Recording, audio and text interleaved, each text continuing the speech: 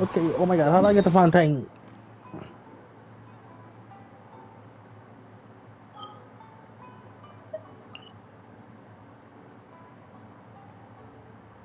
Oh! I need to go over there. Well, when did I come all the way over here?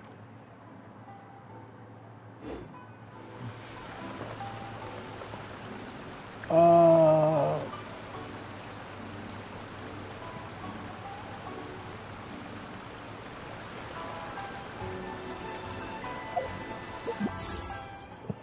Houdini. Oh my gosh, I want your lot.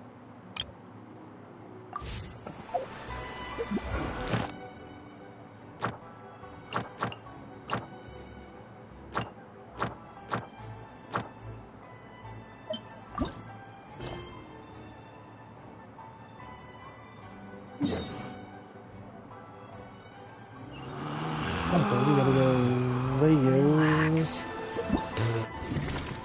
Oh my gosh, there's so many again. Let the magic begin!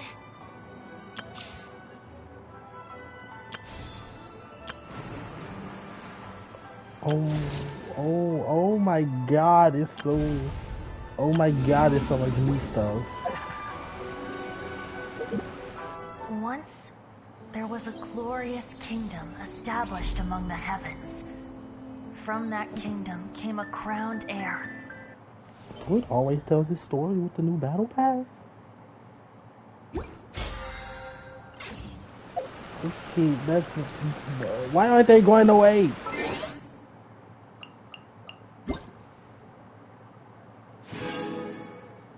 Ooh, look at that jump! Okay, what does I have to do? Where is this going? Oh, is this the person I played with earlier?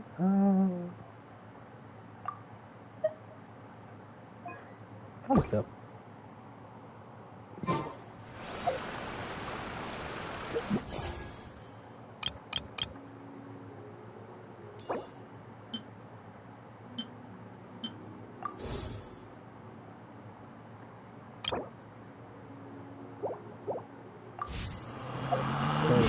That's off the screen. Why is this not off the screen? Oh. Okay, that's going. Let the magic begin! Oh wow, you just automatically get her? Okay, that's cool. Let the magic begin!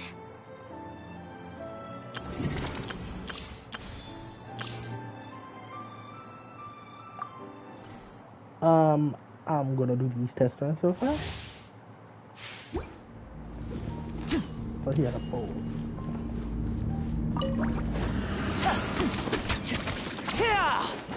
Now disappear! Stay calm, stay calm.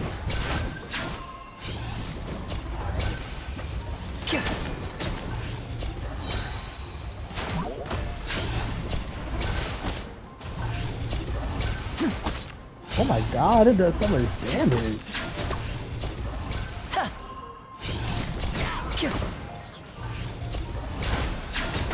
And voila! Let's get this show on the road! Oh my god.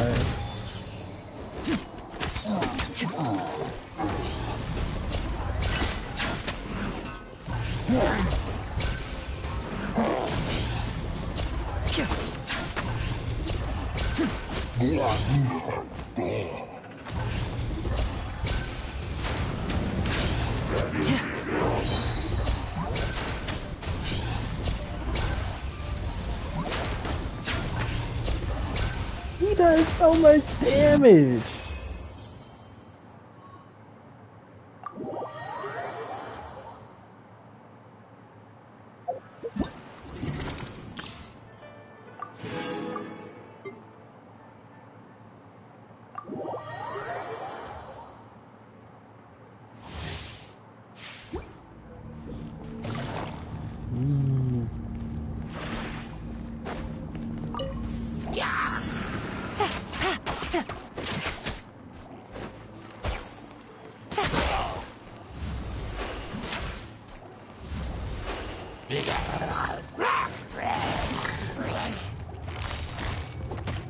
Gotcha. Game's up. Fun's over. Ow!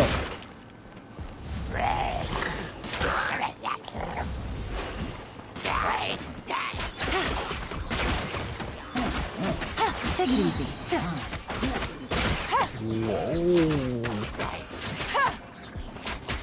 Don't get frostbite. Here comes the cash.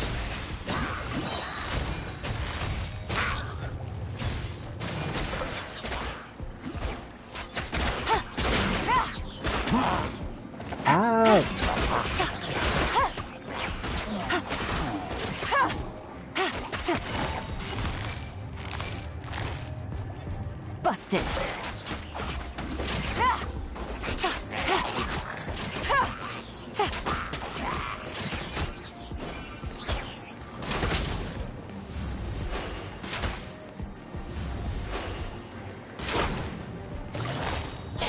Gotcha.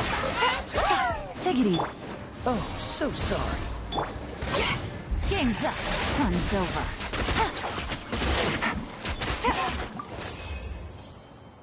Oh, she's so cool.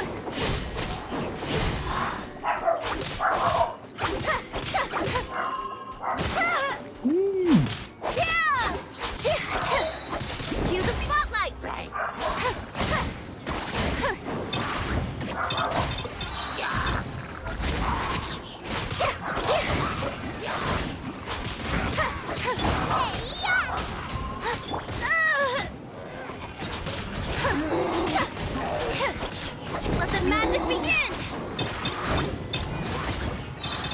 Over here!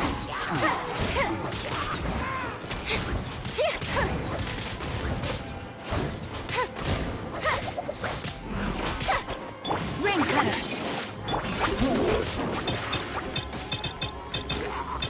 Surprise! Cue the spotlight!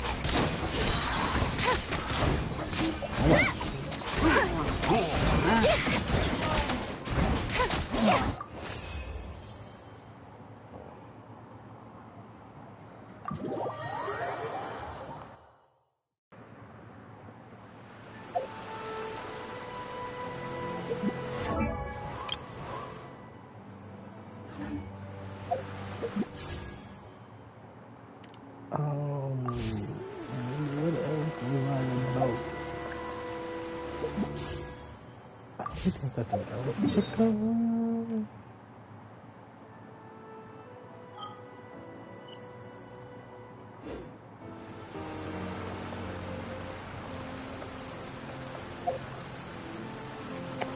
Okay, let's just start going for it.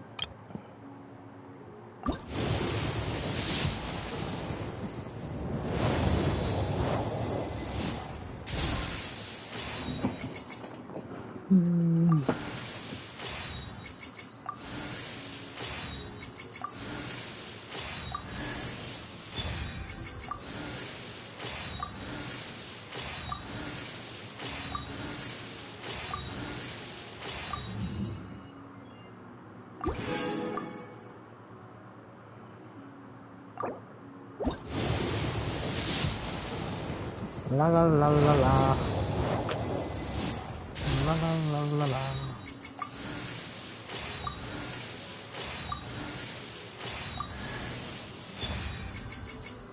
Cool.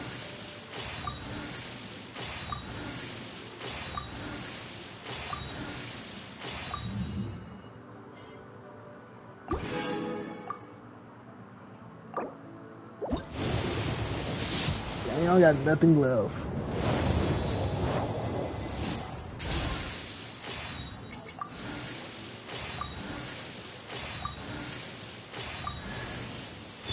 Oh my god, not Barbara.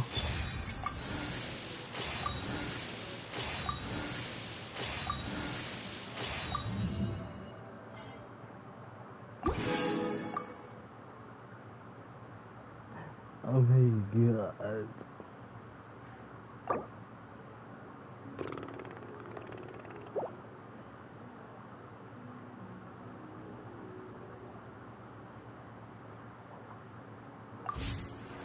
There's no need to exchange pleasant.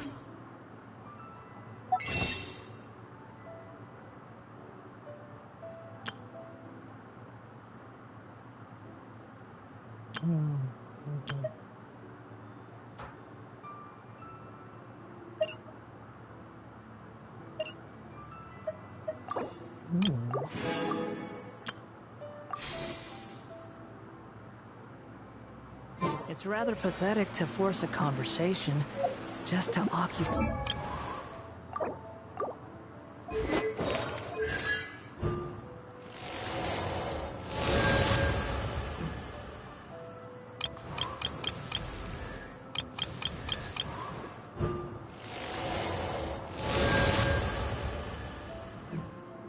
Silence.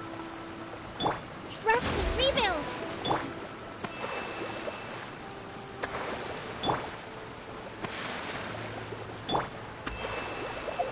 Let's roll.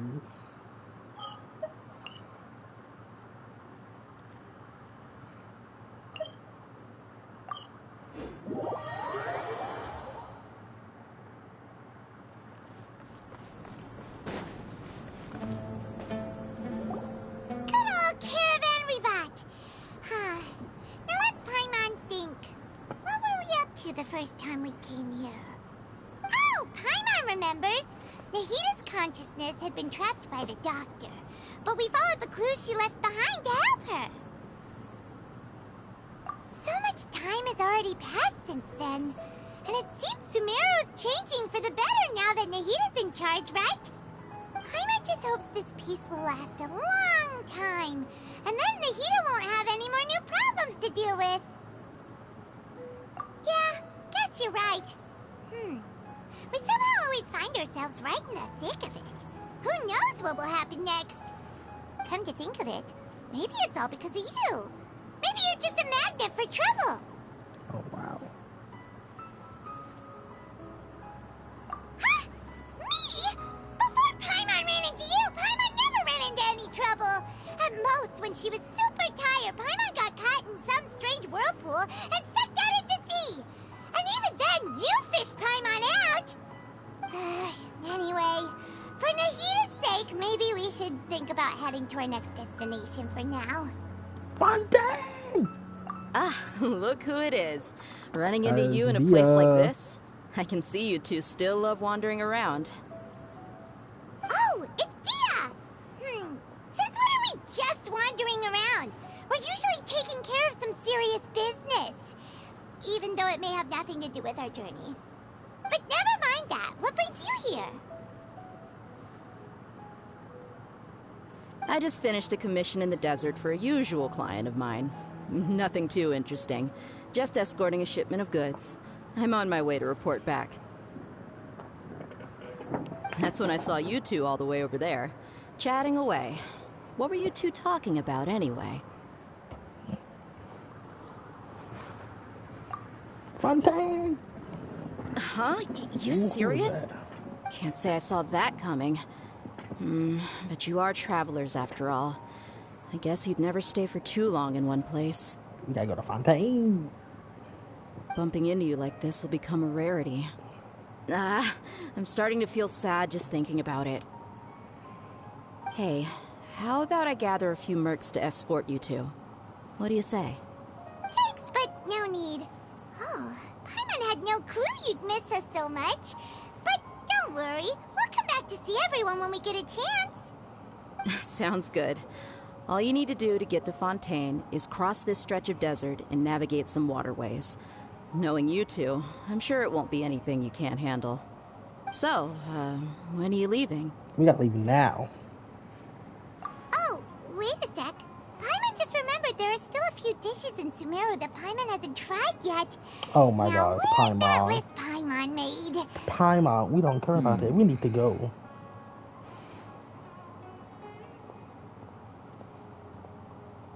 I see. Guess you won't be needing a going-away party or anything. It's sad enough to see you go like this. Though, now that I think about it, Sumeru wouldn't be what it is today without you. Seems true heroes always prefer leaving quietly.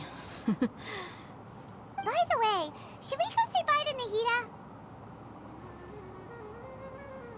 Oh, good point.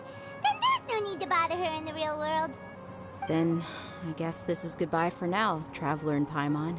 Bye. Whether as a client or a friend, you're always welcome to come find me. Goodbye, Dia. Bye-bye, Sumeru.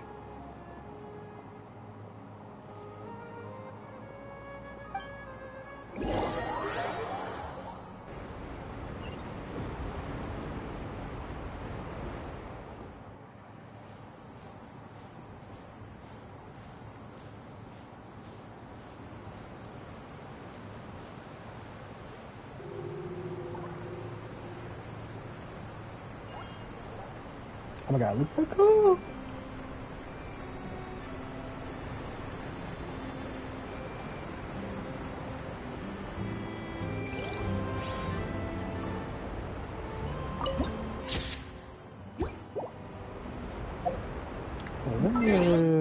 An opening.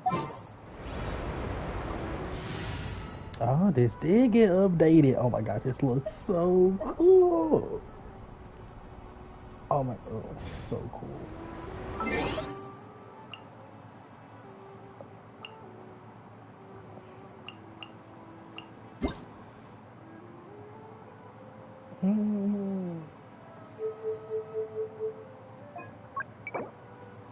I gotta redeem this.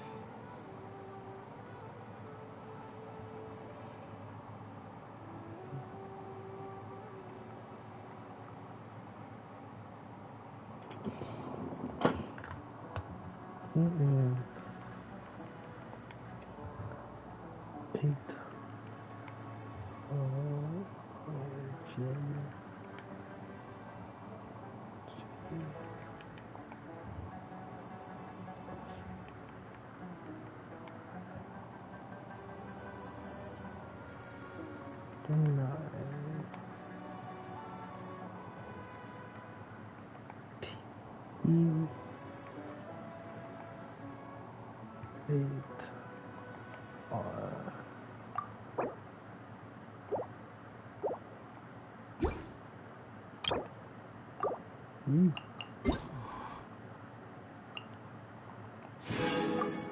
What?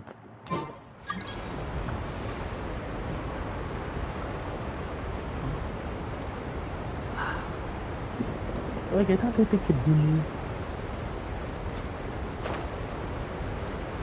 Oh my God! Oh, it looks so cool.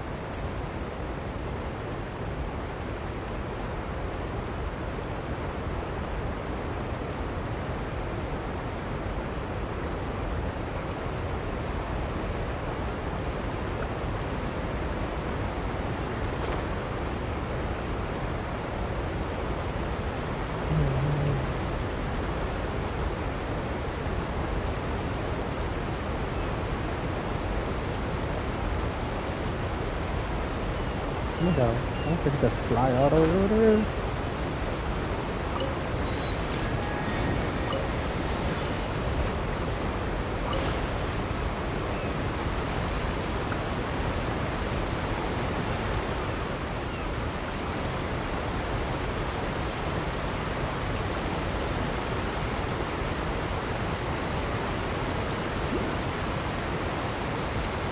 Oh my God, I saw only one right here. So how did I get out again? I forgot.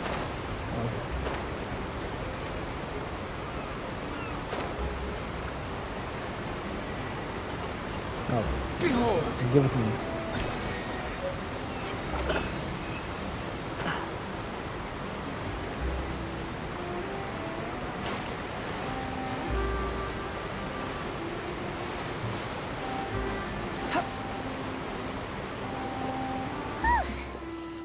passing all that sand and water, we finally made it!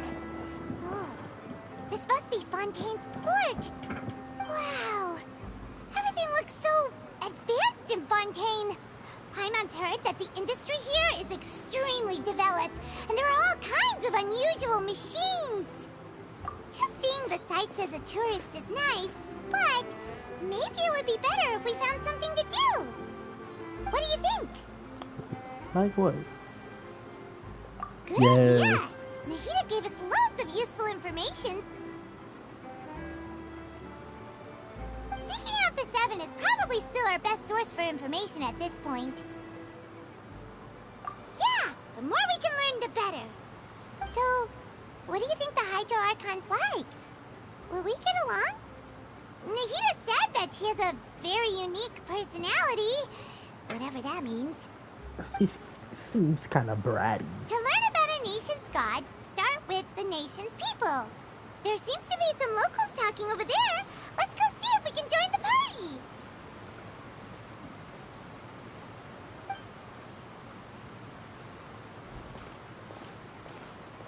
If you ask me, it's a tragedy how things ended for him. Clearly, he was a pretty decent person. What were they Yeah, talking I about? didn't expect that kind of ending for him. I thought he would at least fight on a little longer for his family. I was expecting a sudden plot twist, but it's a pity that it never happened. Still, his story is quite the tearjerker.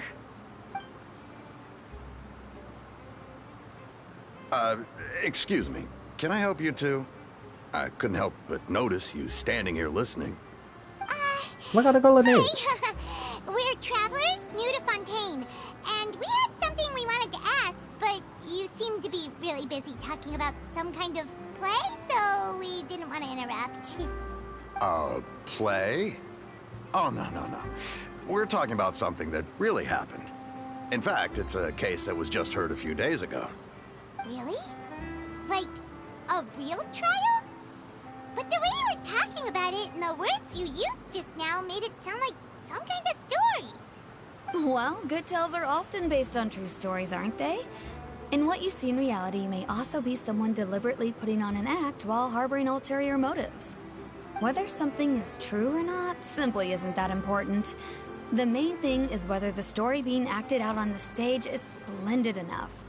Oh, but it looks like you're not from around here. You probably don't know that the Fontaine Court of Justice is called the Opera Epiclese, or more commonly known as just the Opera House. But, shouldn't court cases be treated a little more seriously than that? For real. Not to question Fontaine's way of doing things. It's just that putting someone on trial is usually a very serious thing.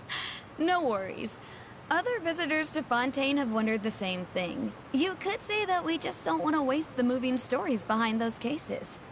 And as for your worries about whether the cases are treated with due reverence, we have the absolutely just and honorable Chief Justice Neuvillette, as well as the Neuvillette. Oratrice Mécanique d'Analyse Cardinal, Oh my a machine God. created by the Archon. Between the machine and the Chief Justice, false charges and injustice are a thing of the past now. Oratrice? Is it some kind of machine, too? Oh, Paimon's curious. We should check it out if we get the chance. Wait, Paimon almost forgot to ask you our question. Do you know what we should do if we want to meet the Hydro Archon? Oh, that's easy. Just go to the Opera House. Lady Farina practically lives there. You could definitely say it's her biggest passion. Huh. I think what they mean is that they wish to speak with the Archon personally. In that case, I'm afraid it's going to be a tad more difficult. It's always You'll a have to tad make an more appointment difficult. well in advance, and it'll depend on whether or not she has any time slots available. Oh God. Huh. Is the Hydro Archon super busy taking care of official stuff? Wait, didn't you say that she's always at the Opera House? No. Lady Farina seldom takes an interest with the nation's affairs. The reason it's difficult to make an appointment is simply because she's incredibly popular. Of That's course. right. After all, she is the Archon. Though she may tend to get a little dramatic from time to time, people can't get enough of her. Huh. First time Paimon's ever heard of an Archon being described that way before. Wait! Paimon gets now! The Hydro Archon is kinda like a big celebrity here, right? Yeah, I suppose you could say that. Perhaps you could even say our mascot. Hang on. This is still Fontaine's Archon you're talking about. You should show some more respect. Yes, you're right. I guess I should at least try to be a little more respectful in front of visitors. Otherwise, I might get arrested and find myself face to face with Monsieur Neuvillette. Oh God. Come on. Neuvillette. Sure, there's a lot of laws here, but nobody's going to be arrested for saying something disrespectful about the Hydro Archon. Alright, I think we get it. Thank you! At least we now know that we can find the Hydro Archon at the Opera House. So we just gonna bust in there and be like, hey, But we trying to talk. Who knows how long making an appointment will take? Guess we could have a look around the city in the meantime. Oh my gosh, let's Hey! go. What are you looking over there for?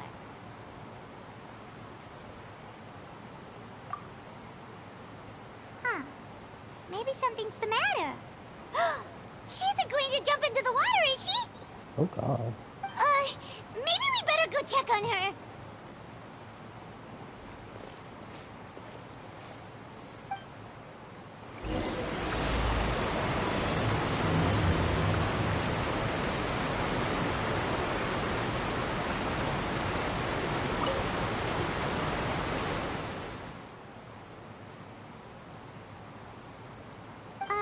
Hello there. Excuse me. Are you alright? Huh? I'm fine. Thanks. Oh, okay then. We just noticed that you seem to be worried about something. About many things, actually. But there's nothing I can do but just keep my troubles to myself. I was just reminiscing about a place my brother and I would play when we were kids. It was just atop that hill over there. See? You're pointing at the sea. Wait, are you saying that you and your brother lived in the water? No people call the waters around Fontaine a sea. It's actually just an inland lake that's filled with fresh water. And though I can still see that hill clearly in my memories, now it's been completely submerged. He would skip and jump, tossing sand in the wind. The sun shone brightly, and the air was filled with the scent of the sea. But now, the water is gradually swallowing our memories. It won't be long before it swallows us. Oh my God. Sorry, Paimon doesn't really get what you mean. I don't either. I don't believe we've had the pleasure of meeting. Are you Lynette's new friends? Oh, and you are? Thanks for looking after my sister. She often comes here to reminisce about our childhood, that's all. There's no need for any concern. Allow me to introduce myself. I'm Linny, and this is my sister Lynette. If I had to guess, I'd say you must be travelers from abroad. Nice to meet you. From Paimon is Paimon, abroad. and this is the Traveler. We just arrived in Fontaine. We were just talking with your sister. Even though we didn't really get what she was saying. I see. It's unusual for Lynette to be so willing to talk with anyone. In fact, she seldom speaks at all. I'm usually the only one she ever talks to. Oh, really? Then you two are just like us. Paimon's always the one talking for some reason. Oh my God, because you never don't want to stop talking.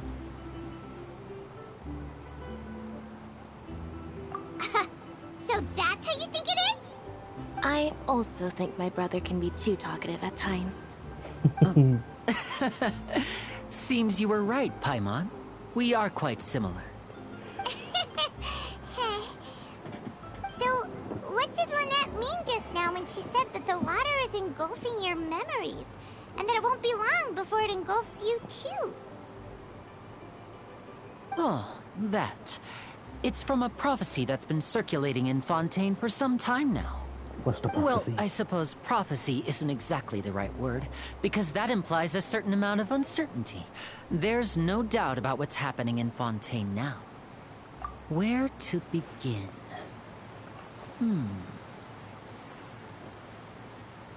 Let's put that question on hold for a moment. What? We still haven't formally greeted each other yet, have we?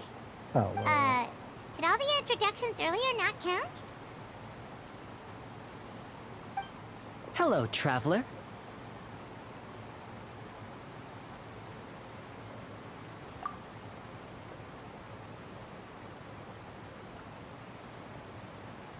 And hello, Paimon. Hey! Why didn't Paimon get a handshake? You're not poking fun at Paimon, are you? Please, don't take offense. Just consider it a sort of etiquette we have here in Fontaine when making new friends. You should remember it. It might prove useful. Oh, He alright seems then. shady. Well, Paimon's just happy to have a local friend now. By the way, we were just getting ready to go to the Opera House to meet the Hydro Archon. Would you be able to show us the way? So you're going to see Lady Farina? No problem at all. Farina. In fact, I was planning to go to the Opera House later myself. I'll gladly take you once I finish things here. Please, follow me.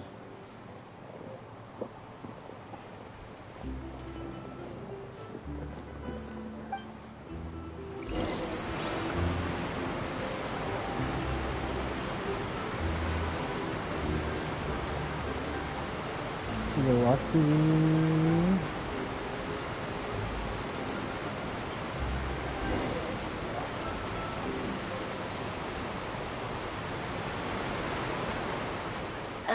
You said you were going to see Lady Farina?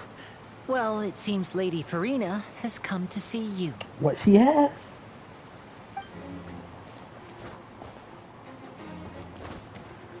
Oh god, oh my. Oh. Electro Queen. Oh.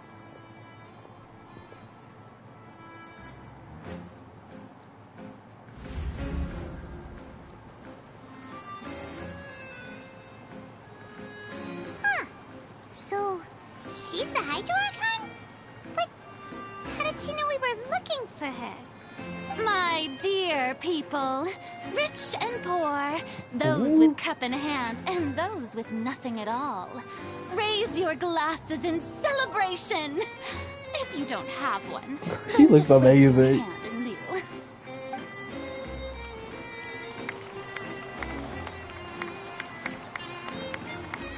As you can all see, two unfamiliar travelers have arrived in our nation.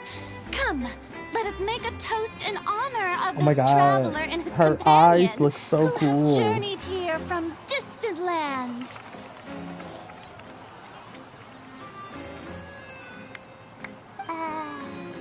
Is she talking about us? I'm obviously Paimon.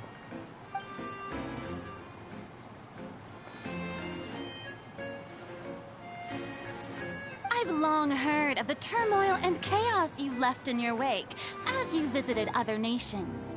But I welcome you nevertheless. No, I have come to receive you personally. He meant leave. Fear is for insignificant cowards. Ooh. I am a god, and Oh, I will okay. never entertain the notion of such meaningless wariness. Oh. You can be rest assured, I see clearly your sincerity. Of course, seeking an audience with me is the most sensible thing to do. It will allow you to truly behold my power and witness my authority. Oh. Intelligent people always gather under the correct banner. I, Focalor, hereby welcome you to the nation of Hydro and acknowledge the value and significance of your trip. Now, you may rejoice in this. Yeah, Paimon still can't believe it. Feels like we've only been here for a few minutes. But the Hydro Archon's entrance was, how should Paimon describe it? She's very dramatic, and I love Over the it. top?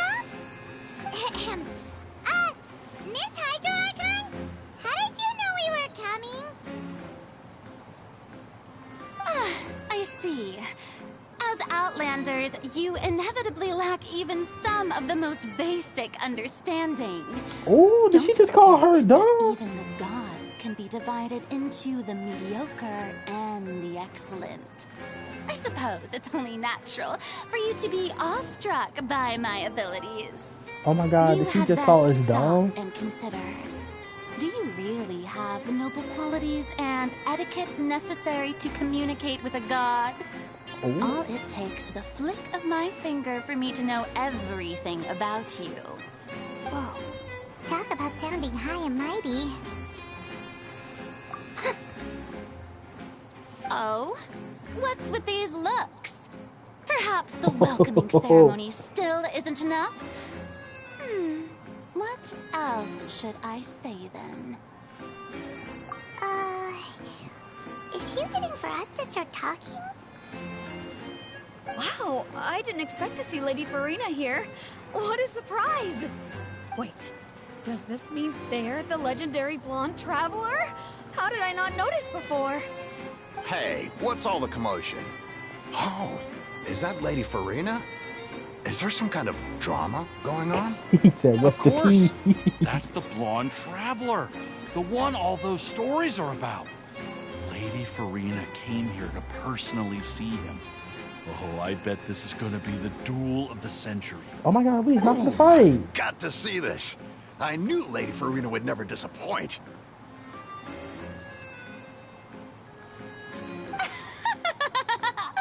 Yes, but don't get too excited now. My dear believers and spectators alike tend to get quite rowdy. And despite the noise, I've come to tolerate all their ruckus.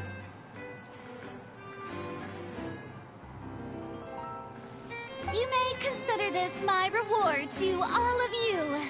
I have determined that there will be an epic duel between myself and this traveler from another land, just as you were hoping to see. What? Now she wants to fight? Aren't we getting a little ahead of ourselves? Well, I want to see what she can do. Wait, this athlete match? Oh my.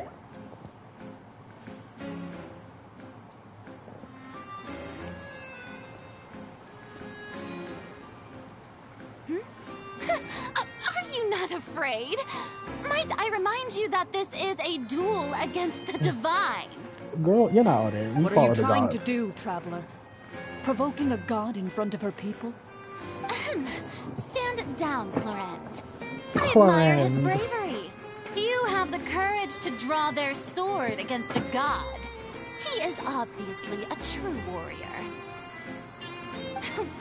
Unfortunately, people nowadays only crave to be thrilled, and a mere duel will not slake their thirst for excitement. What? Huh. Yeah, she's right. Just a duel wouldn't be all that interesting. Oh my god. On Araneus, criminals are always requesting duels to defend their honor. They're getting a bit old, to tell the truth. You see. Then, as the god of justice, I shall face this traveler in another kind of duel.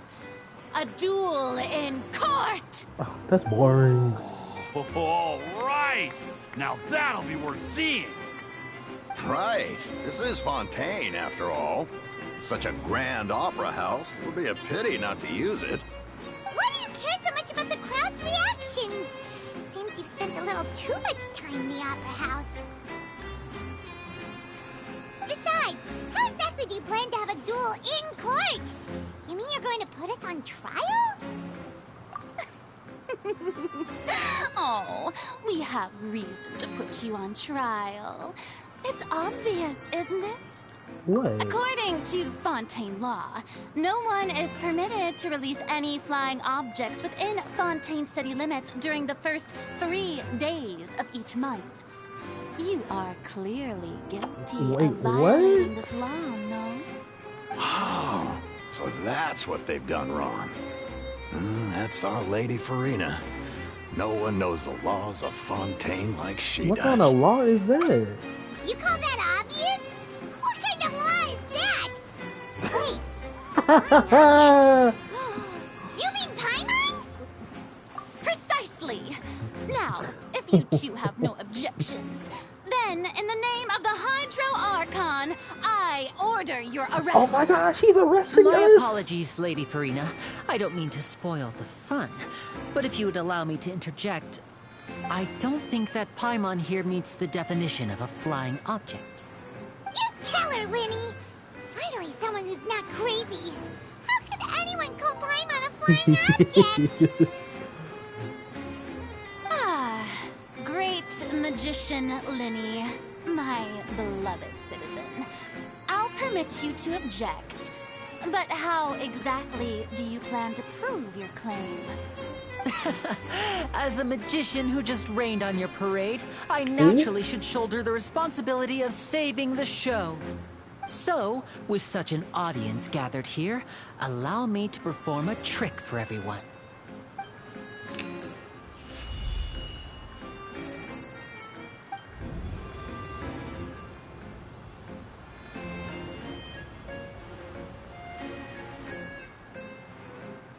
Ta-da! What happened? What's that on Paimon's back? Hey, when did you do that?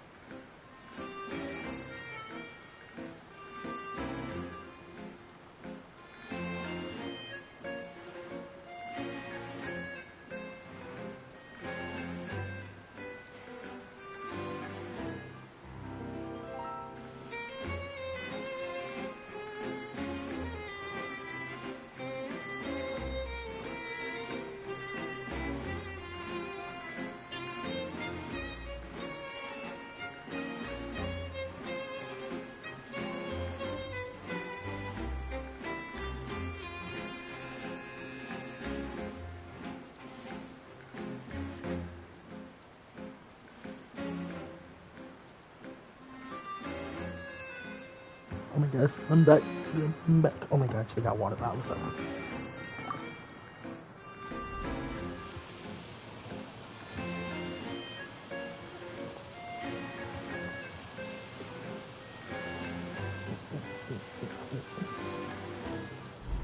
There.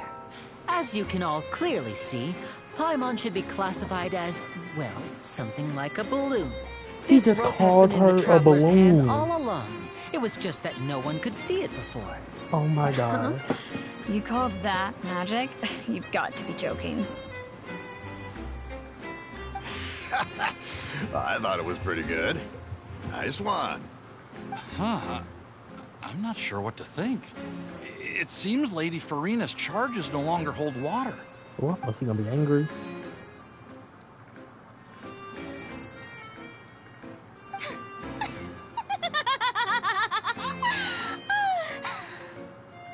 Amusing. Very amusing, Linny. Just the sort of unexpected twist that I enjoy. With you here, today's performance can finally be called complete. Performance? You see all this as a performance? In which case, consider the matter of your trial resolved. The god of justice will not bring charges against an innocent person. But when there are valid grounds, I will not only judge travelers from abroad, but even the gods of other lands. I look forward to seeing your upcoming performance at the Opera House, Mr. Linny and Miss Lynette. That's enough for now. Toodaloo! She's very interesting.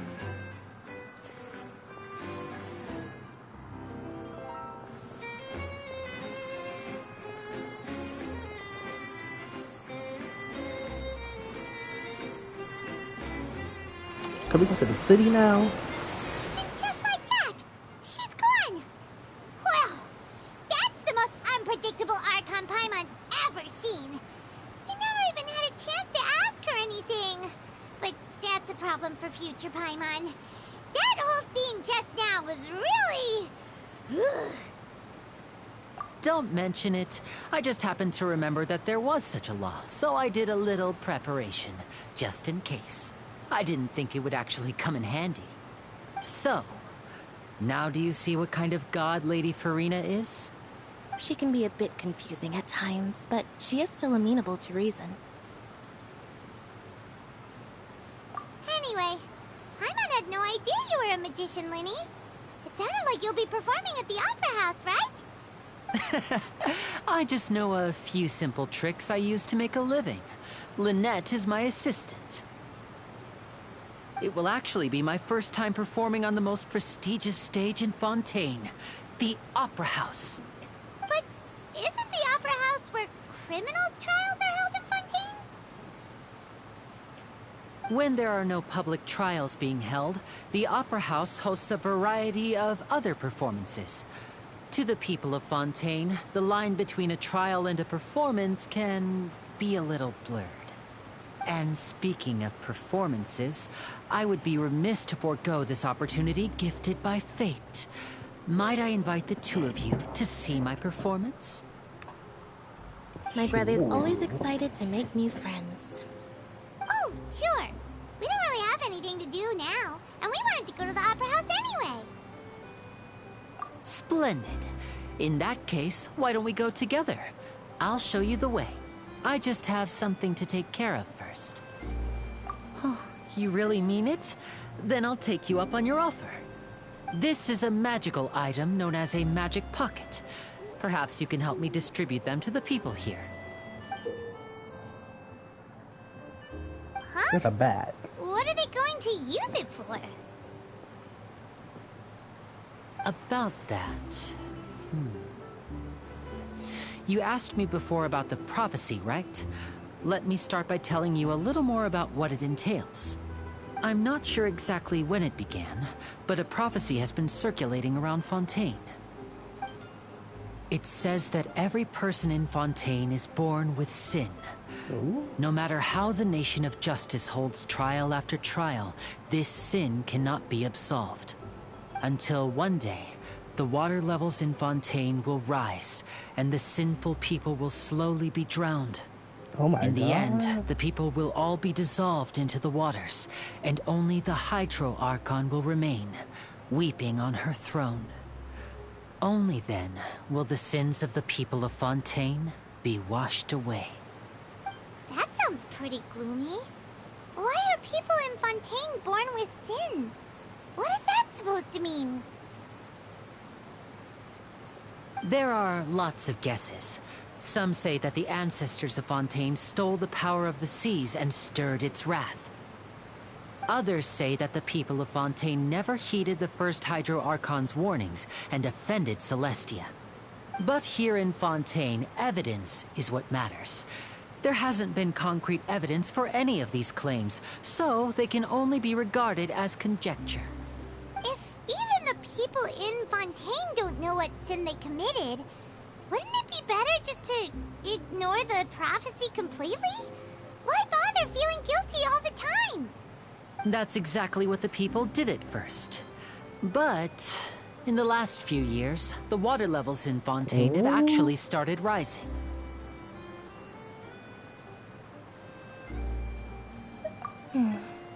Many places have already been completely submerged, and now lie beneath the sea. Many people carry on with their lives as before and shrug it off as a natural phenomenon. But my family and I think that the people of Fontaine shouldn't ignore the possibility, which would end up sentencing them to death. We hope that at least the people who reside near the waterfront can move away before it's too late. So, we've started distributing magic pockets to them.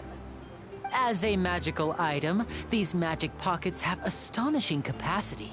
I'm sure they will come in handy when people are moving their belongings. Oh, Paimon gets it!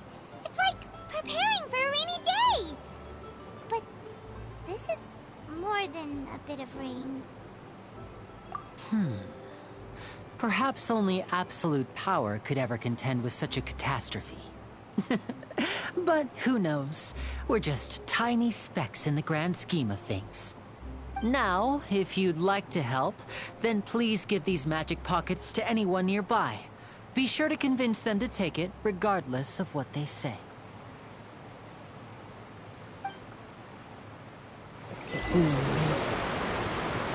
Okay.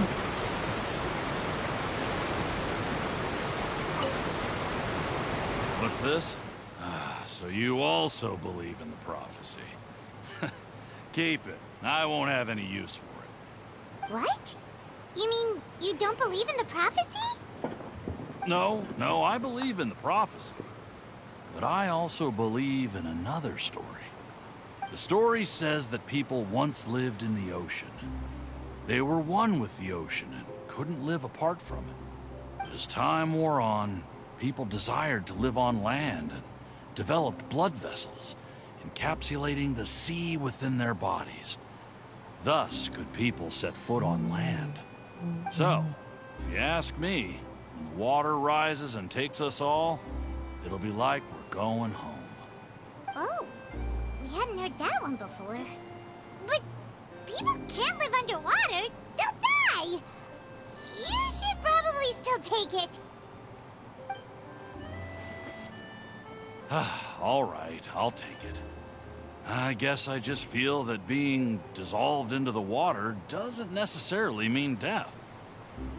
What do you think it means then?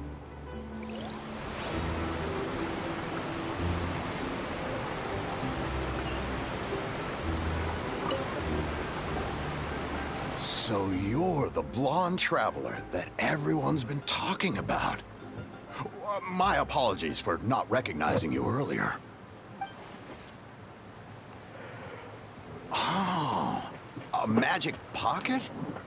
Seems you really thought of everything. I guess it's better to prepare for the worst and hope for the best. Thanks. Please, also thank the magician on my behalf when you get the chance.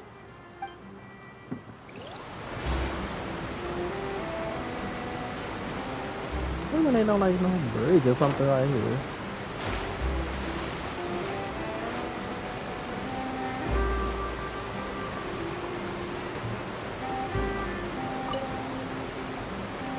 Huh? I don't want that thing.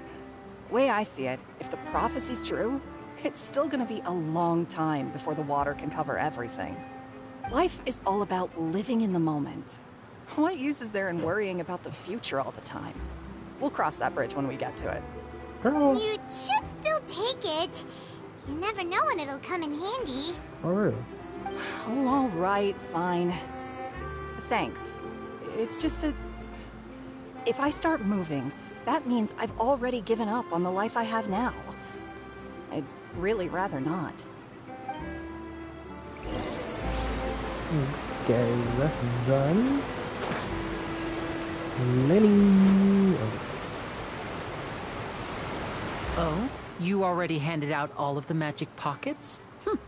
That was fast. So, what did people have to say? I bet you heard some, interesting opinions.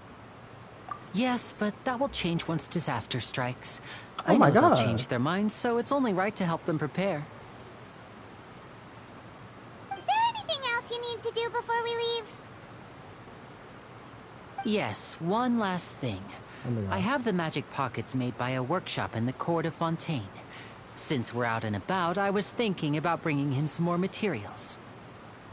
So, you want to collect materials? Just tell us what the materials look like and we'll help. Many hands make light work. Oh, that would be much appreciated.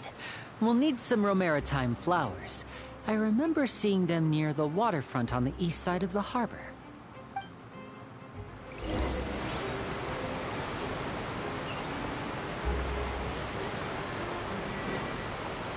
Oh my God, this place is beautiful. Quit following me.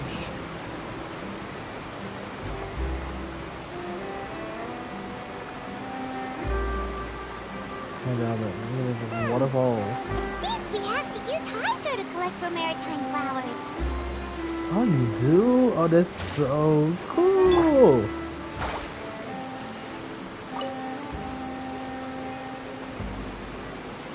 Oh, Fontaine is so cool so far. Look at the flowers, it's so cool.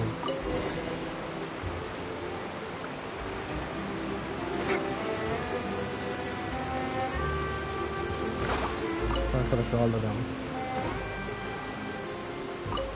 Can I get this one?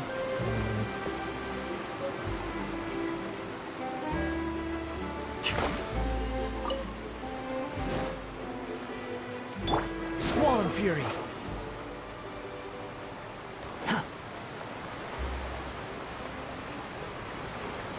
There's some over here. Too slow. The wind rises.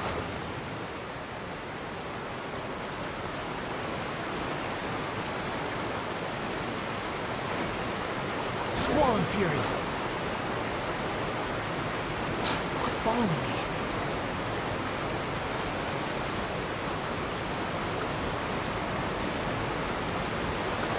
The wind rises.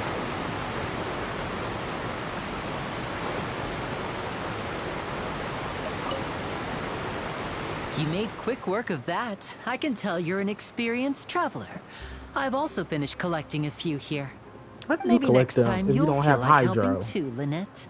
Ooh. No way. I'm in power saving mode today. Otherwise, I fear I may not have any energy left for the performance at the Opera House. Fine. Though the performance is still a long way off. Now that we're finished here, we should get ready to head back to the court of Fontaine. The court. So, we're going to the court of Fontaine before we head to the Opera House? Good. Paimon wants a tour of Fontaine's largest city and try...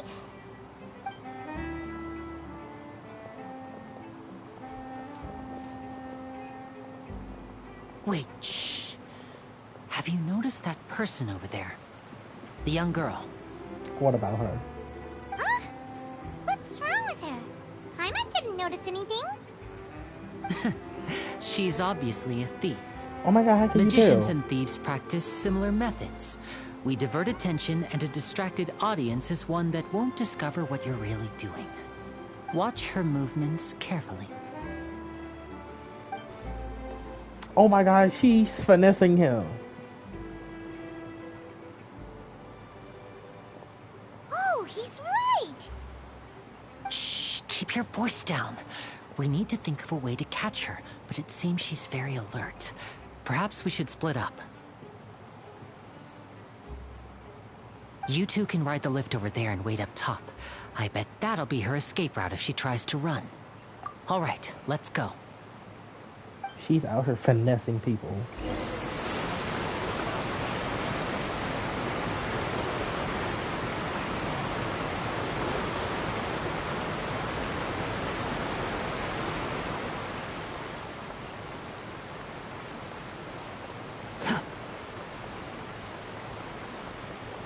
Oh my god, this is the elevator. Oh my god, this is so cool.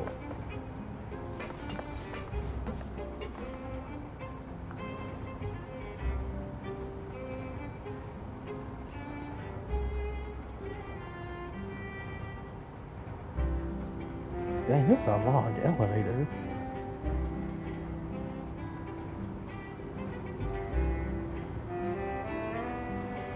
There's no need to exchange pleasantries. It's rather pathetic to force a conversation just to occupy silence.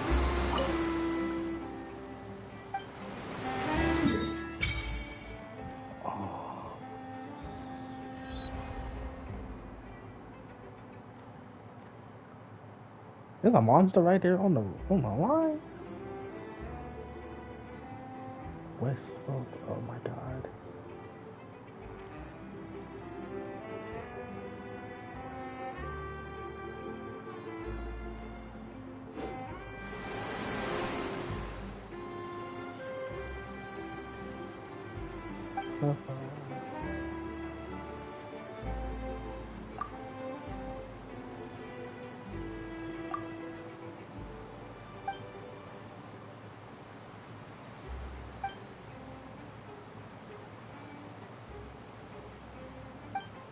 Ooh, get some underwater.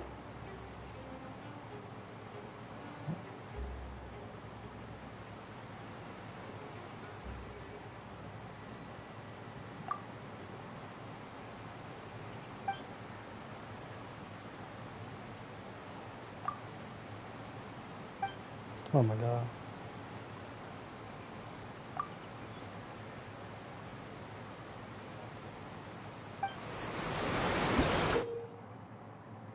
Fontaine's blessing, gameplay tutorial. A mysterious power flows out from the statue to imbue you with the blessing of the source water. Your progress will remain as you are moving through the lakes of Fontaine.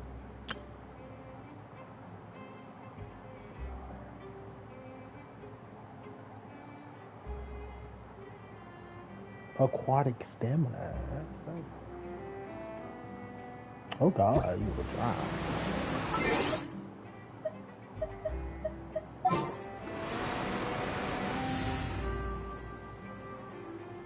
Oh my god, this looks so cool. Just what will we come across this time? This had better be important. What will we come across? Take heart. Victory will be ours. Okay. You think I've got a sharp tongue?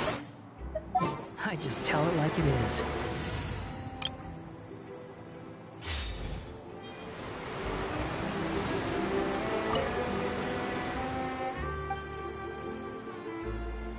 Resonate with Hydro.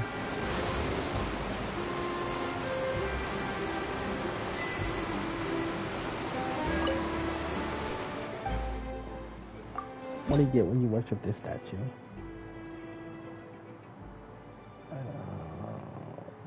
Ooh, we get crystals.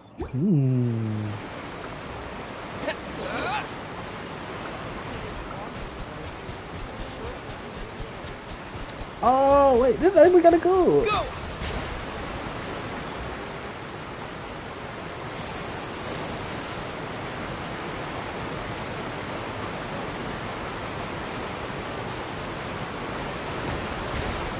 Oh, so you can hold it or it does one giant blast?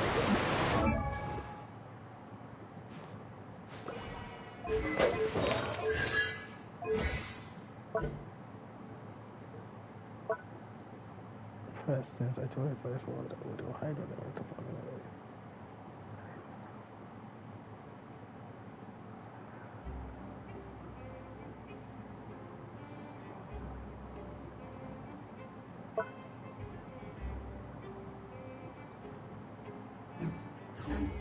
Okay.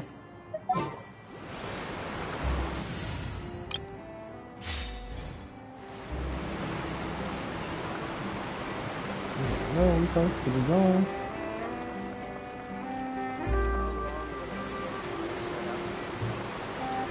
This is the spot where Linny wanted us to wait. Ooh, there she is. Oh, look! Isn't that her?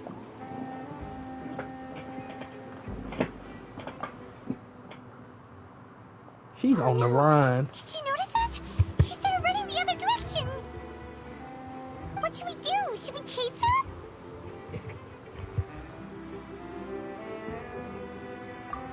You're right.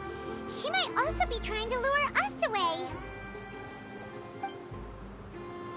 But there's no sign of the thief. Nothing's happened for a while now. Paimon wonders if Lenny caught the thief. Yeah, let's go.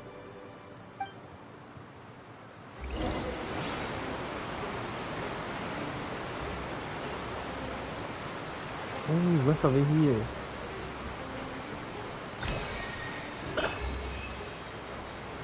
Oh wait, let's go to the city.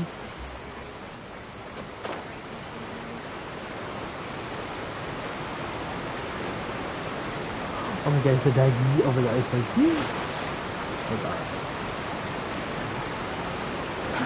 Too slow.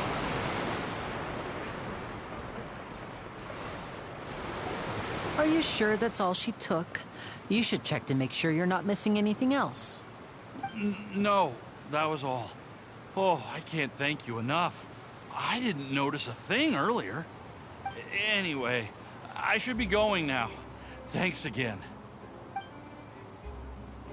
Oh, were you returning what the thief had stolen? That's right. Pity I wasn't able to catch her. She distracted me by dropping the thing she stole on the ground. By the time I looked back, she was already gone. I saw the general She had to direction she move. went, but Lenny twisted his ankle, and I needed to make sure he was okay. Dang, how you twist your ankle? Did you get hurt, Lenny? I'll be all right. It's just a twisted ankle, that's all. In fact, it's feeling better already. If you want to play at being a hero, at least try not to get hurt doing it. Imagine what would happen if you managed to derail our performance as a result. You're right, you're right. Sorry, Lynette. I have to admit that the thief was even more skilled than I had anticipated. But at least we were able to get the stolen items back, so it wasn't a complete failure. What a slippery little thief. Guess things turned out all right in the end, though. Lenny's initiative paid off. All right, let's put this little detour behind us. We should go to the court of Fontaine now. Yes, let's get the moving. I want to see the city.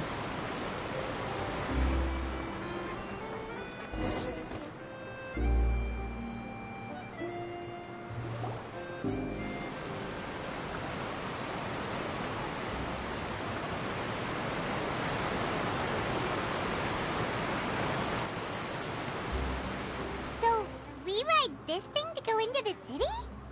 What an ingenious way to get around. People in Fontaine really know how to use water. This is an aquabus. It allows people to travel Aquabus. between several key locations around Fontaine.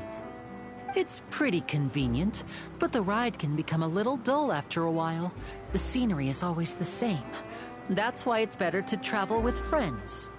So you mean it's still boring even when I'm riding with you? Dang. No, that's not what I meant. It's just that, well, you don't really talk that much. Besides, it doesn't really feel like a real trip when it's just the two of us. It's the same as being at home. Whatever. Guess that's what it's like to be an older brother. It's about time for us to leave. Let's get on board. Let's go. Let's go. Let's go.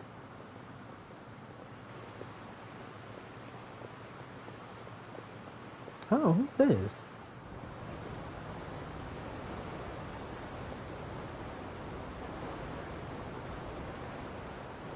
Oh, excuse me. Aren't you the great magician Linny and his assistant Lynette? Hello. I don't believe we've... Oh, it's a vision. I'm Charlotte, a reporter for the Steenbird. Oh, reporter. Nice to meet you. Oh, From the she's cute. Steambird, huh? We've often relied on your paper to promote our performances. It's an honor to meet you. Wait, could that be the legendary traveler who's been making headline after headline in their journey across Tibet? Amazing! You recognized everybody almost immediately! I wouldn't be much of a reporter if I didn't know who's who, would I? Wow, today must be my day! Who knew I would end up on the same boat as so many VIPs? Could my vision finally be showing me some favor? So, Charlotte, what do you usually report on? Well, when there isn't any breaking news, I mainly cover the trials at the Opera House. You can still manage to keep readers' attention as long as you tell things from a clever enough angle, even if it's the same old topics. For example, reporting on how a scammer once deceived vulnerable girls into relationships. Oh or my how God. a financial criminal was once so poor that they ate a single piece of bread for 5 days. That's fine and all, but what I'm really after is exclusive, sensational news pieces that could shake the country. These smaller stories are a waste of my talents. Oh, I just remembered. I've been following a case lately. Well, a series of cases, actually. You mean the serial disappearances of young women case? That's right. Disappearance These of stories young are the talk of the women? town right now, and it's probably the most mysterious case we've ever seen. Oh my God, who is out for I'm the kidnapping first with girls? the draft ready to publish when the case is finally cracked, and it's the headline story in the Steambird. Oh, when that happens, I bet all the other reporters will shed tears of envy. I've already gathered all kinds of materials. I just can't wait for the truth to be revealed. So, what is the serial disappearances of young women case? You mean the culprit hasn't been found? That's right. The first missing girl case happened almost 20 years ago. 20 And years? ever since, after a period of time, another girl disappears. What the cases have in common is that the girls are all of a similar age, and that they've all vanished without a trace. Do I have a But serial the scariest killer? part is that to this day, none of the girls have ever been found. Oh my gosh. Many suspects have been arrested over the years in connection with this case, but shortly after each arrest, another disappearance would always happen. Oh my God, is Lynette gonna disappear? Yes, it's possible. But either way, I believe that every case has some precise truth behind it, waiting to be exposed. Yes, I agree. And at the very least, the family of those missing girls deserves some sort of explanation. Y'all have a serial killer. I just imagined for a second what I would do if Lynette were to suddenly disappear. I'd pay any price to get her back, and then find a way to track down the culprit. What in the criminal don't minds imagine is that, happening?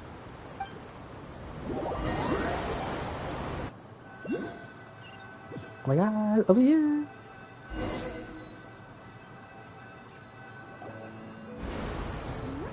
Hey, we're almost there! Look! This is a long. Oh my God, the city look amazing.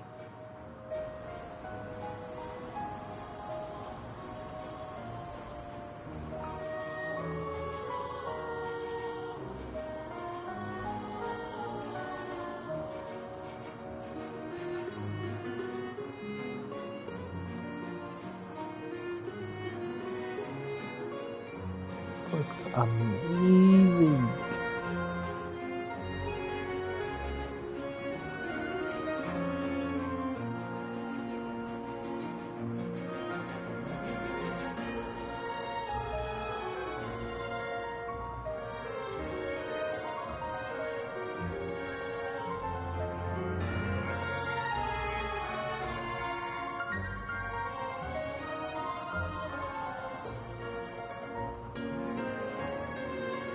Well, I really enjoyed chatting with you. Life should be full of pleasant little surprises like this. Oh my God, why is she not in the banner? I want to get hers. Too quickly. Ah, I have an interview to get to. I should get going before I'm late. Okay, Hyman hopes we can chat again soon, Charlotte. See ya! Bye now. Oh, be sure to stop by and see me at the Steambird when you have time. What a tough job. Always running around and interviewing everyone. Well, where should we go now? If you don't mind, how about we stop by my home first? Besides, I still have all the materials we collected. Sure, we wouldn't mind at all. This city is so huge, Paimon wouldn't know where to start anyway. Oh my gosh, let's go. I want to explore. Oh my god, where is Catherine? Because we need our daily things here.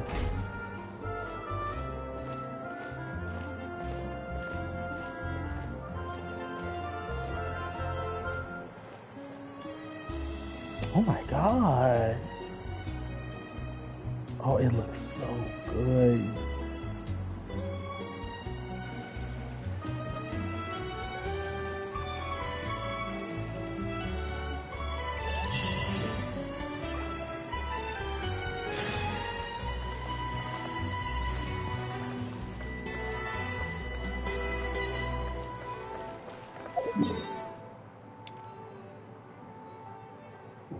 Oh my god.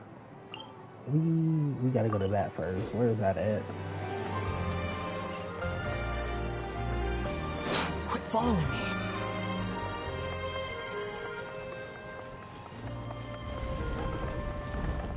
Oh my god, the way that door just opened. Oh my god.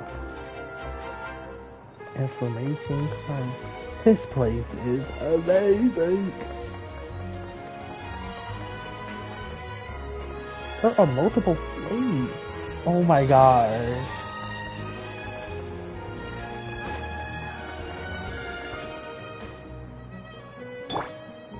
Oh, right here.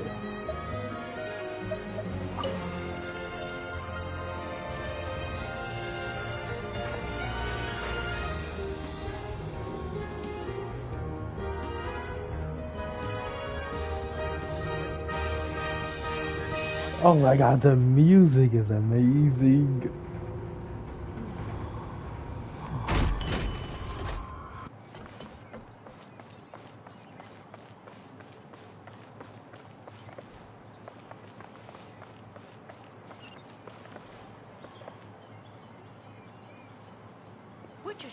That's like an elevator. Oh, they got a statue.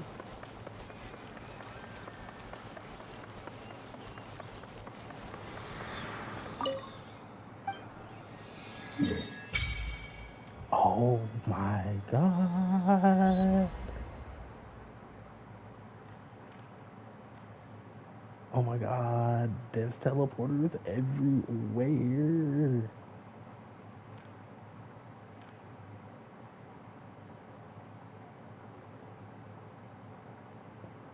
The opera is up there. Are these like these two clocks? Oh my god. Oh my god, it's so amazing. Oh, this is what everything is. Oh my god, we need to unlock all the teleporters in the city so we can get around faster. Where's Catherine at? What is this? Is this a palace?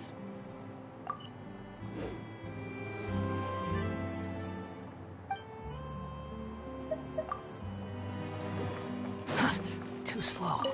We gotta collect our missions.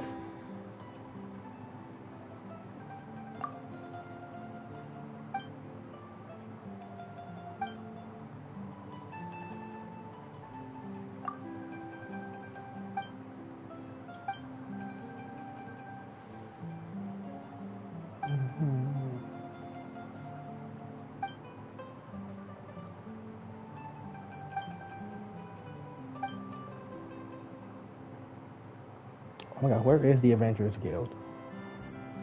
Oh my god, where's that little thing jumping in the background? Oh my god, this.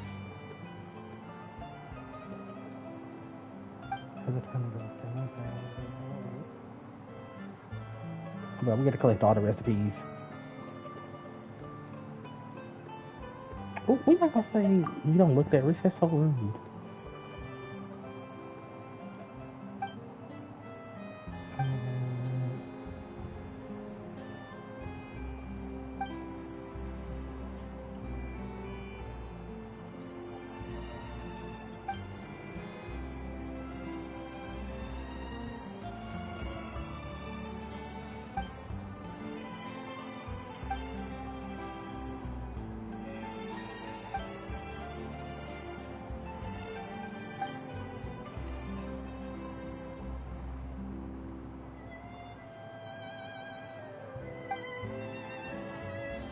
Oh my god, why is it so long?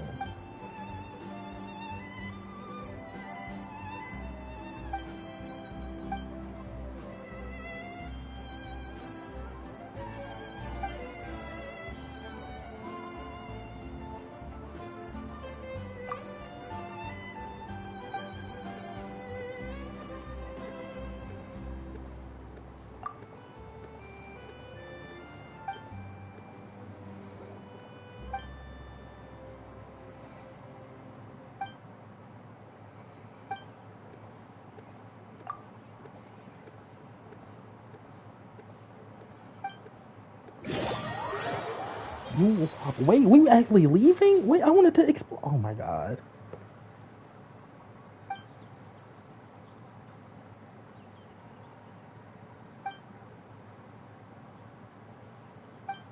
Wait, we're going now?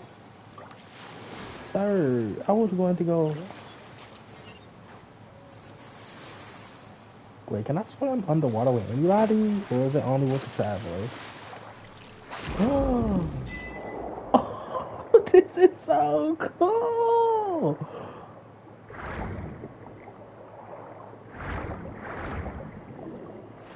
Oh my god. Wait, no. No, we can't. We have to do this. We have to do this with Kokumi since she's like a freaking mermaid. That was a guy. Oh my god.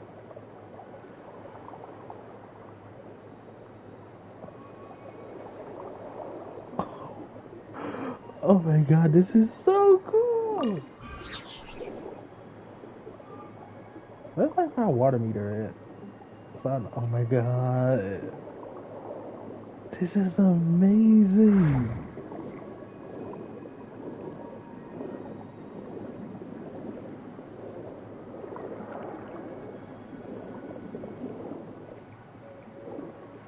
Oh my god, it's swimming.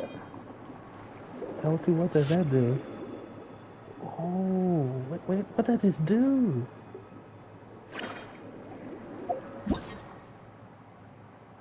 Abilities of the... Wait, sometimes these strange clusters will appear beside you, allowing you to unleash power, use, and deliver attacks. Okay.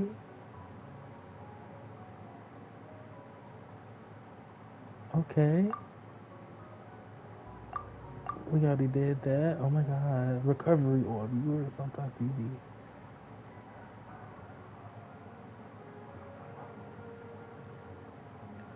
Oh, okay, okay. Oh my god.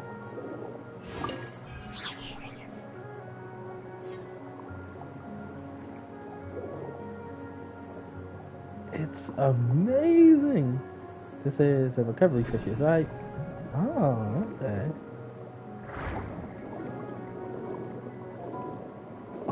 Oh my god.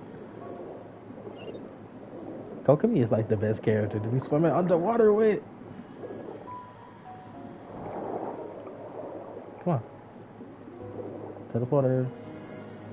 Waypoint. There we go. Oh my god.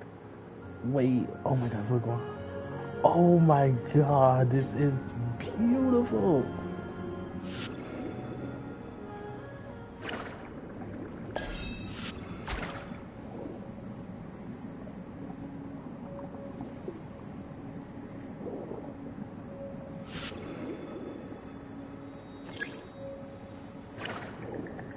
Wait, I can attack with this. Oh. No, don't hurt the fish.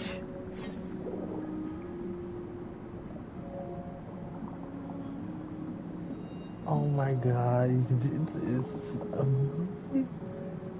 Oh my god. I'm sorry. This is the best place in the game now. Like, this is beautiful.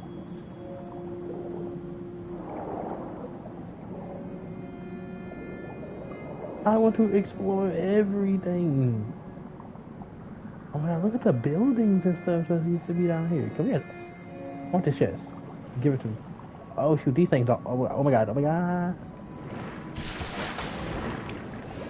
Okay. Here we go. Come on, door.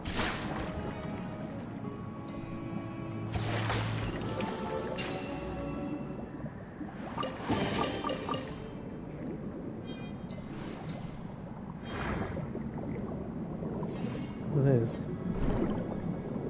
Get in that. This place is amazing. Ooh, what's that? Oh my god. Under the sea. Under the sea. Take it from me.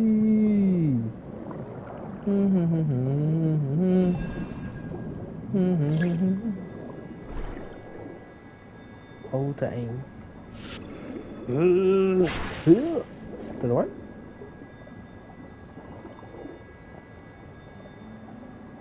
Under the sea, under the sea, under the sea.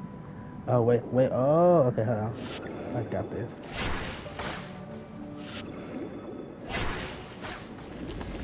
There we go. Oh my god. Under the sea. Under the sea. Yes, my baby. Is there slimes under here? Oh my god. Hello, crab.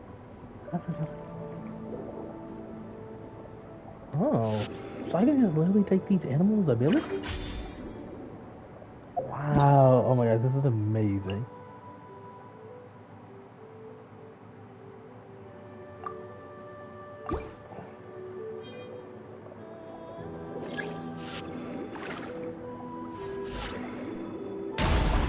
Oh wow.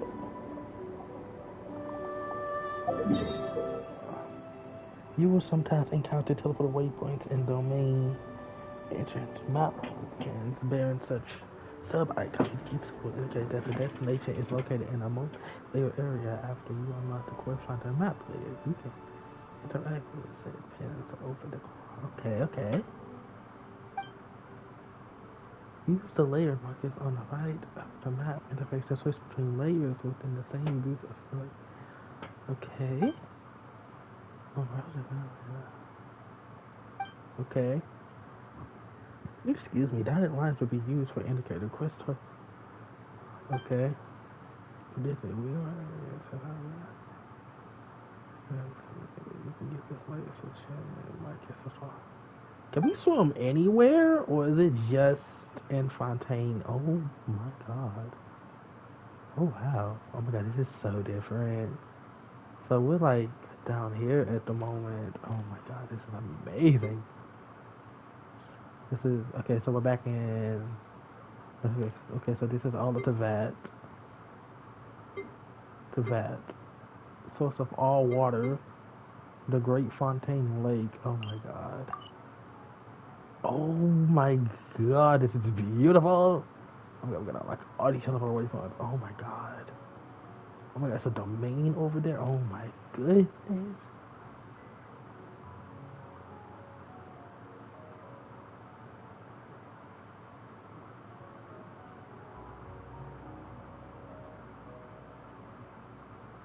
This must just be a Fontaine thing.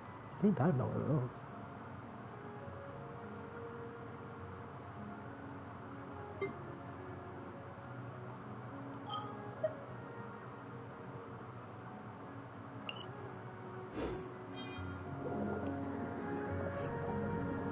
Under the sea. Under the sea. Okay, so right now we have to power up the crabs. Okay, we can't go to there.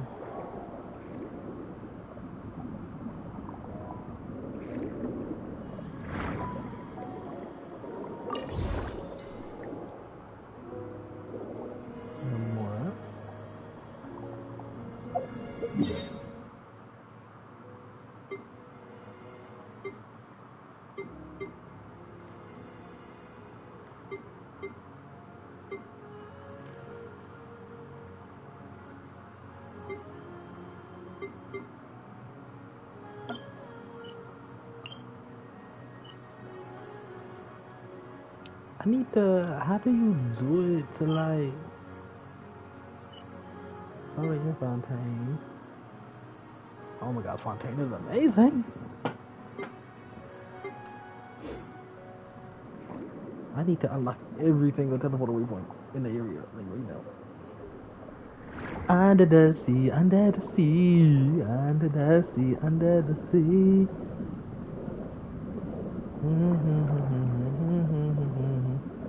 Take it from me.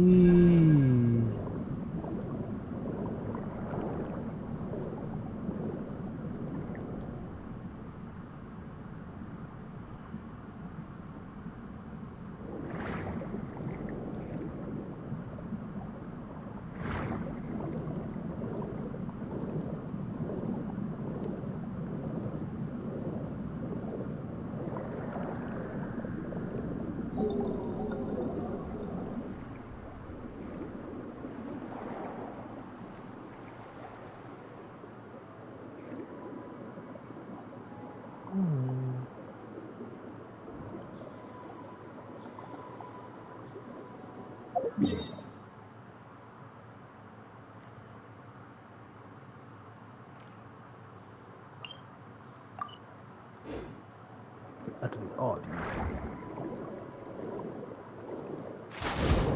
No, we stand under the water.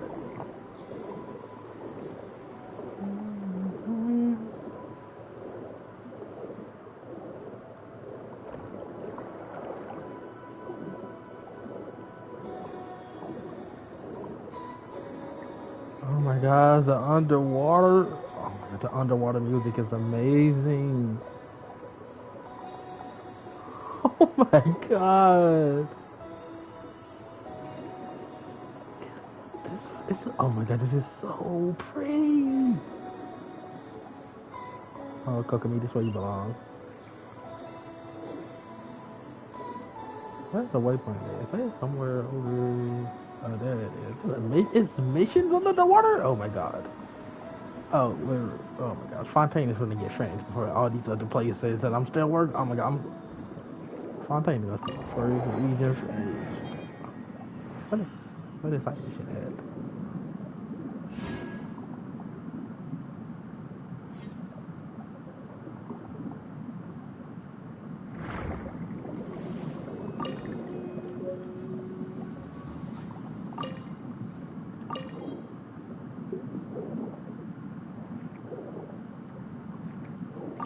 Oh, it's one of them. It's one of them one things.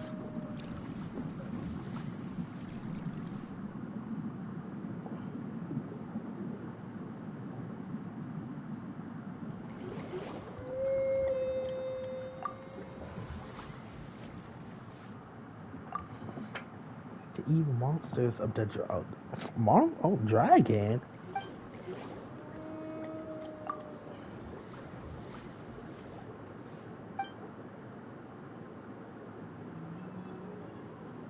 Okay, it's so cute.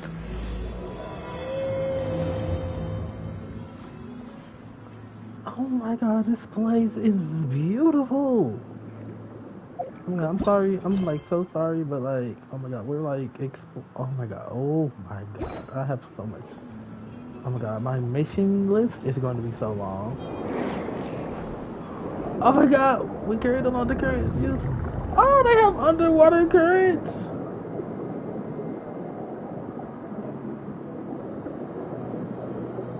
Wait, I wasn't even prepared for that. Fontaine, you strong if oh my God. Okay, I don't know about that. Oh my God.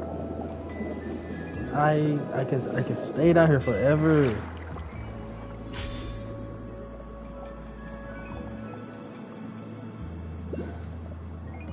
Ooh, what power do you have?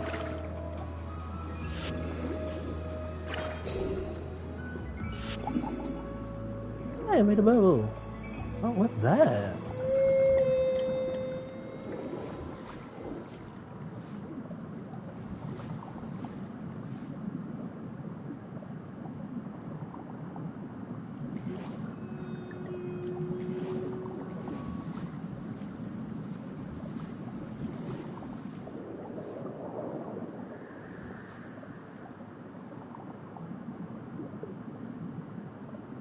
Where is it?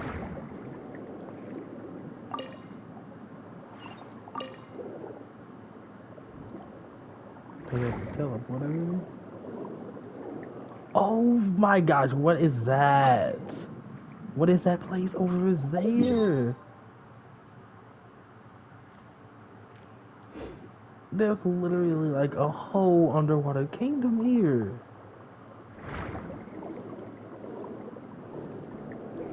Oh, I thought I activated it.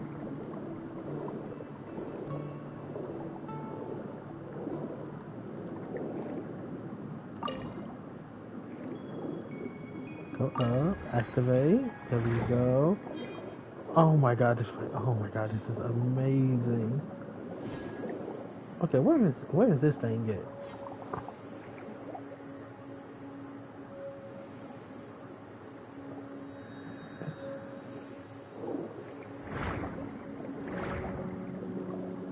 It's not right here. It has to be up here.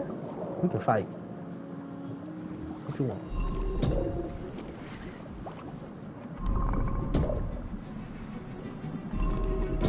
Well, this bow don't really do that much damage.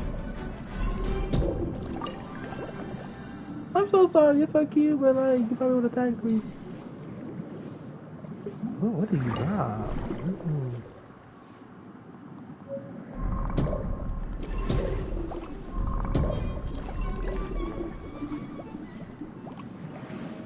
What is that right there?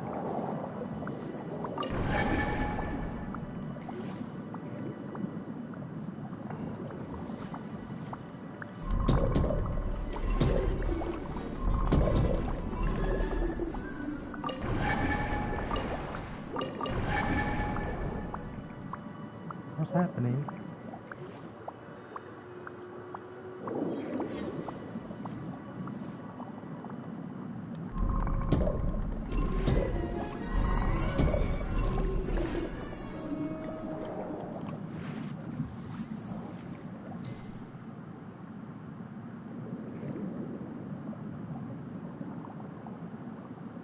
Is there a reason why?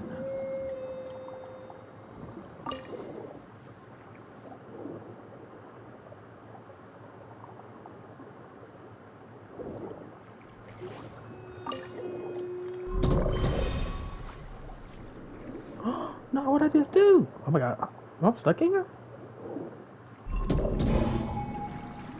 Oh.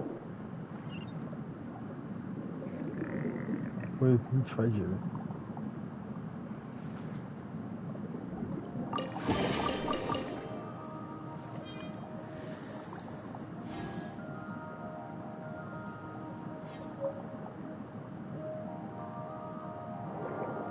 Wait, where is it?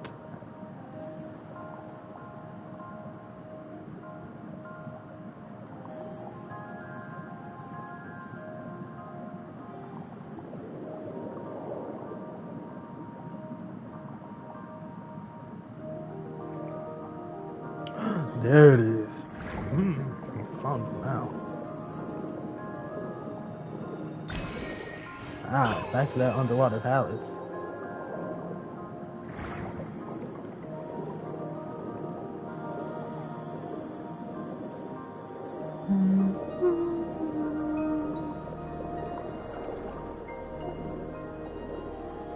Oh my god, this is so amazing.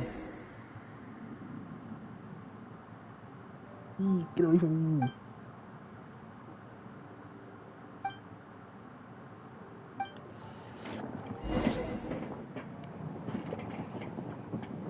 I don't know what this is, but I'm gonna collect it every time I see it, because I feel like we might need it.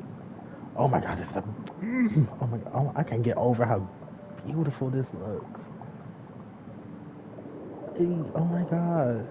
So was this back like in the old Fontaine? Oh my god. Oh my god. Oh. Oh! Did he just turn me around? No, I want to go over there. How dare you? Okay, let's go.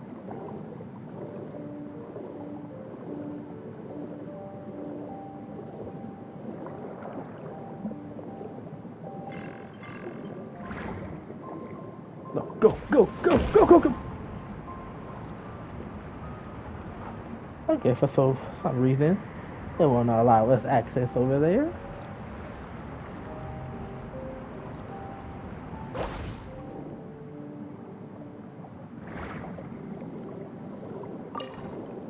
Ooh, under the sea, under the sea.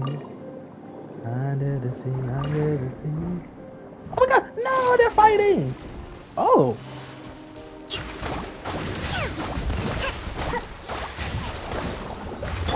Oh. I didn't come in here expecting a fight. He's gonna vaporize you.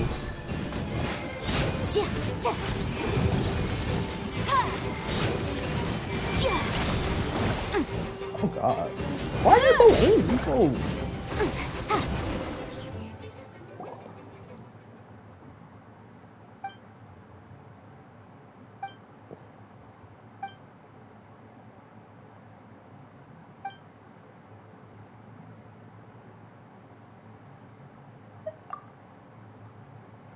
And Paimon's Paimon. Squire Paimon. Squire Paimon attend to my weapons. Squire Paimon, my shoulders ache.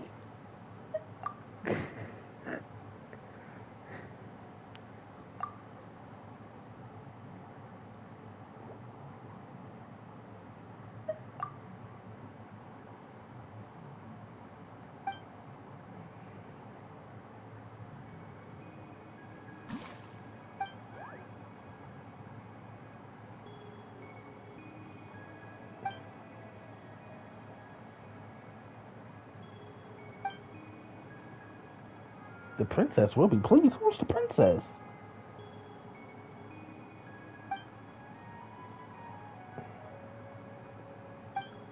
He's about his sister?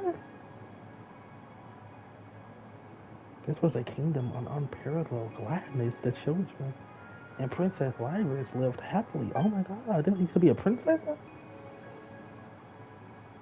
Oh god.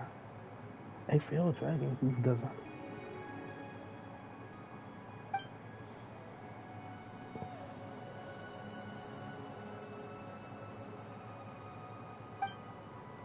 Oh, is that tower outside they don't want us to go to?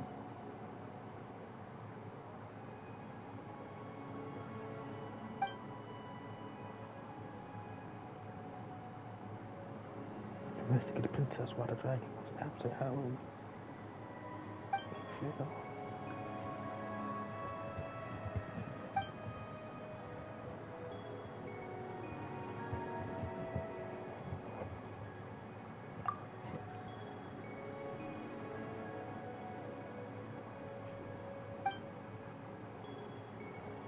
Oh my god, this thing is so cute.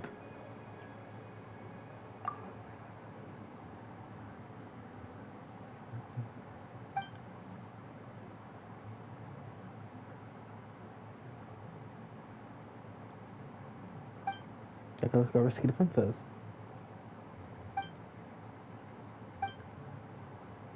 Oh my god, they're so cute.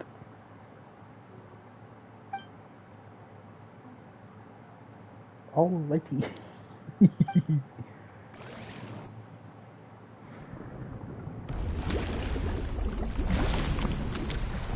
Oh my god, no, the fish! Oh my god, what's happening to the water?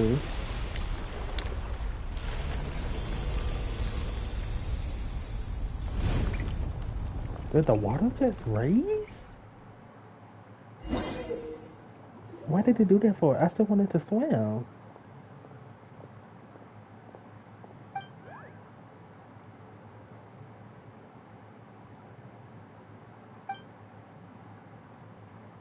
This is so tired.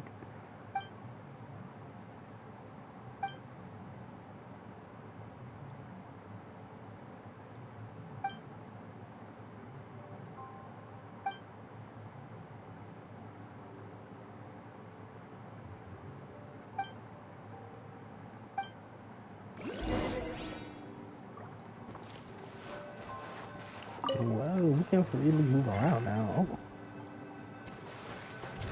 I'm not doing nothing to you. Leave me alone.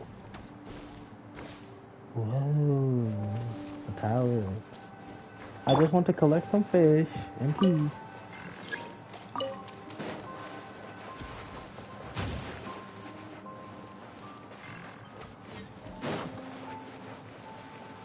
Oh yeah, that's right there.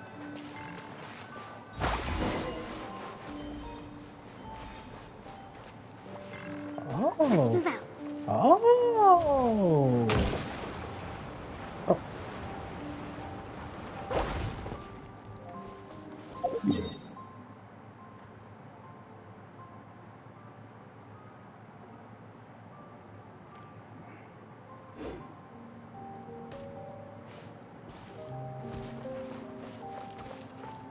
Wait, it's a thingy. Oh my god. This thing is annoying. Hi. Shoot. Yeah.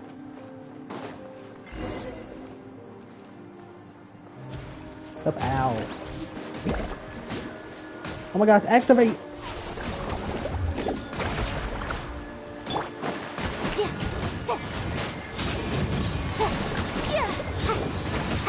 I'll uproot you! Can't see?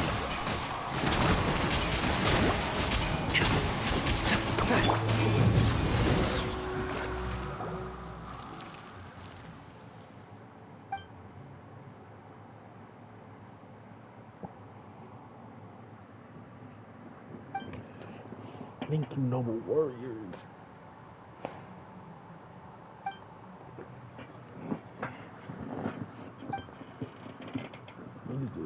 Explains what happened previously. Okay.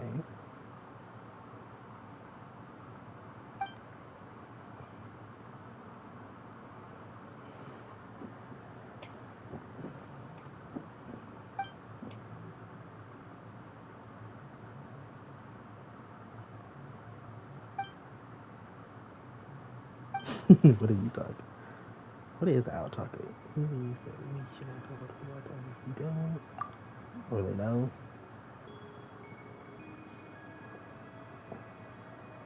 We shall save the princess, and we shall defeat the fell dragon. Oh my god. Is it gonna be an actual dragon? Cause like, good lord.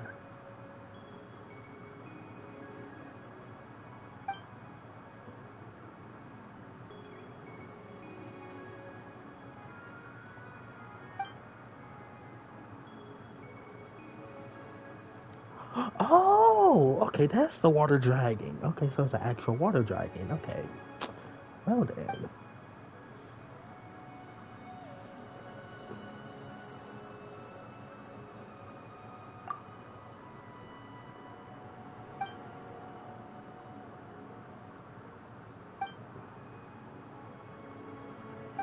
We have to fight that?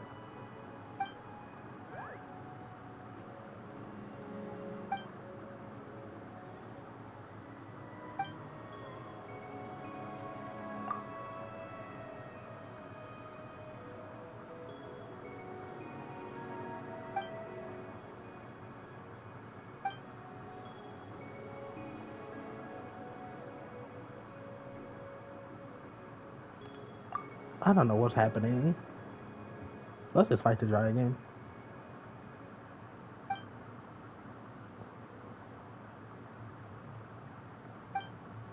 Oh my god, this bird is so cute.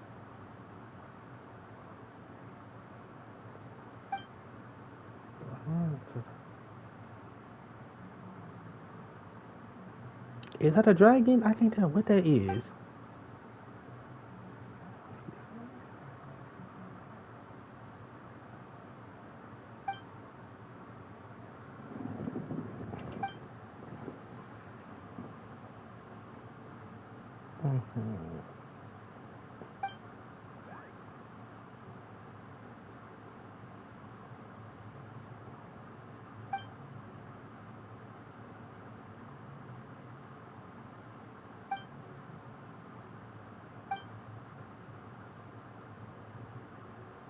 My talents are just looking at it. Oh my god.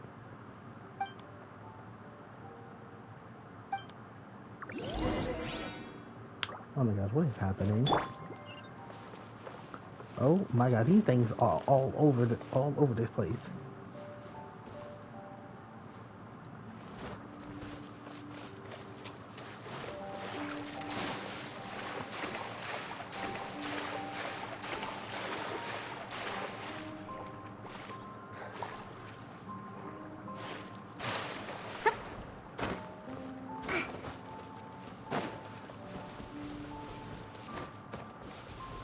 Where is it?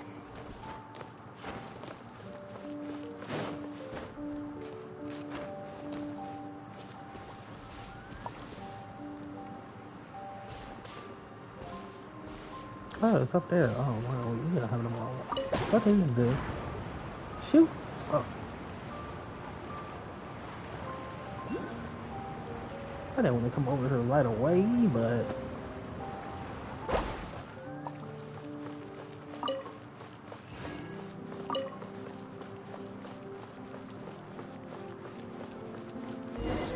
Yeah.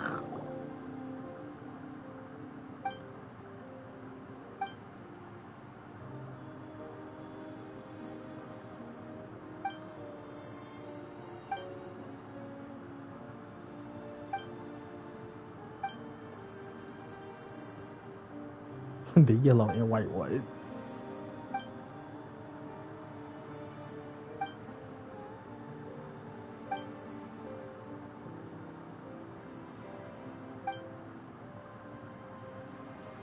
This probably is so quiet. Oh my god.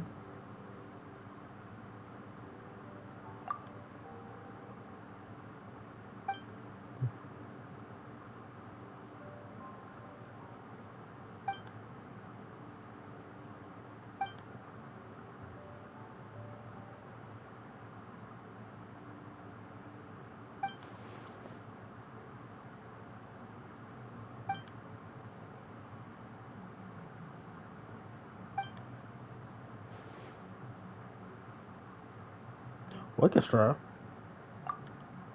Ooh.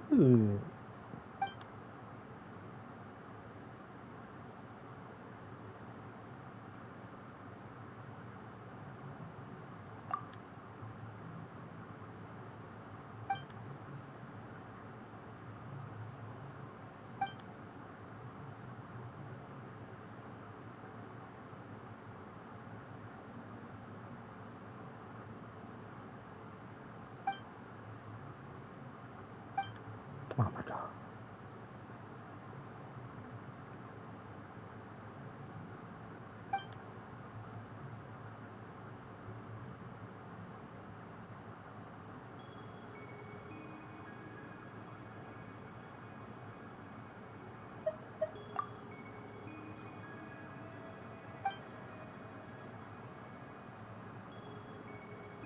Oh my god, what are we talking about?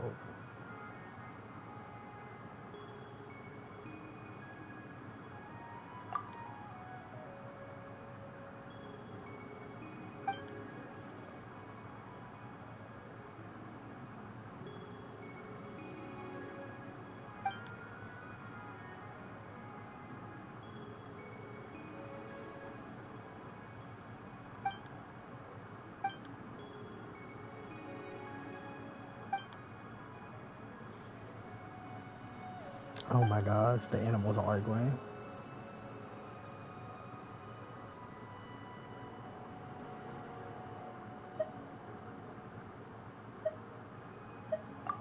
Honestly, please. Oh my god.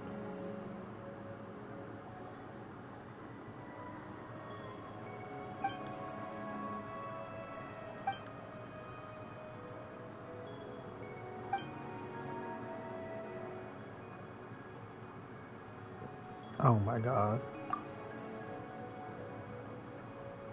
Please get along with him, Ow. Of course this is sticking that way. We have united him with cause. Alright.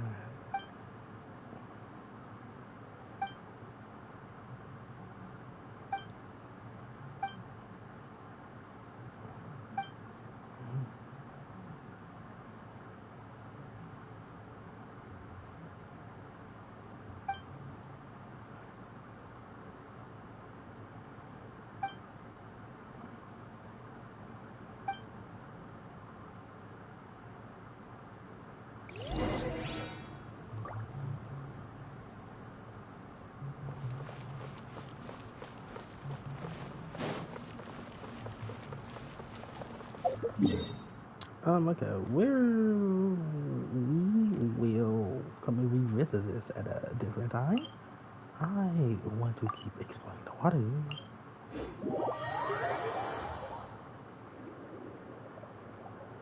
Under the sea, under the sea.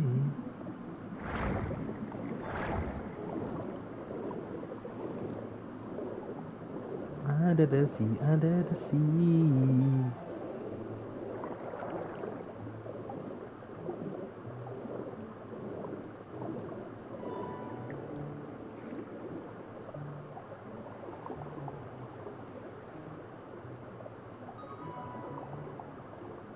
Do I have my powers? I do not. Oh, hello.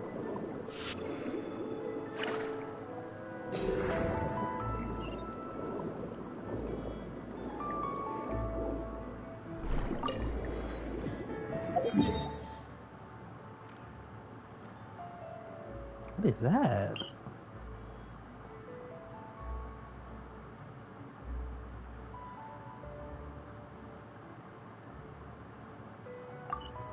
I don't know what it is, but we're gonna swim over there.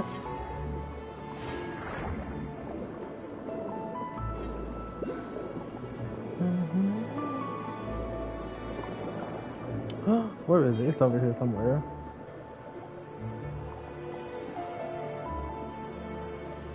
What is that right there?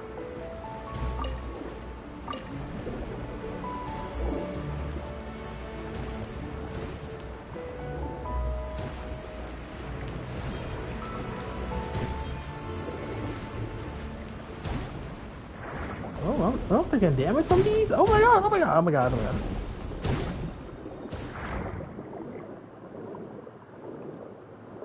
Okay, I'll have to find out later.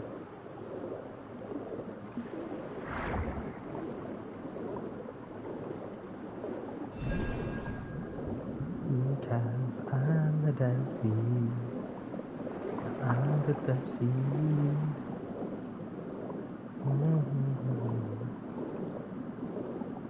Take it from me. Oh no! Oh, I forgot about stamina. Oh my god! I don't want to die.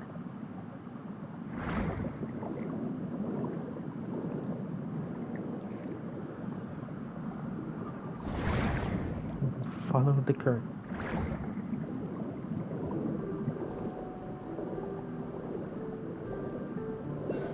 Ooh, they're going over there. Move, you turtle.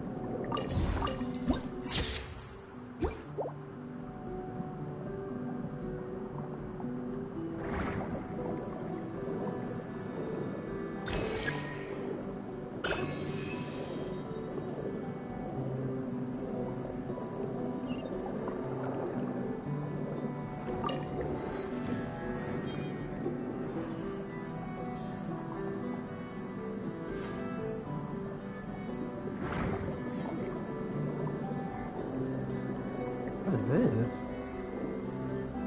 Do I break it? Oh, these are sturdy.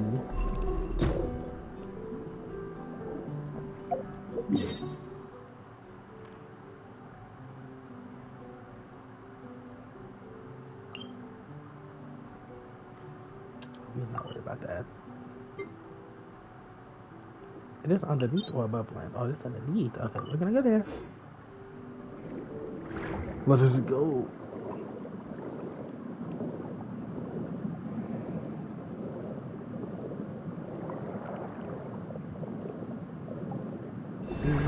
Stamina. Underwater domain.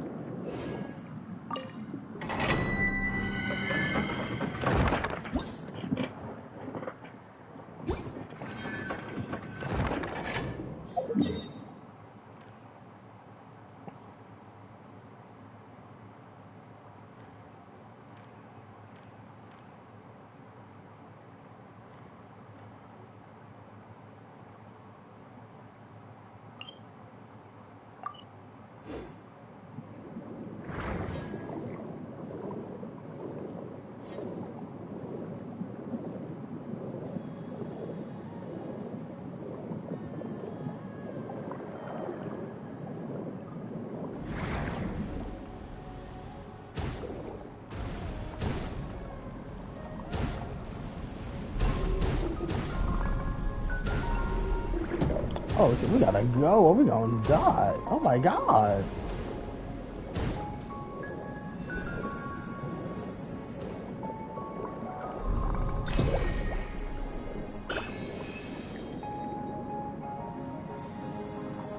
This is so amazing. Oh my god, is it, can I not get out through here? Okay.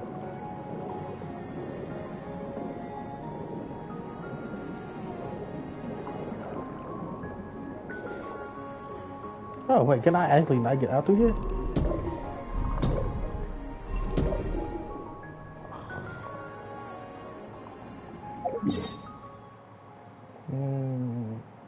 Okay, here we go. So what about here? Huh, I haven't known not to go that way.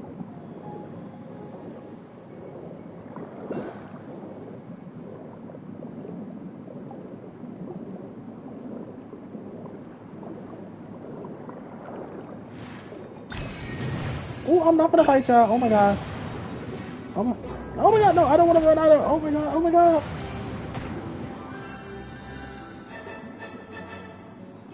Can I change my underwater? Oh my god, I can't, thank god. Oh! My defense was watertight. Go, go, go, go, go. There's a guy. It's too bad we can't use our healing while underwater.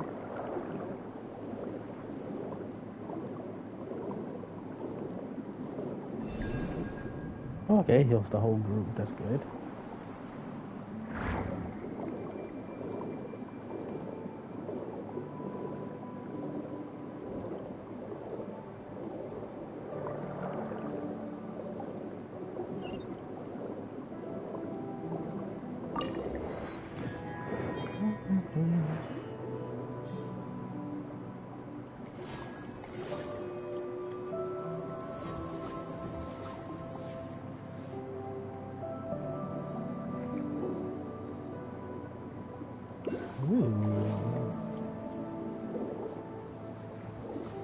That might not be attacking. Huh. No. No. No. Leave it alone.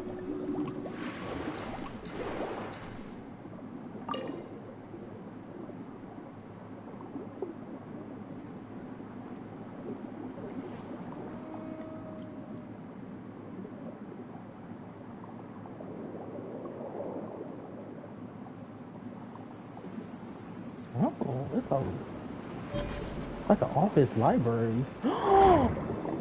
I'm sorry, no, I'm just exploding. I know what to fight.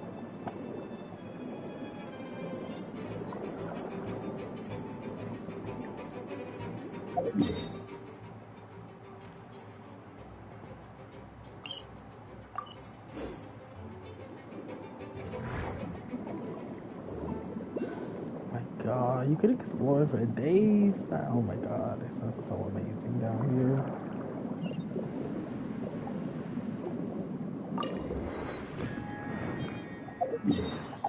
Where to next?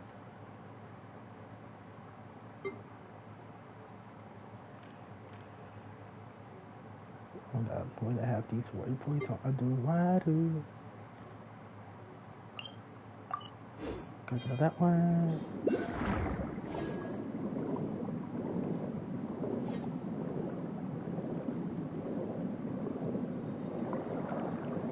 Ooh, what's that?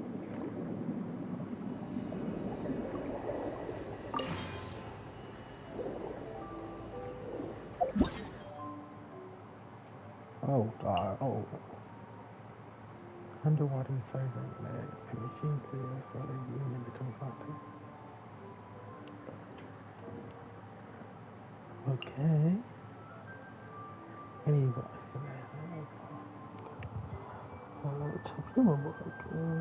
I have to collect anybody. Okay. I'm gonna look at the rest of that later.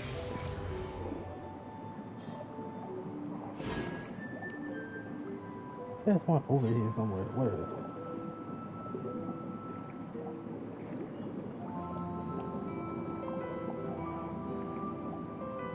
If it's not over here, then it gotta be up.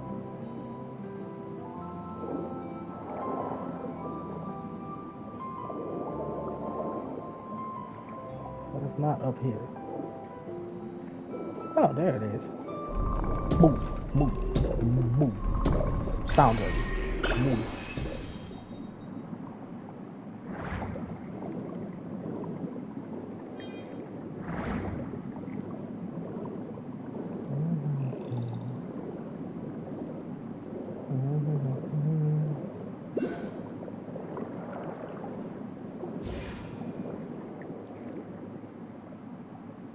Oh my god, the swimming bar runs out so fast.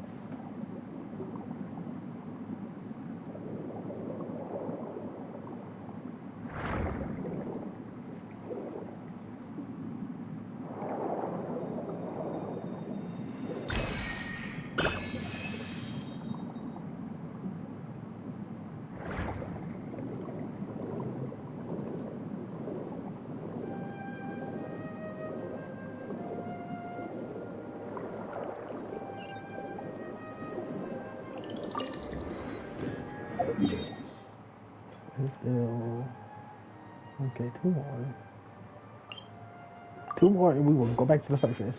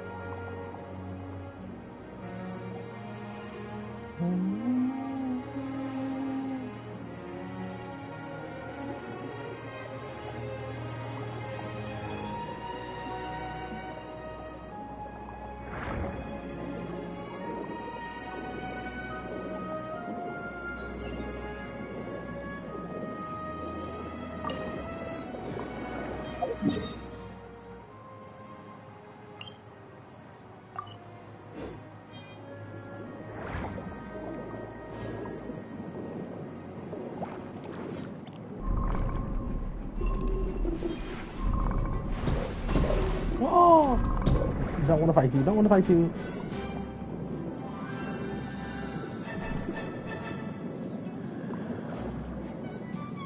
Oh my god, these animals are ferocious.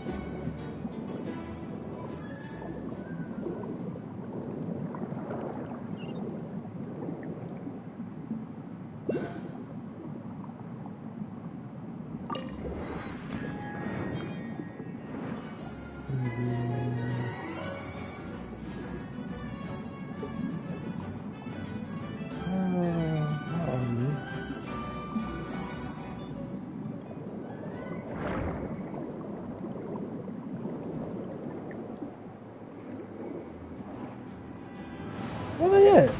Oh no! Oh my god.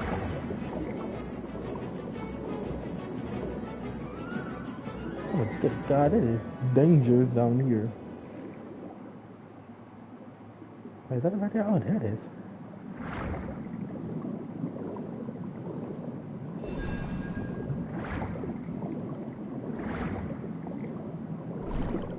Oh, okay, there's some magic water barrier right there, nice.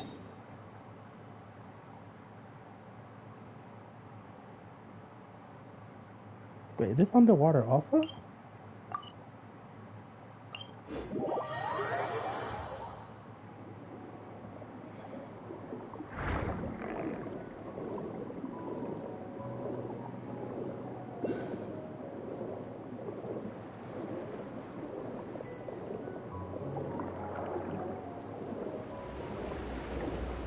Oh, I came in here.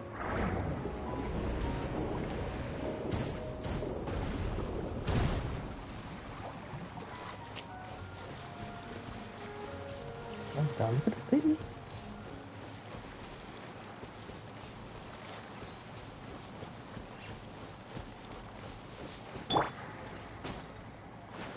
Swollen Fury!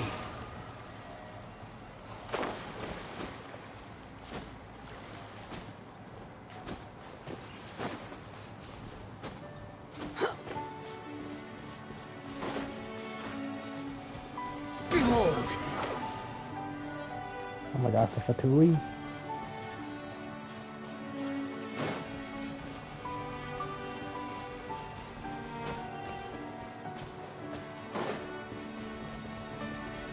Fallen Fury.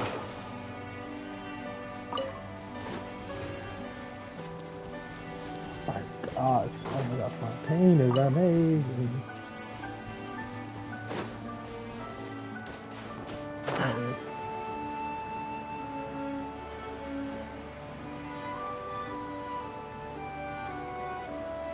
What is that?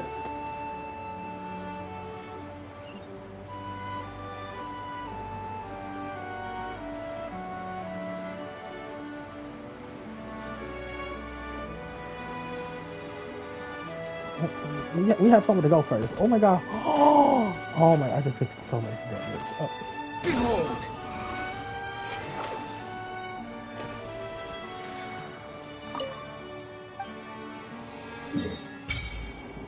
There we go. First we have to do the, oh my god, there's teleporters all over here too. Good lord.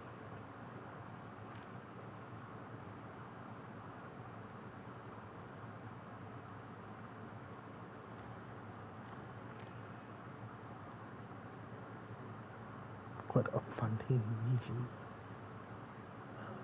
Yo, this lane looks small on the map, but it's actually a lot.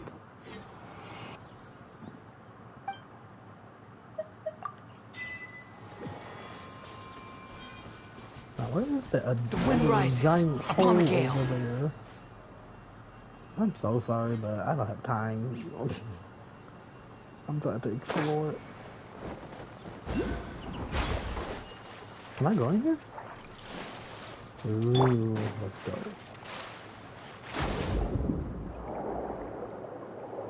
Oh, wow.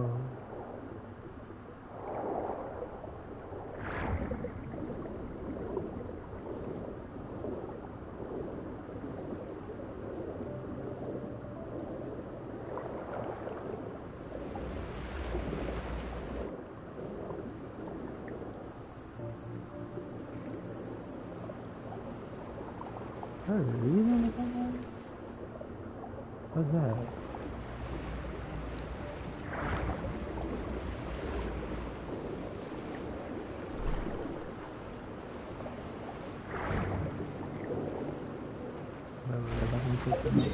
Okay. Let's go back to the city.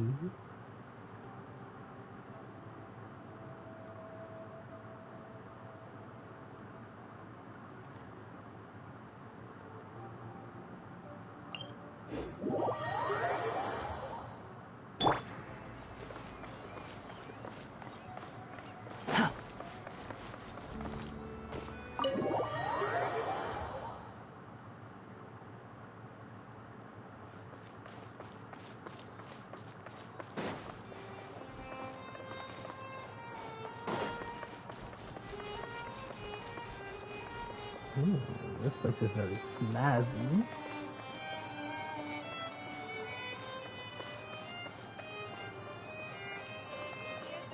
Off on your own, or you might not be allowed to leave. Oh my god.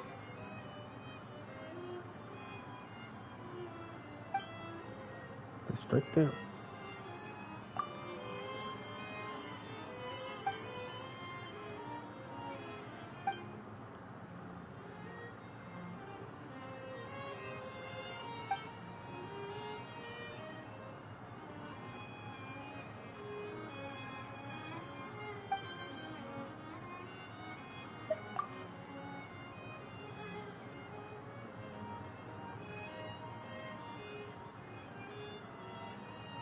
Oh.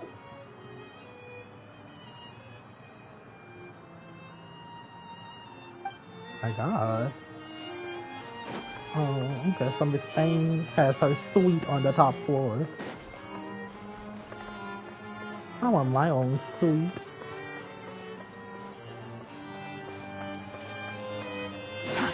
Too slow.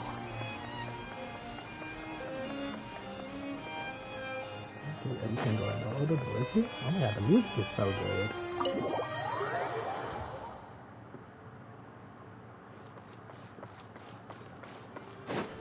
Oh my god, like, hello, what are you?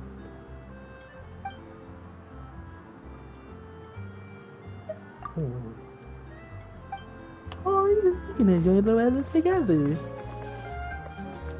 So is this like... Does the city has level to it? Oh my gosh. Oh, so it does. Okay, so the city is like a giant elevator.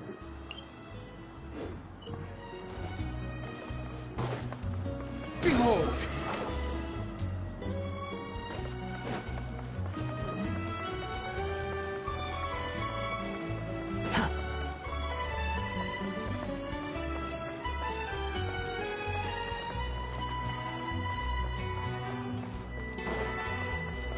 Squall and Fury! It's so much. Where did that lead? Oh, that leads out there.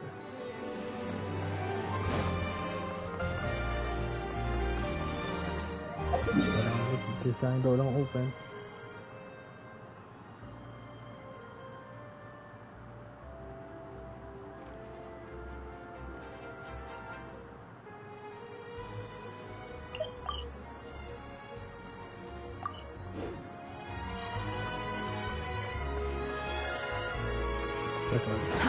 Too slow.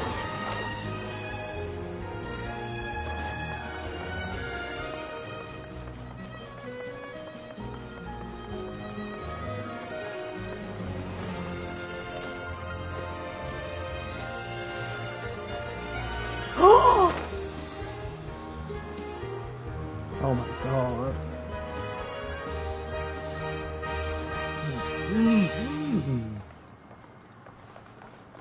Behold!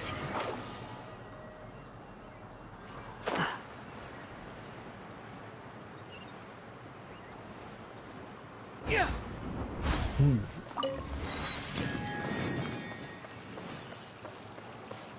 Oh, what's this? A restaurant? Let me up in here.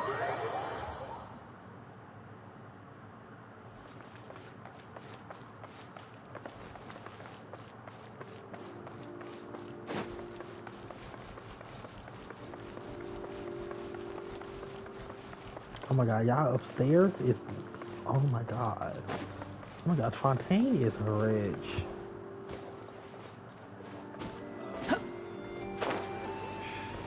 If you want tea or water, just...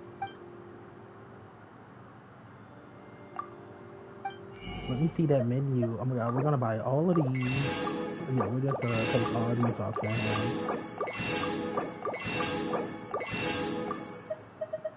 What else? Okay.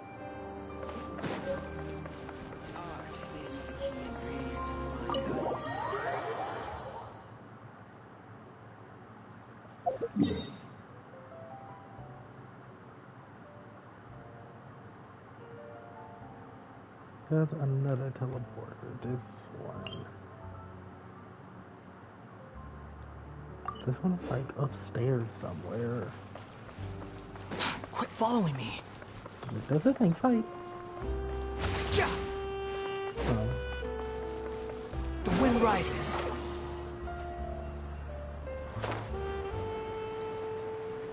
Okay, where's the city elevator?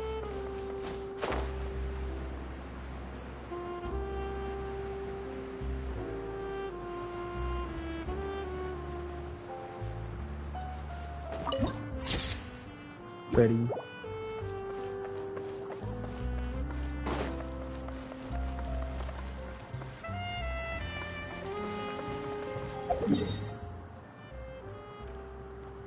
Wait, that's not a place over here.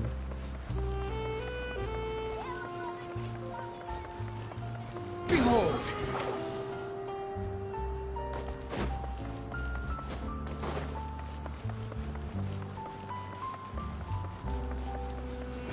Search forth. Yeah, can't forget about this one. There we go. Now we have to go to the wind rises. Yeah, that's the city elevator.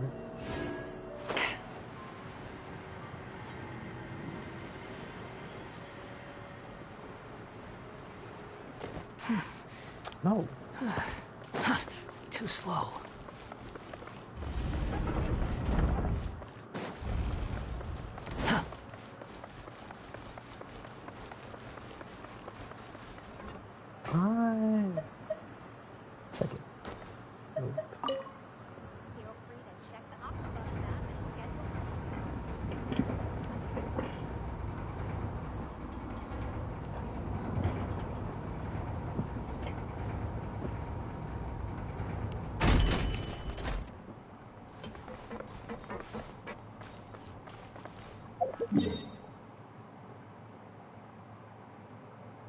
this is how you enter Fontaine.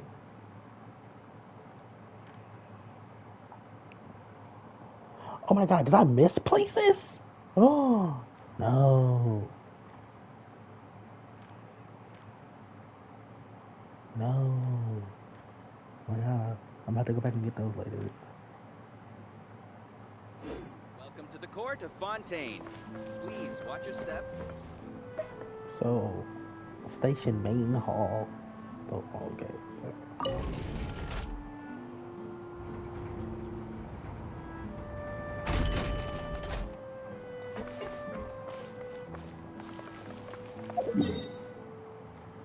Is this the floor that has, is this, oh, okay, this is the floor. Okay,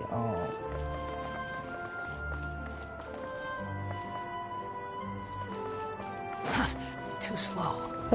Where the hell?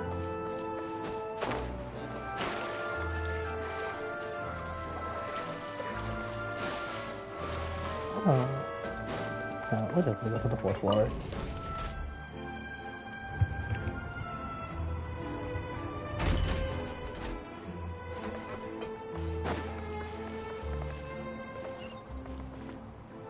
Oh my god, no, not that. Take this off the map. Oh.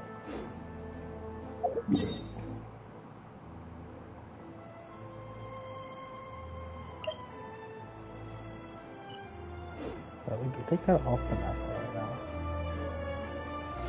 So we, oh my god.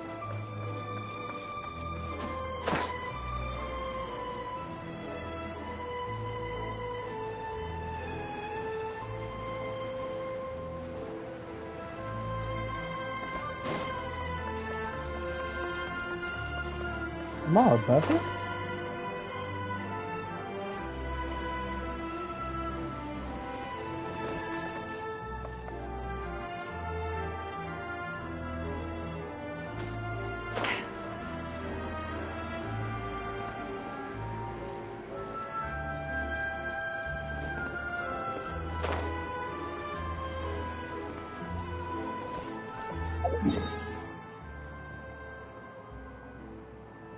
I think I feel like underwater or something.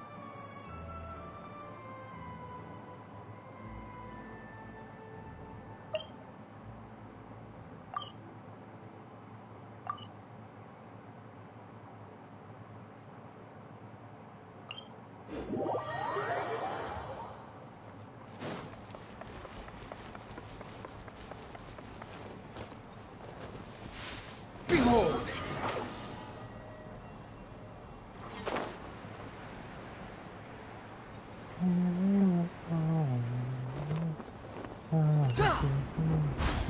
Pow. Can I go in here? Nope.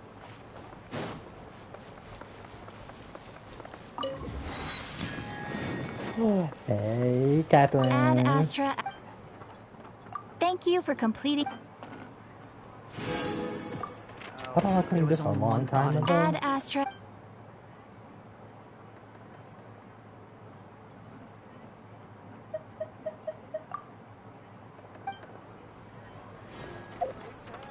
Where?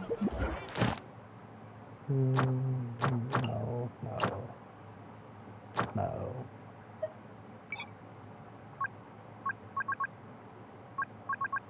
I cannot put something as an object.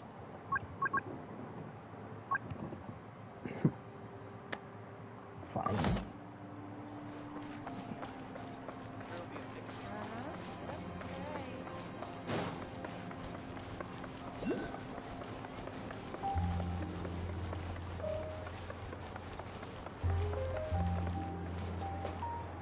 That's still the square.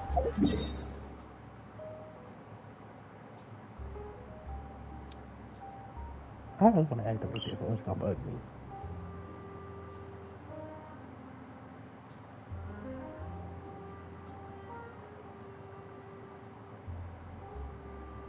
This place can't be underwater.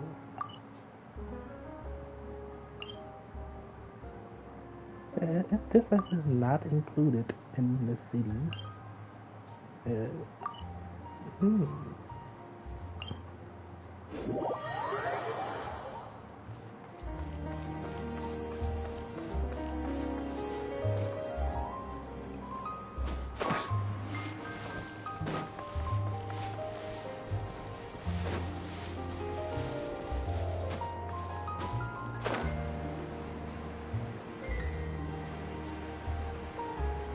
There has to be like some type of underground layer or something. Okay. Let's go meet Lenny.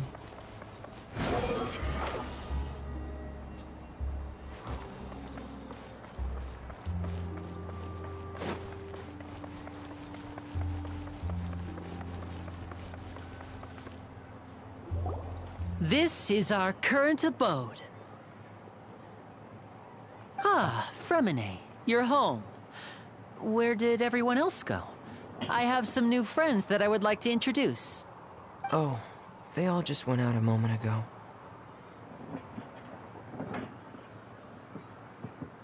I see. Everyone is getting busier now that Father will be returning soon. I suppose that can't be helped. Allow me to introduce you to my little brother, Fremine. Oh. He is a phenomenal diver. So are our siblings. Hello. Nice to meet you. Paimon is Paimon, and this is the Traveler. Oh, you sound very proud to have a diver as a brother, Linny.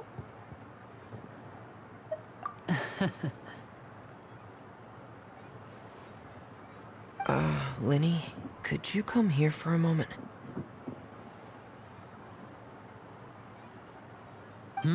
What is it, Fremine? Do you have something to tell me? Fremine.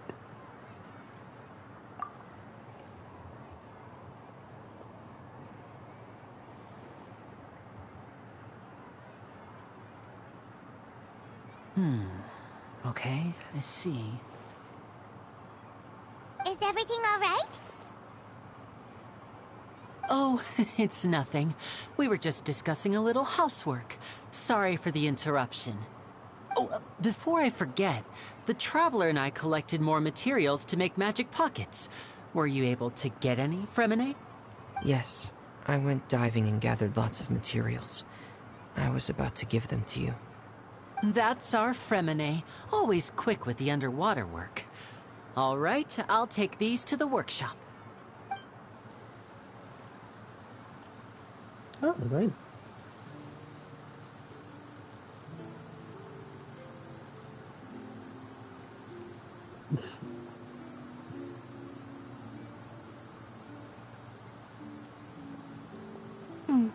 Looks like rain. Oh, you're right. But wasn't it clear and sunny just a moment ago? Fontaine's weather sure is weird. I'm afraid that's just how it is here. It often rains on days where there are trials being held in the Opera House, but don't worry, it'll clear up soon enough. What's wrong, Fremine? There's a legend about the rain that I tend to believe. It's said that a dragon of water once resided in Fontaine. Though we don't know where the dragon went, every time it weeps, the skies will cloud up and pour out rain. When I was a child, my mother told me that if I wanted to go outside and play, I should yell toward the sky at the top of my lungs. Hydro Dragon! Hydro Dragon! Don't cry! If it's an elemental dragon, then having the power to make it rain wouldn't be very unusual. Let Paimon try something. Hydro Dragon, don't cry! Oh my god.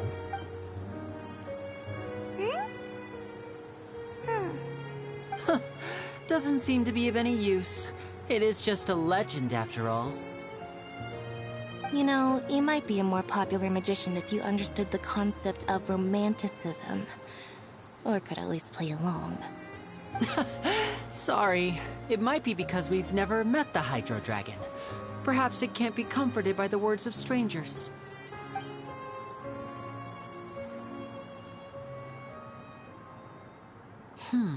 It rained for longer than I suspected. Oh, it's already getting late. Was there something you needed to do, Linny? Yeah, some preparations for the show at the Opera House. I need to find a way to catch the last aqua bus of the day. On the day of the performance, just ride the aquabus to the island of Aeneas. I'll have Lynette meet you at the fountain in front of the opera house.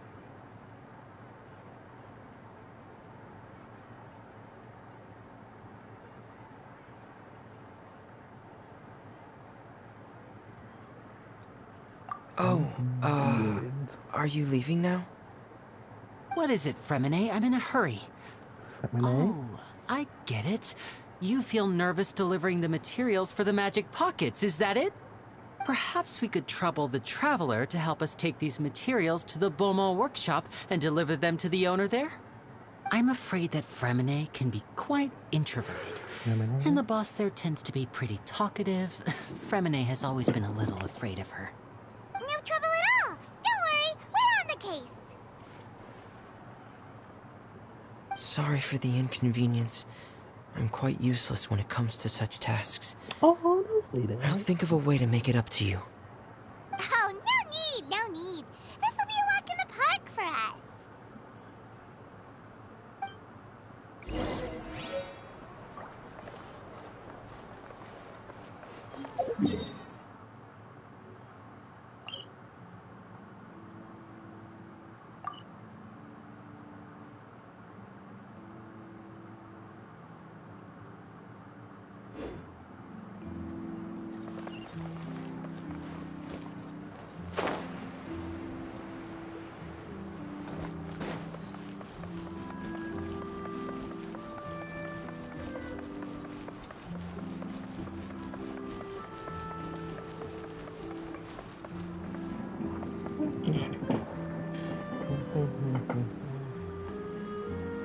I'll be right back.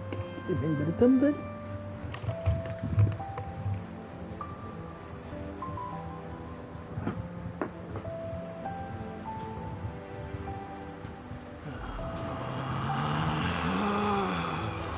Relax.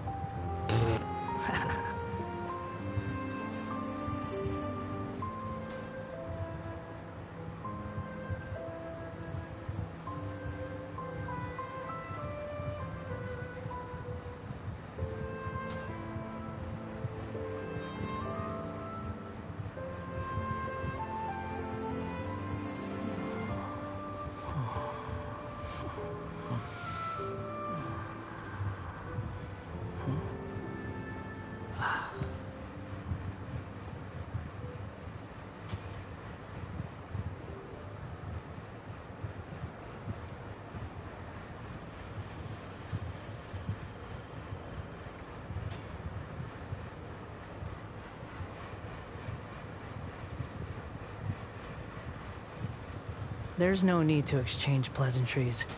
It's rather pathetic to force a conversation just to occupy silence.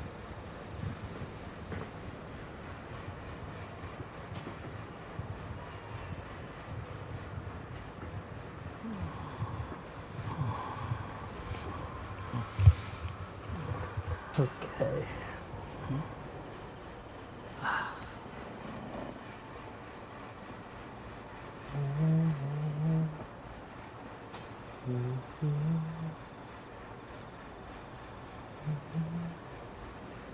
Okay, back to it.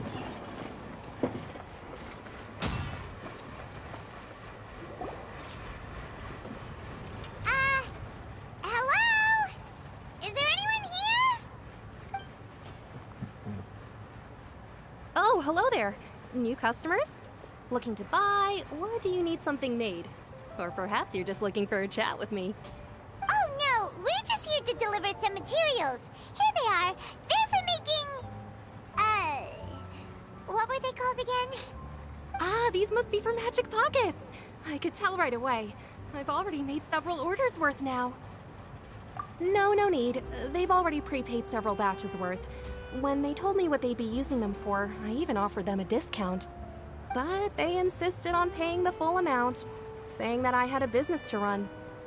It seems both their hearts and their pockets are made of gold. Wow. So, is Lenny so they actually rich? loaded? I can't say for sure, but who knows? Maybe there's good money to be made being a magician in Fontaine. Hey! Is this machine what you use to make stuff here? It looks really advanced. Why use your hands when a machine can do the work? It would be a waste not to use the latest technology, and wasting is a kind of crime. But where does a big machine like that get its power from? Well, it's a little complicated. I'm not sure I can put it in layman's terms for you. But basically, everything we usually use here in the city is powered by indemnitium. It's a type of energy that's produced from trials. Huh? How can trials produce energy? Well, I'm not completely sure of all the details myself, but basically, when a trial is in session, the Oratrice Mécanique d'Analyse Cardinale harvests people's belief in justice and converts it into energy to be used all around Fontaine. So that's what its other function is? Paimon heard that the Oratrice was created by the Archon to make judgments. But Paimon still doesn't get it. How could something unreliable like people's beliefs be turned into a stable power source for these machines? Oh, yeah! So that means the Hydro Archon relies on the machine to take the energy created by belief and turn it into power for all of Fontaine, right? Even though I've never heard anyone really put it that way before, it sounds like it makes sense. Besides indemnitium, we have another type of energy called pneumosia. It isn't produced by the power of the Archon, but it is unstable by nature. Even now, it still cannot be widely used by civilians. I thought I'd find you hard at work, but here you are chatting the day away. Since you're already talking, I'm sure you wouldn't mind a few words with me. You again? Didn't I already promise you that I'd have the more I owe to Confrérie of Cabriere by next month? Why are you hounding me now? Yeah, but how do we know that you won't go running off by the end of this month? I want 50% today. Wait, 50%? no, 70%. 70%? Huh? You... Seems business isn't so great for the workshop. We've already finished our job and delivered the materials. Maybe now's a good time to leave? Hey, hold on. Before you go around trying to collect payments, why don't you settle your own debts first? If Confrérie of Cabriere wants to poach clients from Northland Bank, that's fine. But I'm afraid you still owe the bank a hefty sum of mora. Why are you So why don't we work things here? out between us first, before you get back to your little conversation here? Why are you here? You're from Northland Bank. But we said we'll pay everything we owe next month. Why are you hounding me now? Oh my god. Traveler, Paimon! I didn't think I'd run into you here in Fontaine. What are the chances? We're surprised to see you too! What are you doing here in Fontaine? You didn't want to stay in Snezhnaya? Don't come walking up on us like we all cool.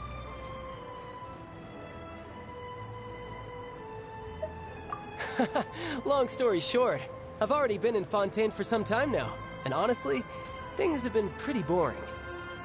But it seems that fate brought our paths together today. Not only will I have some good friends here now, but ones who always seem to find trouble. Either way you look at it, it seems things are going to get a lot more interesting now. Pretty sure we'd want to avoid anything that you'd find interesting.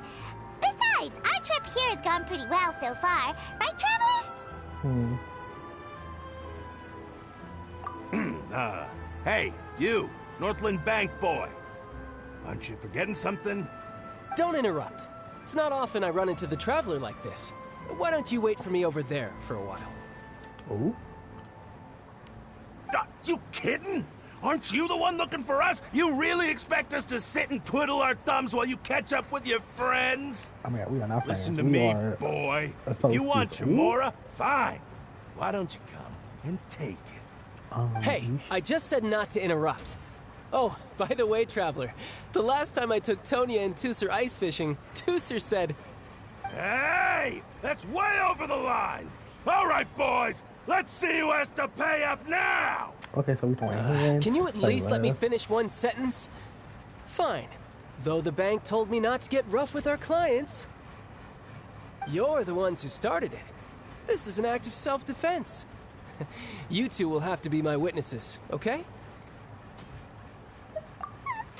sure this won't take long.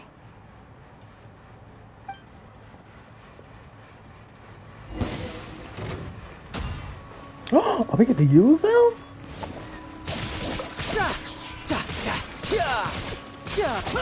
Brace yourself. This is gonna hurt. That was it. What's your deal, Brad? How are you so strong if you're just a staffer from Snezhnaya's Northland Bank? Wait, don't tell me you're...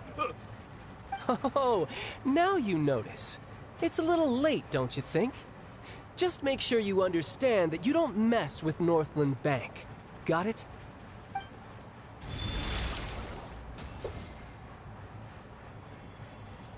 Huh? Ooh. Now's my chance!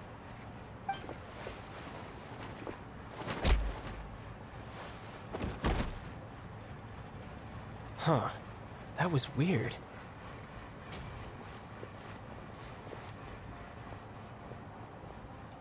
I'm not sure. It's as if I suddenly lost control of my hydro powers when I needed them. Maybe there's something wrong with my vision? Oh my god. Strange. Is Farina gonna take his vision away? First time Paimon's ever heard of someone losing control of their vision. It has to be the Archon. It has to be Farina. Never mind. It doesn't matter. If I want to stay sharp, I shouldn't be relying too much on my vision anyway. Besides, I always have my delusion in case I need it. So what are you doing in Fontaine, child? And don't say it's work for Northland Bank. Well, I guess it's because I've been in a bad mood lately. Huh? What kind of reason is that? Wait, since when do you feel down about anything? I don't know.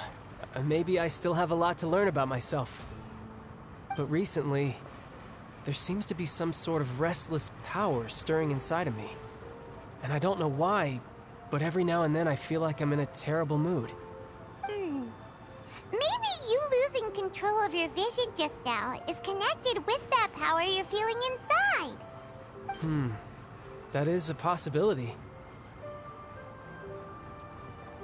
I can't remember if I ever mentioned it before, but when I was 14, I fell into some unknown abyss. It was during that time I learned nearly all of my abilities.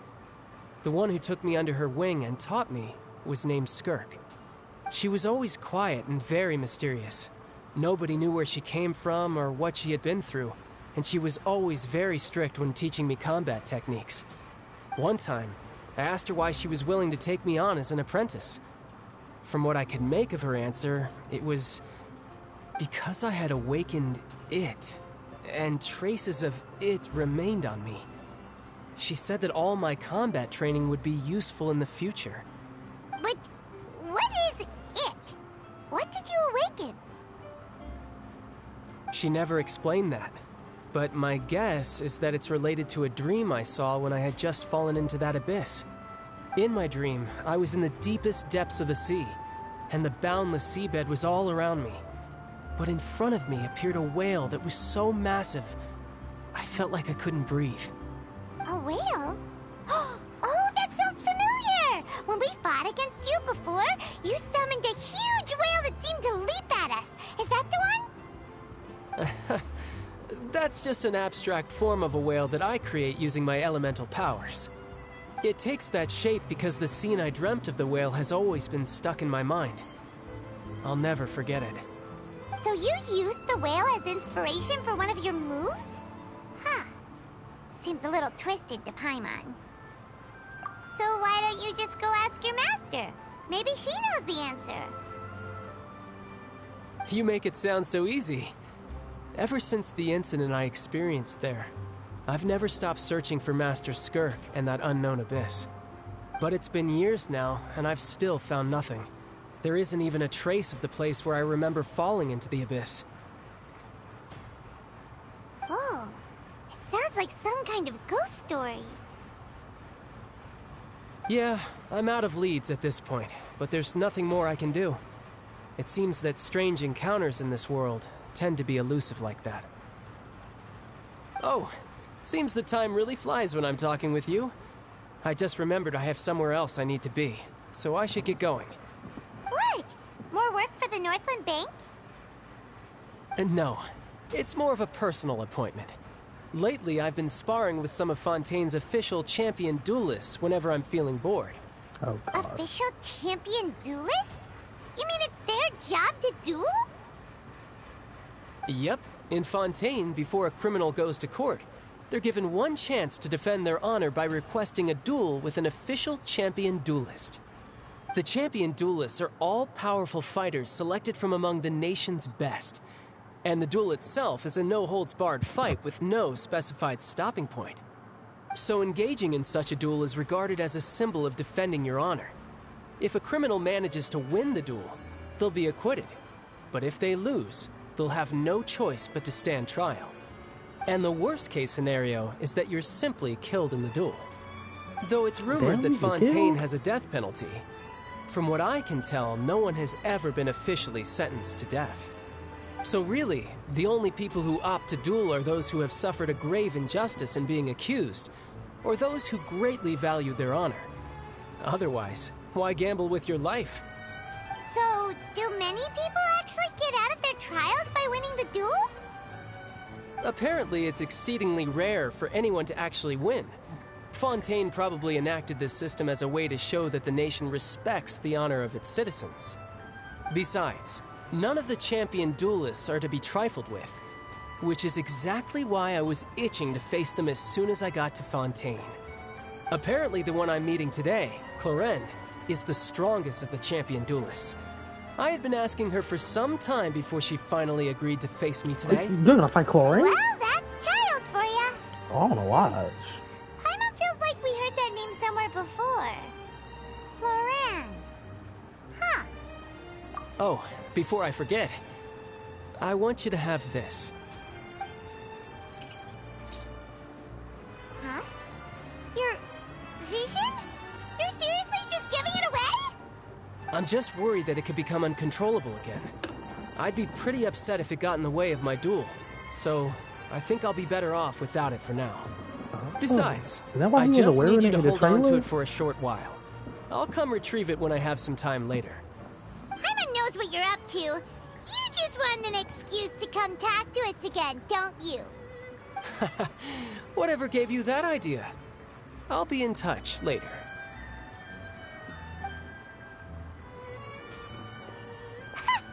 That sneaky guy. He said he's been feeling down lately, but he seemed the same as ever to Paimon. Well, seems we don't have much to do for now. We might as well walk around and see the city before Lenny's performance.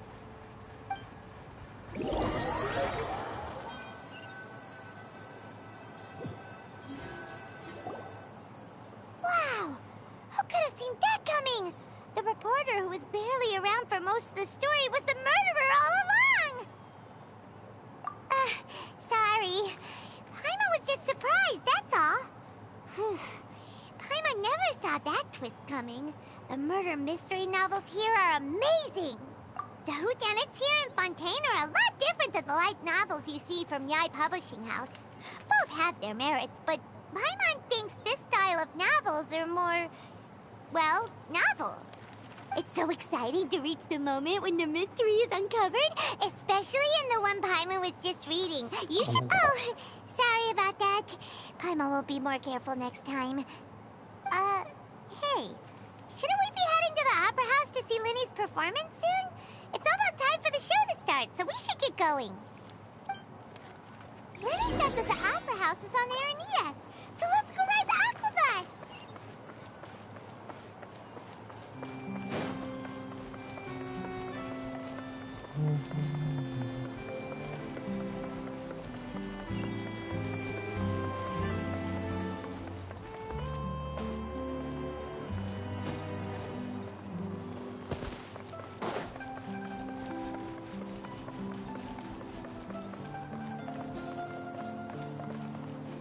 Wait, can I go in here?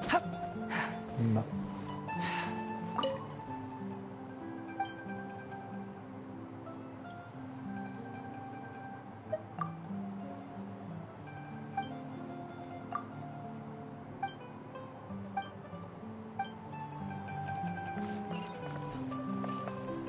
I need to get up there. Oh my god, this city. Yes, please show me the way.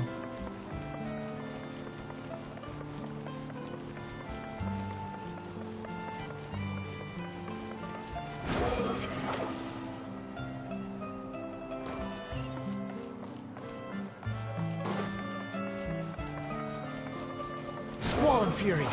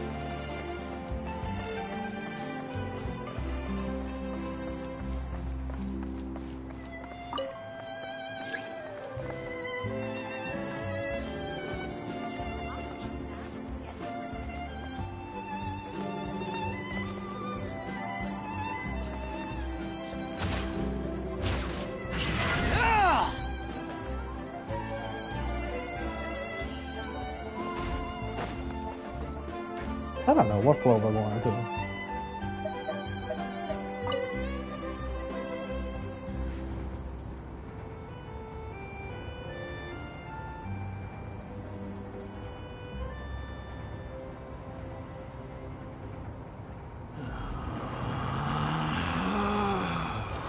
Relax.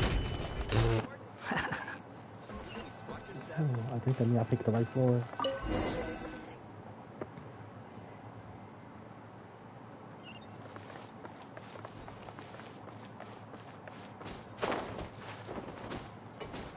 Oh, excuse me. Oh.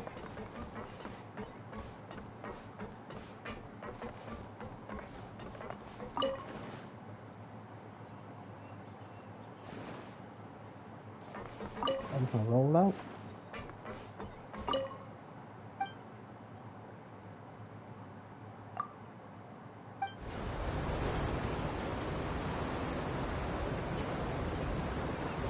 Oh, cool. Welcome to the Navia line. I am Elfan. The boat will be departing imminently. Please do not stick your head, hands, or other body parts outside the boat. The Aquabus operator is not responsible for any accidents or injuries resulting from doing so. Also, please remember to buy the Steambird, though I don't read it myself. The destination of the current tour is Erinias. Points of interest worth visiting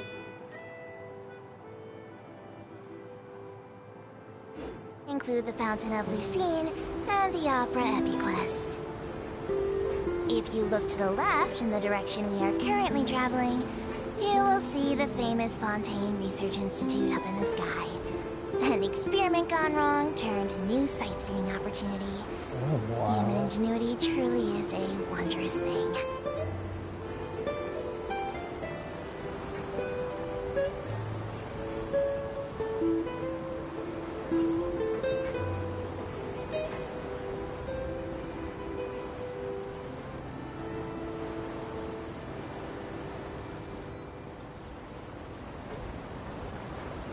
We are now approaching our final destination. Please be sure to bring all your personal belongings with you as you disembark. Even though I will take any forgotten items to the lost and found, the paperwork is rather annoying, as Melusine hands are not suitable for grasping pens. Please be careful when disembarking. It has been my honor to be your tour guide this trip. Thank you.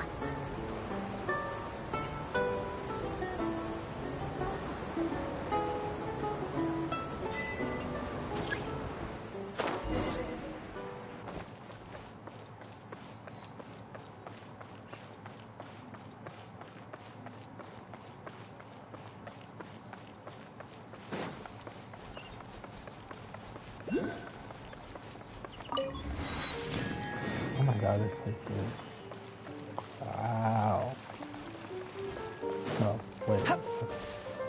Where is it?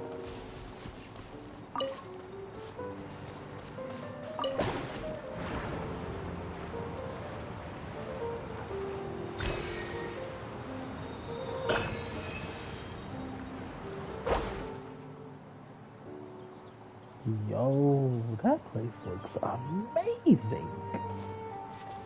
Yo, oh my god.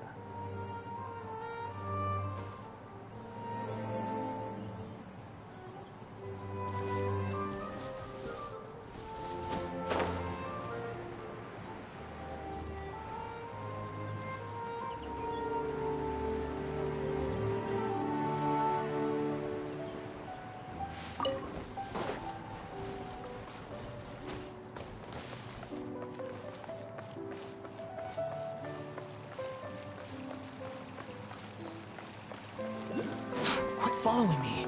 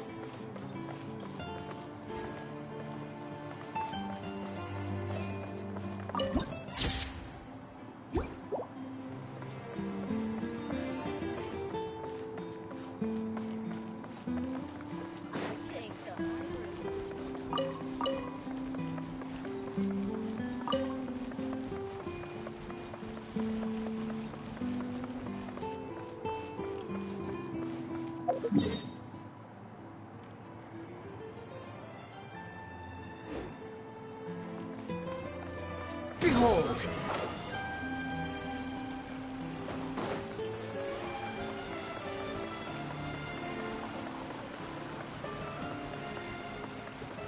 Squall Fury! Too slow.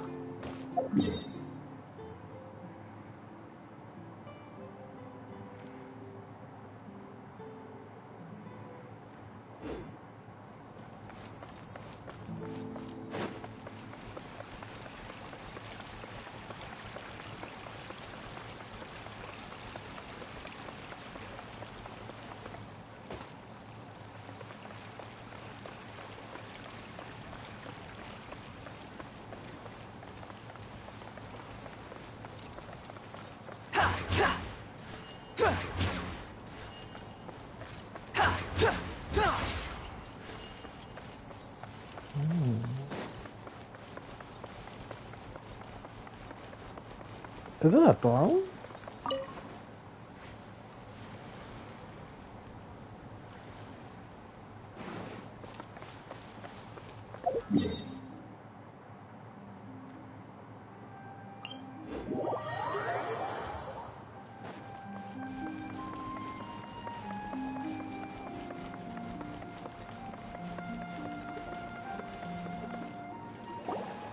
Whoa!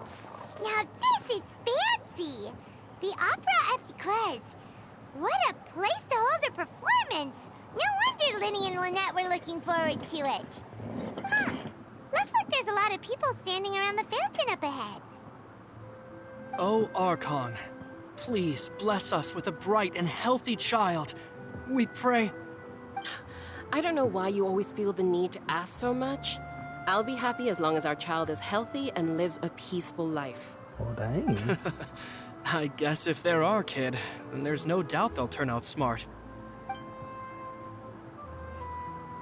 Maybe this is one of the customs in Fontaine. There sure are a lot of couples here. Vache.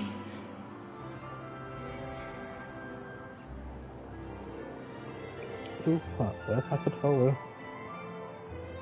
What's wrong? Vache. Vache. Who is that? No, Paimon didn't say anything. Are you hearing things? Welcome to the Fountain of Lucine. All the water flowing through Fontaine converges here.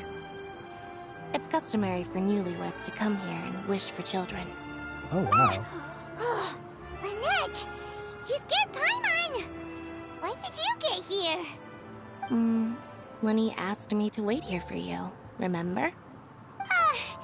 Right. What do you mean? There are a lot of people here right now. Hey, you're not trying to scare Paimon, are you? Besides, it's the middle of the day. It's not the time for eerie things. I see. I might be able to tell you something that could help explain the voice you heard. In fact, you might not be imagining things at all. I suspect that what you heard is a result of your hypersensitivity to the hydro element. Others in my family have had similar experiences. It's because of his sensitivity to the hydro element? But what would hearing a voice have to do with elemental power? When do you cry, Paimon? Wait, what? What does that have to do with anything? Just answer me. When do you cry?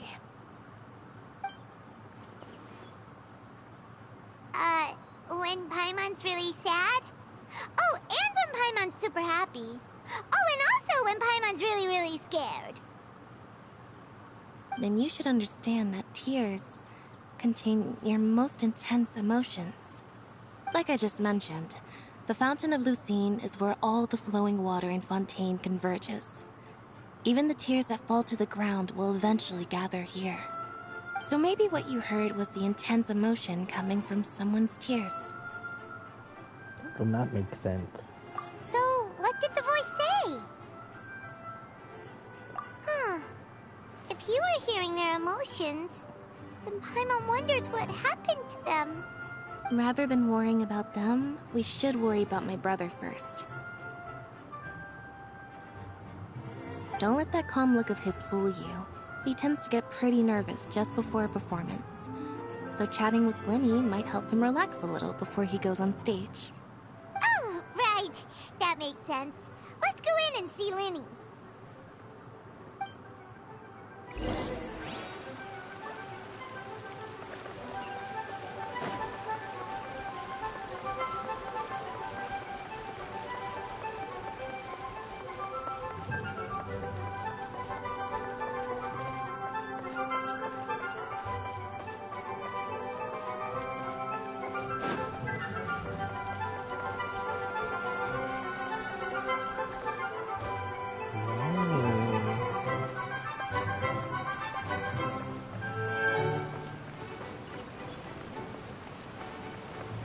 Ooh.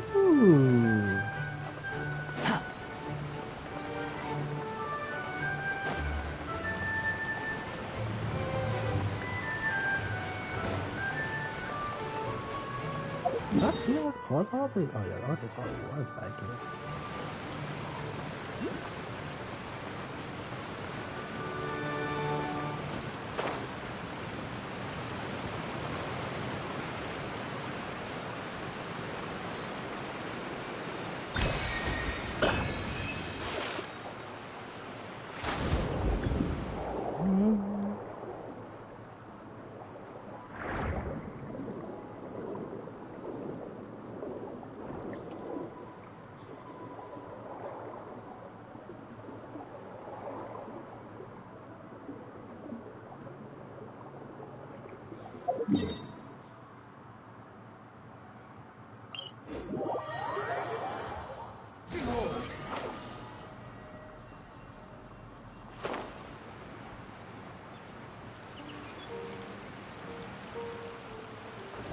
Quit following me. Huh.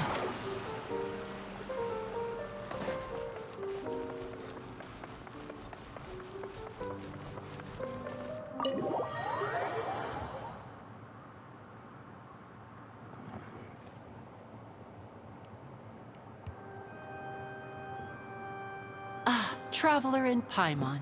Good to see you. I knew you two would come. Are you kidding?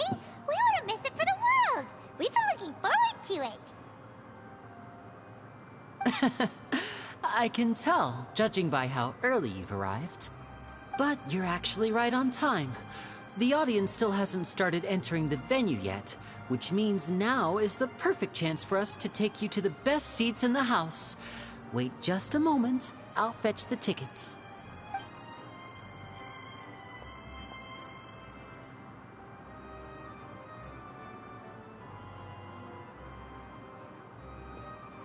The Opera House has assigned seating, so you always have to make reservations.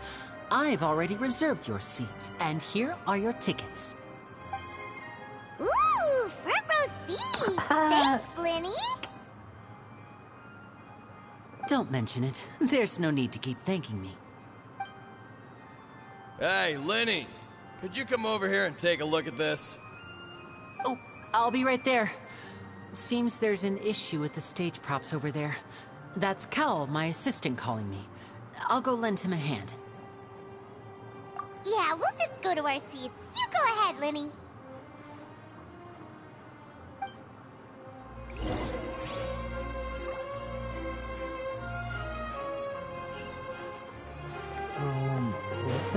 Look around first. Oh my god. Can I go through? Oh my god.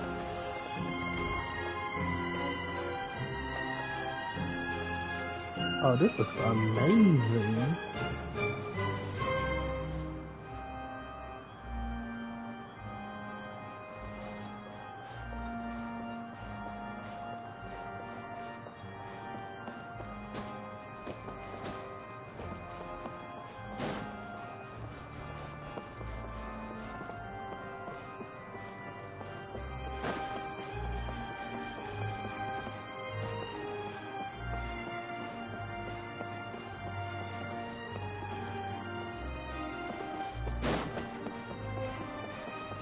Swollen Fury.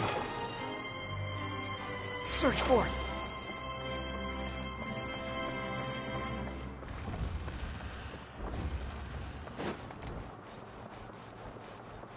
About to see the opera. I think it's a very good not here.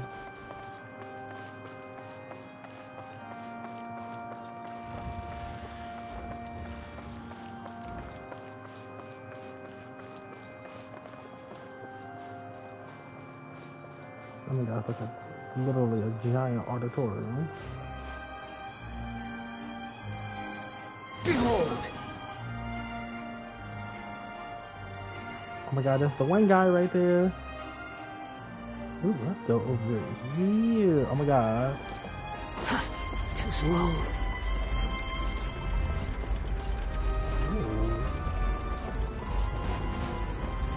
This is scale.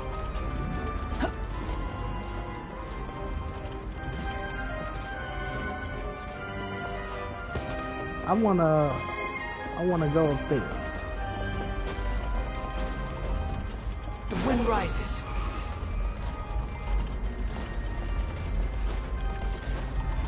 How dare they? You can't call nothing in here.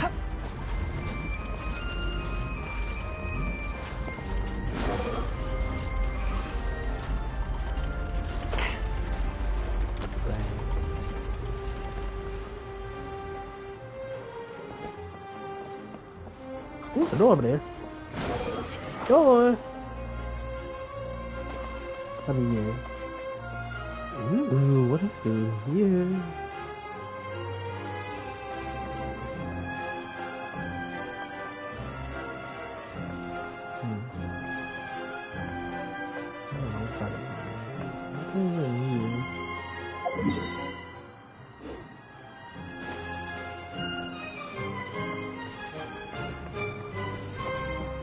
But how did she get up there?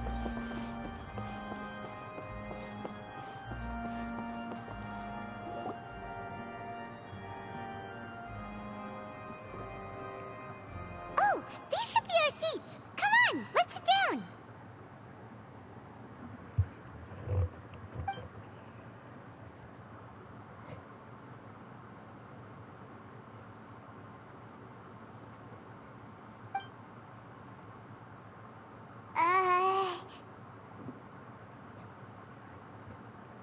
Oh my gosh, why are y'all making it so awkward? Hey,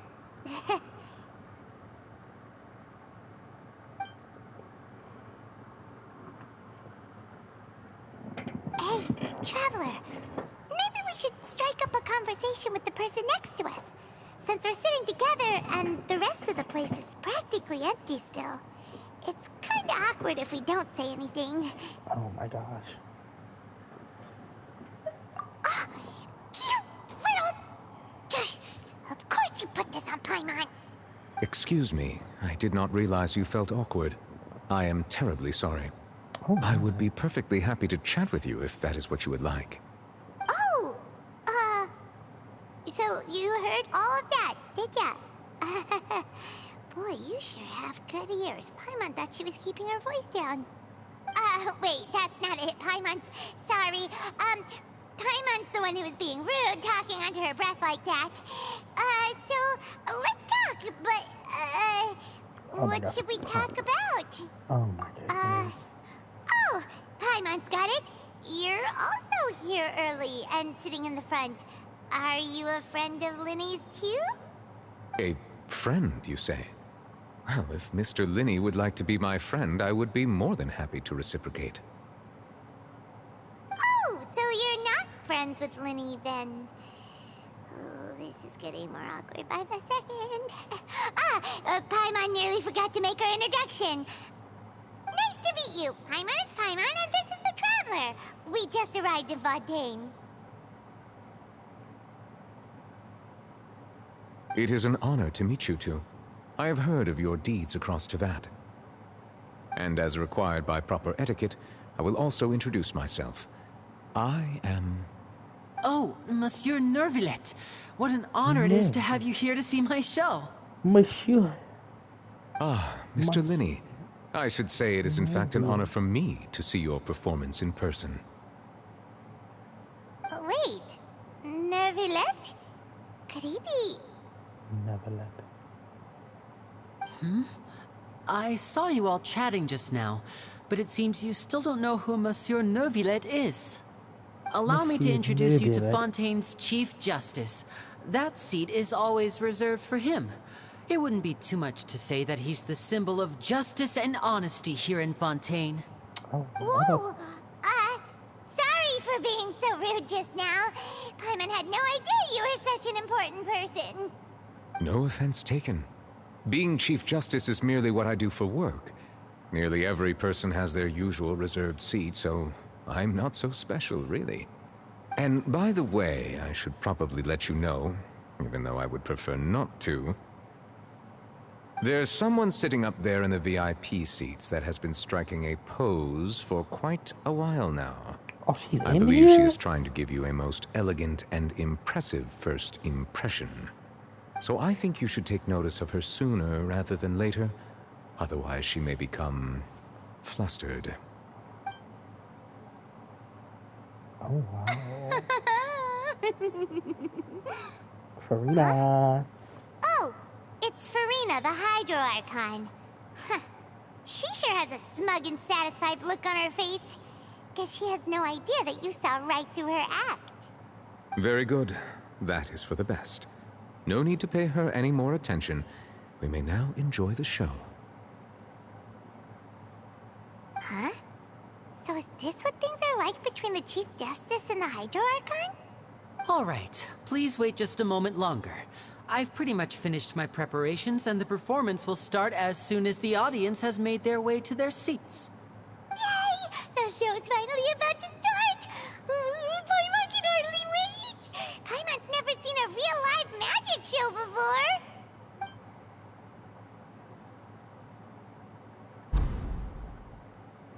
Ooh. Ooh! They're dimming the lights! The show must be starting! Paimon, shut up. Sorry. Paimon will try to stay quiet. Welcome, one and all, to the Opera Epiclese. I am the star of today's show, Linny. And over here is my sister, Lynette, who will be working as my wonderful assistant. Please, let's give her a warm welcome. Hello, everyone. Oh my god, she does not want to be there. I know she may seem to be a little sleepy right now, but that's just a sign that she's nervous. Whatever. Now, some of you may be thinking, two vision holders who can freely manipulate elemental powers performing magic is not true magic at all. So, I would like to take a moment to assure you that elemental powers will have nothing to do with what you will witness on the stage today.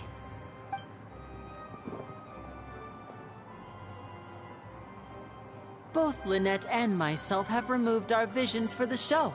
That way, even the gods won't be able to help us. Oh, good point. That's what makes the show real magic. Now, without further ado, let the show begin. Lynette will now exit the stage to make some preparations. I know you might miss her, but don't worry. She'll be coming right back on stage momentarily. Perhaps in an unexpected way. I'm sure she'll be stealing the spotlight soon enough. Oh, and before I forget, there's one more thing I should say. You never know what can happen in the blink of an eye. A magician's greatest skill is making things disappear or appear. The possibilities are endless.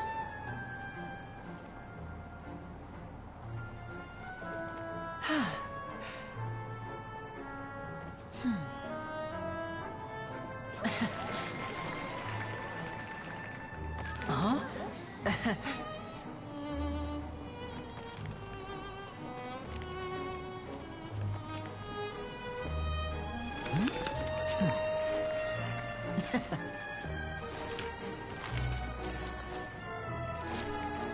But this isn't what you came for. These little tricks, you've seen them all before. So it's time for something truly extraordinary, don't you think? This one's a little tricky.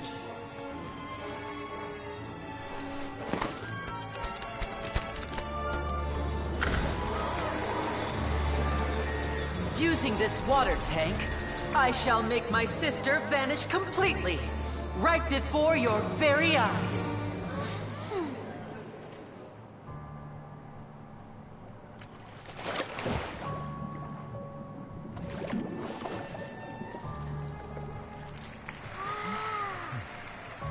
It's actually quite simple. She'll just turn into air bubbles and float right out of the top.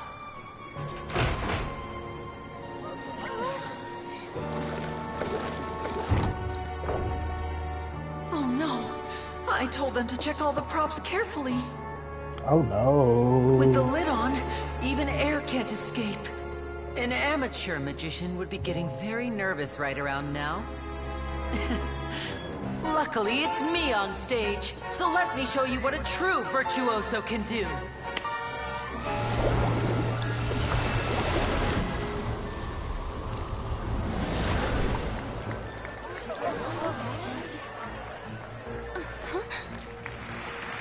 Lynette, are you still there? Don't go too far. We don't want to use up all our magic. Hi, I'm back. Uh-huh.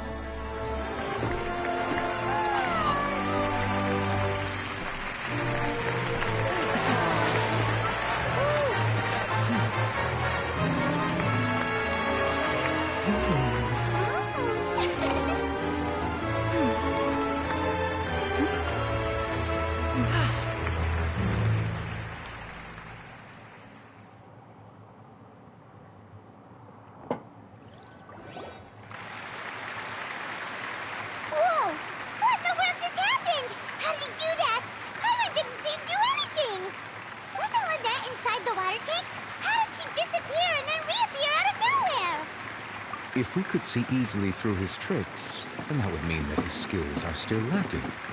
To appreciate magic, you should focus on the show happening on stage, rather than getting caught up in trying to see that which has been intentionally hidden. Guess you're right. Paimon couldn't believe her eyes when Lynette reappeared. Amazing! Thank you everyone. I'm glad you enjoyed that performance. But our magical journey has only just begun.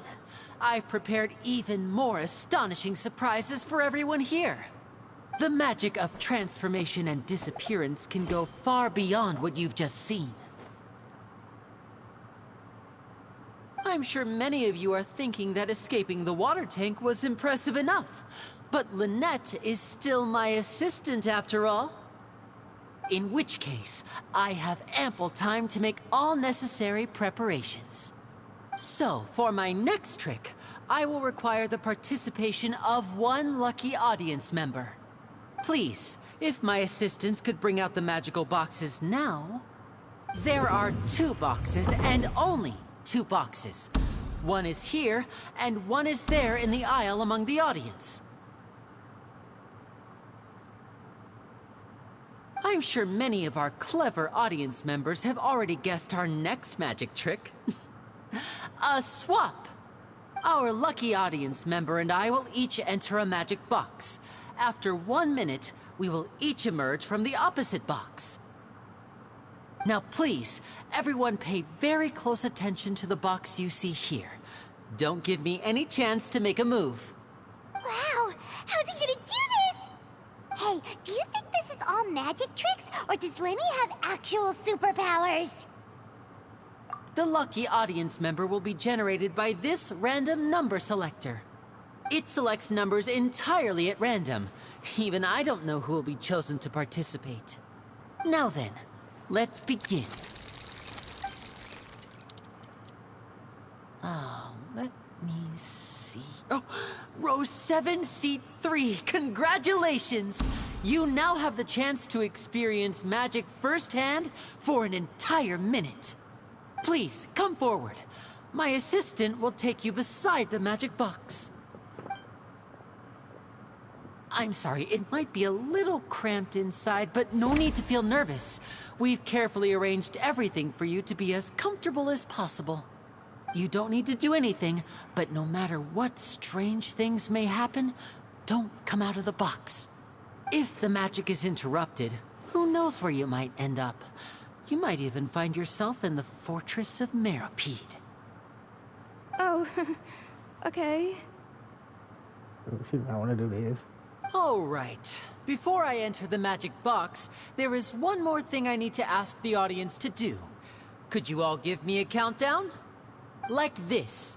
60, 59, 58. Just keep counting down. You can go a little faster or slower if you like.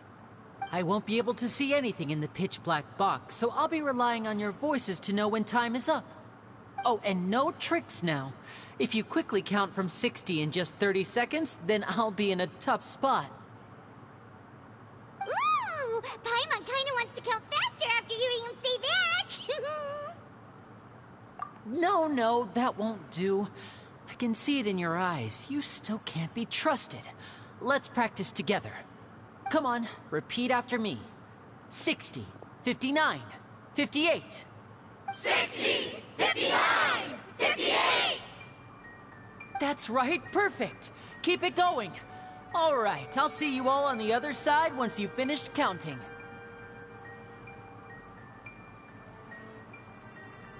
$54, $53, $52? Huh? Why aren't you counting, Nervalet? I am counting in my head. I think things are exciting enough in here as it is. Merely a consequence of my identity and personality. Do not worry about me. Just enjoy the show. Oh, all right. You look so serious that Paimon thought you might be feeling uncomfortable or something. 40, 39, 38! Mr. Linney, are you all right in there? Is everything ready? Yes, I'm fine. I'm just double-checking the direction of the magic. It would be a disaster if we get sent to the wrong places. For example, mid-air right above the audience. Even though he's saying that, Lenny doesn't seem nervous at all. Ooh, what happened? What was that noise? Did you hear it too? Not sure. Anyway, it doesn't seem like anyone's worried about it. 25! 24! 23! What's wrong, Mr. Linney? I can still hear you moving in there. I seem to have accidentally knocked over a decoration. I'm trying to fix it, but it's pitch black in here. I can't tell left from right. Never mind the decorations. There's no time for that. The show is what's important. No, that's unacceptable. I want my show to be perfect. Don't worry, we still have 20 seconds. Hear them counting? 19!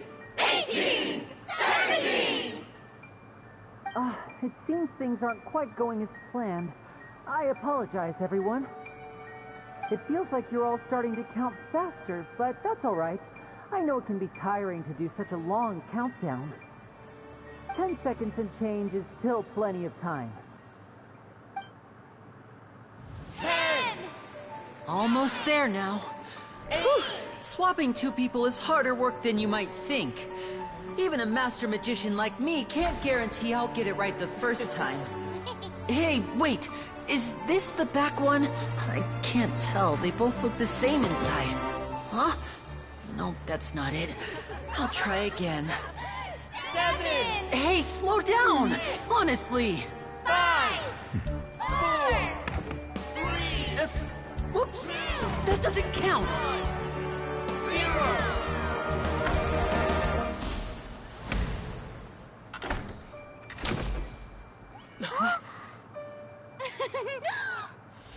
Ta-da!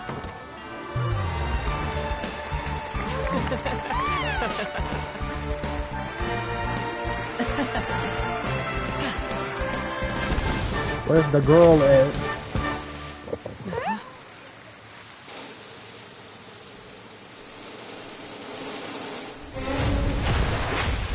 Oh.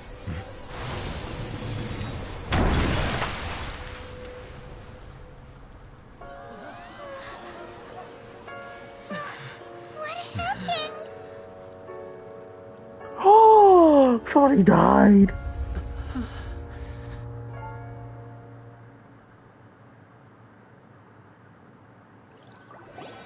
Oh my god. Is this part of the show?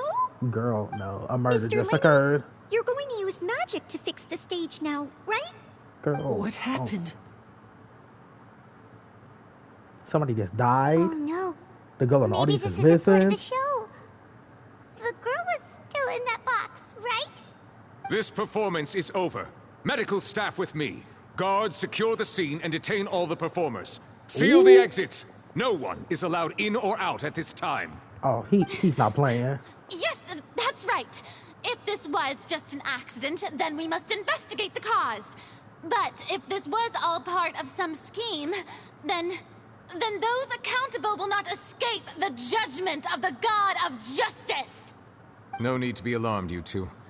We'll get to the bottom of this soon enough.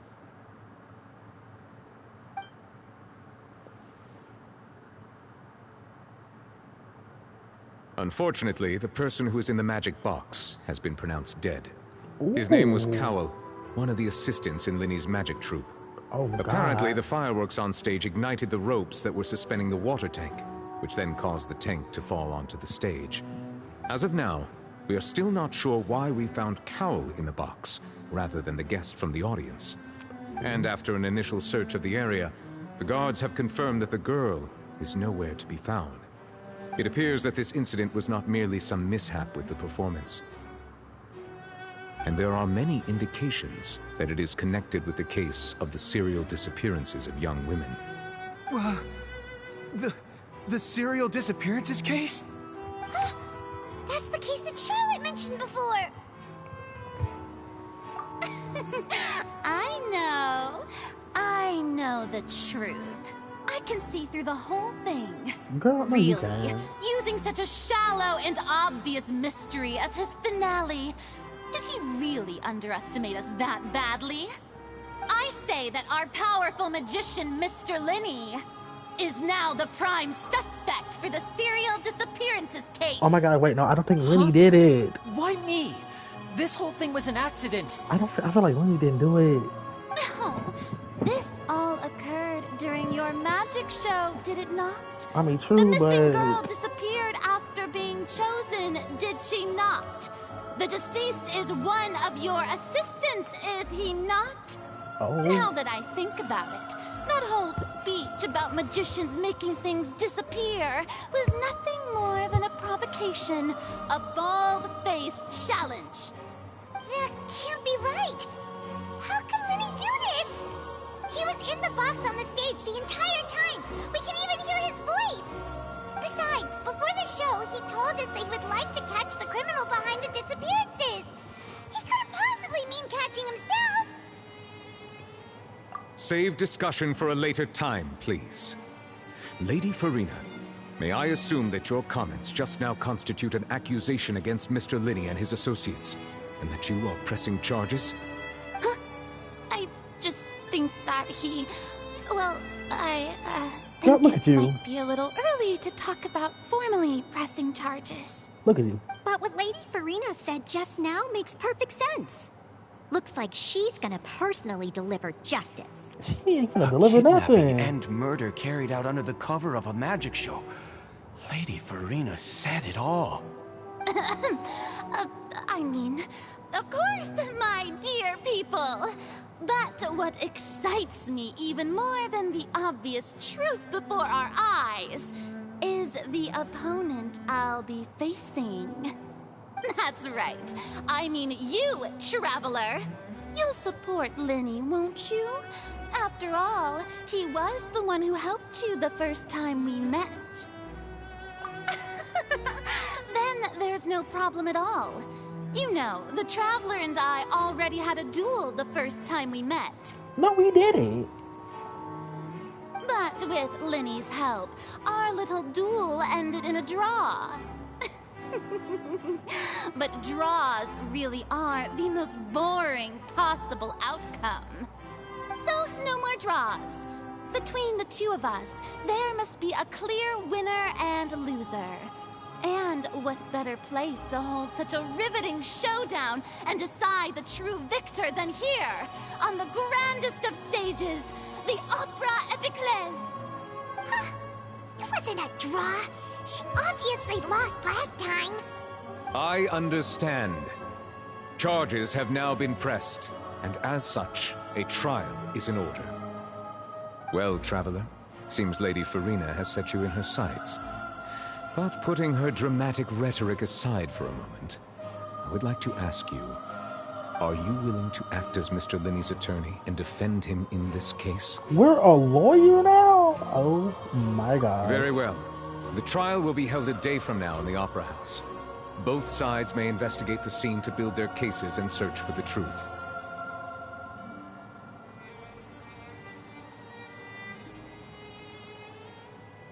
Linney and his troupe are all potential suspects and shall remain within the Opera House.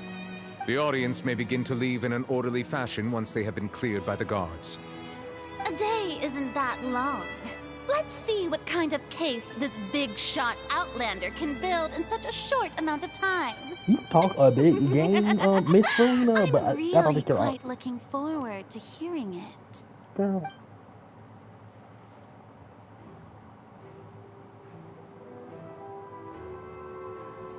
Lenny!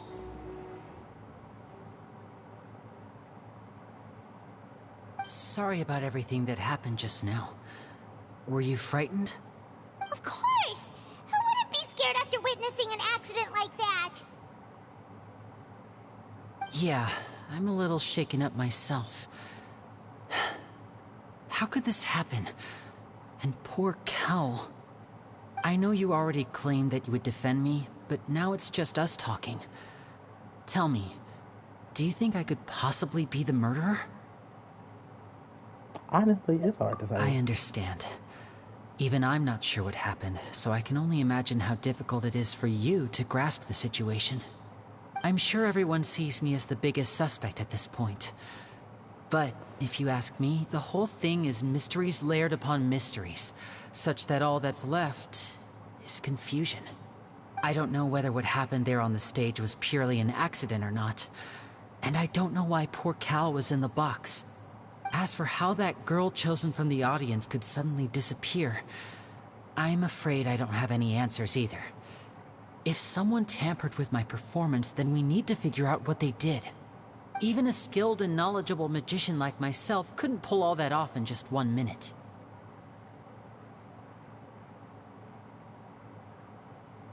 Which is precisely why we need to investigate. As this book says, the impossible could not have happened. Whatever happened must have been that which is possible. Oh my gosh, Paimon. Paimon bought them when we were reading at the bookshop in the city earlier. Pretty cool, huh? Don't worry, Paimon used her own savings to buy them. It wasn't from our travel funds. I think they look cute on you, Paimon. You have good taste, Lynette. That's the right attitude. Feeling depressed isn't going to help me now. I need to get back to my normal self. But with the guards watching our every move, it's going to be especially difficult for Lynette and I to prove our own innocence. Good thing you agreed to be our attorneys. Thanks for that. We'll be counting on you. Oh my god, first yes, a lawyer thank you so now. much. Yeah, just leave it to us. Oh, since we're going to start investigating, Paimon has a question first. Where did Lynette go during the performance? Ah, well, I'm afraid that would involve some of our essential trade secrets as magicians. The secrets behind our magic are past saving, Linny. Literally, I y'all can go to suppose you're jail. right. The truth behind our tricks is going to be important evidence that will be weighted during the trial. 'Tis truly a pity. As a magician, our magic show is a work of art. We've poured countless hours and spared no effort in perfecting it. But if revealing our secrets will help you uncover the truth behind what happened, then it will be well worth it. We should go somewhere else if we're going to discuss our magic tricks. We'll go speak with the guards, and in the meantime, you can go investigate the stage and the seating areas. Alright, let's go have a look while the investigation teams are still here. Detective Paimon is on the case!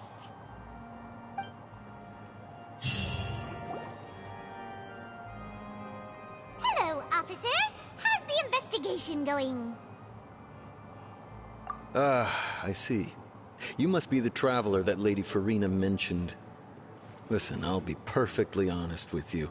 I'd avoid getting mixed up in this whirlpool of a mess if I were you. Huh? What do you mean? Come with me and you'll see. The deceased is one of Linny's assistants, named Cal. Even though he hadn't joined the troupe long, he was hardworking and everyone generally liked him. The assistants are usually in charge of setting up and inspecting the props, as well as assisting with the show and keeping the crowd engaged. As you probably saw when you were in the audience, the water tank suddenly fell and smashed the box with Cowell inside it.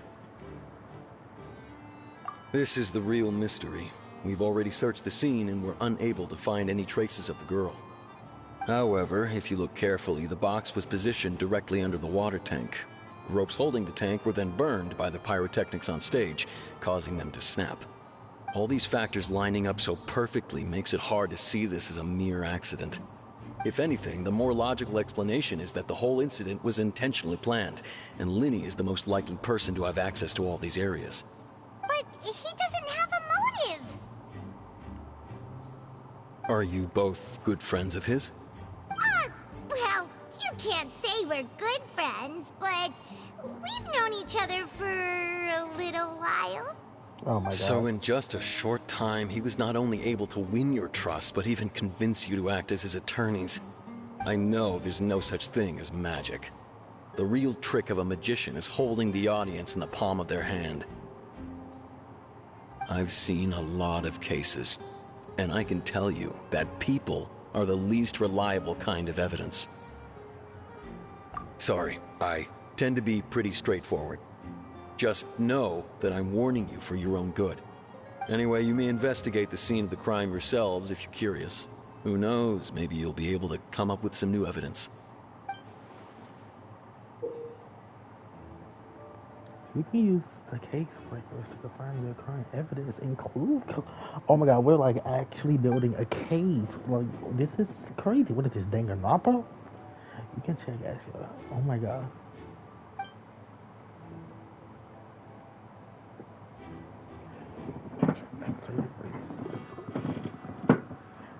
Okay. Okay. The investigation for the guards indicates that the fire was launched at the tail end of the magic performance. Set a rope dangling the water tank alight, causing the tank to fall and kill Kyle, who was within it. It seems evident that Lenny is likely a user of the pop to commit a crime. However, the reason for the victim being Kyle and the reason for the chosen lady disappearance remain mysteries. The deceased, oh my god, somebody actually died. It's one of Lenny's assistants named Kyle. He was well trusted by all his colleagues. His job was setting up and expecting the props, as well as assisting with the show and keeping the crowd engaged. Oh my god, what are y'all gonna tell Kyle's family? Oh my god, that's okay, because Whoever he is the murderer on was, the scene. they must have made preparations well beforehand. Oh my god, Paimon. Why would it be him?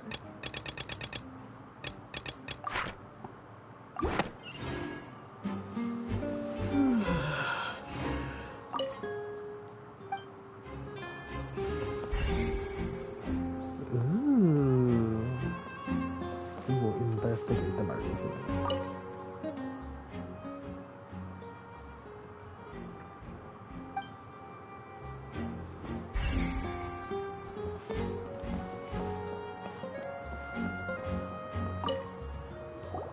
So this is the rope that broke and caused the water tank to fall.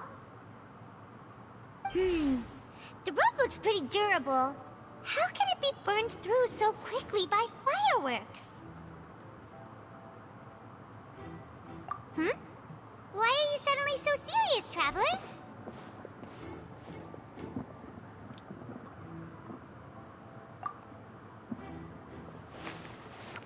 Whoa. Look!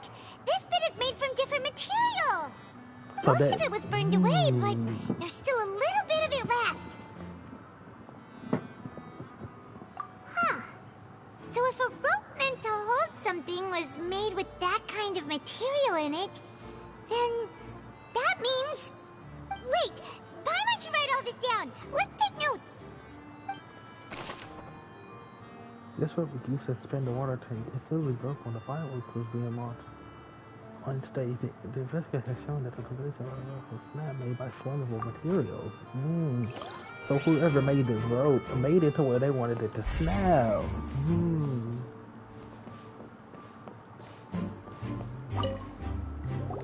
Hello there! What are you investigating? Oh, this location has also been cordoned off because the Magic Troupe members are currently considered prime suspects. The investigation team is still collecting evidence. The seats were all booked in advance, so we were able to deduce the missing woman's identity by checking the guest list. Sure, it's not like this is confidential information. We will publish it later anyway when we petition the public to help us find the missing person. Her name is Halsey. She's a painter from Fontaine who's made a bit of a name for herself. Apparently, she wasn't a regular at the Opera House, but she'd been feeling some pressure with her work lately, which made her decide to come see the magic show. Magic Troupe members all claim not to know her. We have looked into her social connections. It seems that she has no personal grievances or conflicts of interest with the suspects. Simply put, she wasn't related to the Magic Troupe at all, which matches the features of the previous serial disappearances. Were the victims of previous cases also chosen at random? That's how it seems to us, in any case. Apart from the fact that they were all young women of around the same age range, there really weren't any other connections between them. Okay then. No need to be so formal. If you do happen to see the missing girl, please be sure to contact us. It is of utmost importance that we get to the bottom of these disappearances.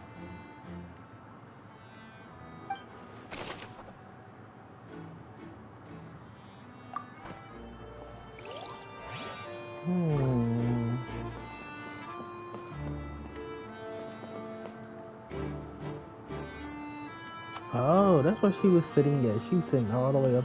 How do I get up there?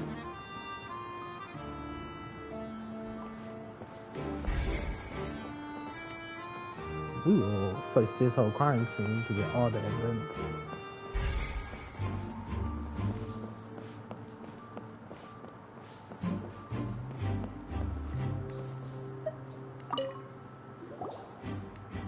The investigation team has some new findings. Turns out there's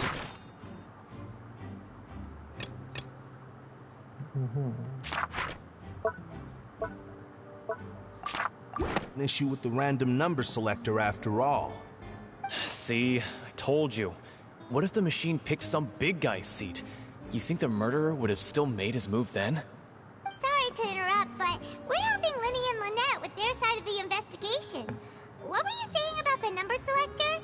There's something wrong with it? You're trying to help them? That'll be a tall order. Linny used the machine to pick a random member of the audience during his performance, right? The lucky girl that later disappeared. Well, we thought there might be a serious problem with the machine, so we had it taken away for further inspection. It turns out that the seat number it picked wasn't random at all. The machine picks that same number every time. What? I'm sure you already know that you have to make a reservation in advance to get a seat, regardless of whether it's a trial or some performance. In other words, Linny knew who would be sitting where from the very beginning. That much checks out. Linny reserved our seats for us, too. Bet you see why I was saying it'd be tough to make a case for Linny. Even though it's bad for Linny's case, Paimon had better write it down.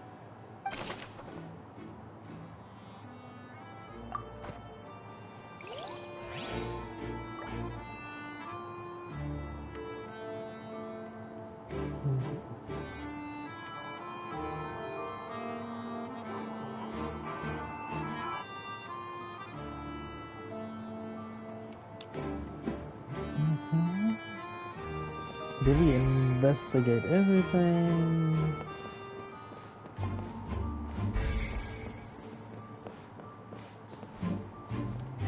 We talked to him already. We investigated. Okay, now let's go look over here.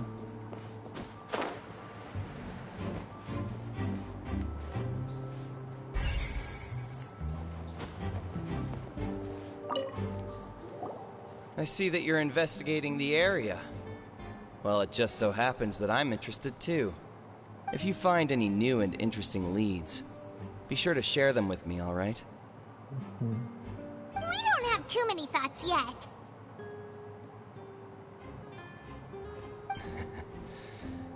Then why don't I... The way I see it, it all started with that loud thud.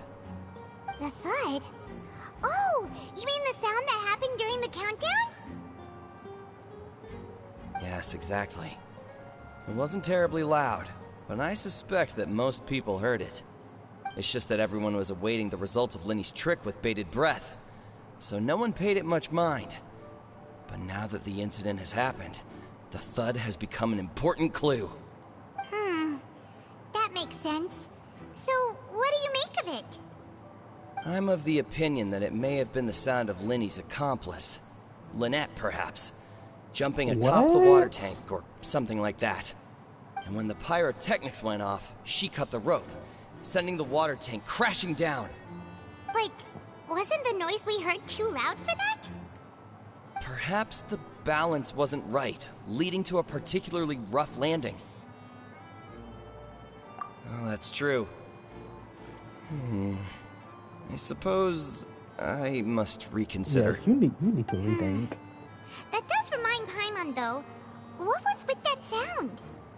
We need to ask Lenny what happened.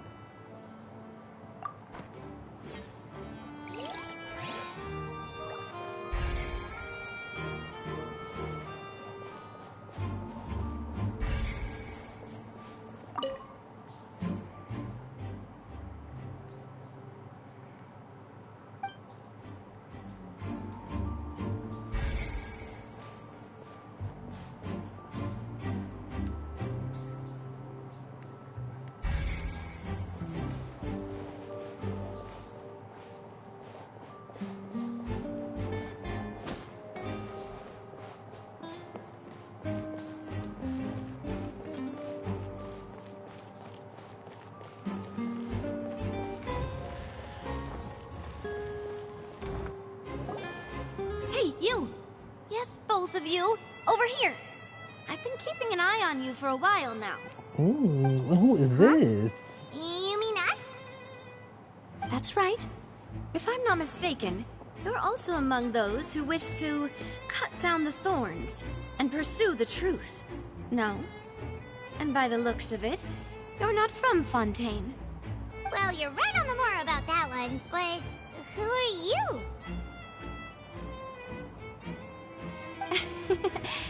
Have you never heard of the Spina di Rosula? Oh my gosh, she's From getting mediating rich. disputes and providing protection to solving conundrums, you name it, Spina di Rosula does it.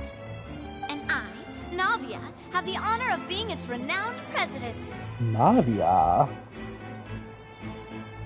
Though those who play by our rules call me boss. I'm Silver, her attendant. Pleased to meet you. And I'm Melus. Demoiselle's various daily needs and affairs are under my purview. Huh? Boss? Demoiselle? What gives with the names? Well, I am the second generation president. Melus and the others are still used to my previous title. My apologies, Demoiselle. Should you prefer, boss, I will endeavor to use that instead. No, no need. You don't have to call me boss. Just Navia is fine. Navia. Okay, if you say so. Not that we're members of Spina di Rosula anyway. All merely trifling details. Never mind. Now, back to the situation at hand. That's right. I've always kept an eye on the serial disappearance cases. My interest stems from a matter back from my father's time. Judging from the look of things, I find Linny an unlikely mastermind. Really? We think so too! That's why we're looking for clues now. But how did you come to that conclusion? Intuition, naturally. My unparalleled intuition. Women's intuition. Farina sure was quick to point the finger at Linny without any decisive evidence whatsoever, wasn't she? But that's not uncommon for her. If you remember, the Justice had to interrupt her and ask if she was pressing charges just to keep her from getting carried away. Anyway, a trial begins the moment someone levels charges. And, of course, there was no way Farina was going to back down in that situation. Sounds more like you just don't trust the Hydro Archon. Well, what's your opinion? I must admit that she can be interesting at times, but liking her doesn't mean that I'll blindly agree with her. I'm sure I All get right, that. I've answered your question. Now, it's time you answer mine. Wait a minute! Did that answer count? Well, I say it does. But don't worry, you won't hear any pointless questions from me. In your opinion, do you think it's right to treat a trial like it's an opera? No. Well? Not And why always. would that be? It also makes it easy for the truth to fall by the wayside. Something serious like a trial should be treated like entertainment, like literally. See, Silver and Melus? I told you they'd be different. Most astute of you, Demoiselle. I too Demoiselle. think that the Traveler's response was most excellent. No matter how good of wonderful you. the script or how fervent the audience's expectations may be, the trials that go on stage here must be based in fact. His voice acting And is if that so can be funny. done, boss, then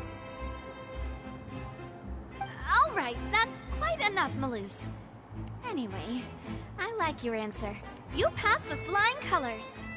Now, I need to make some preparations, following which our joint investigation shall commence. You two shall be my assistants. Well, we just be everybody assistant. Since when did we become assistants? Oh, well, I can be the assistant. Sure. Or your companion, if you like. I'm really not that fussy. That's more like it. Oh my god.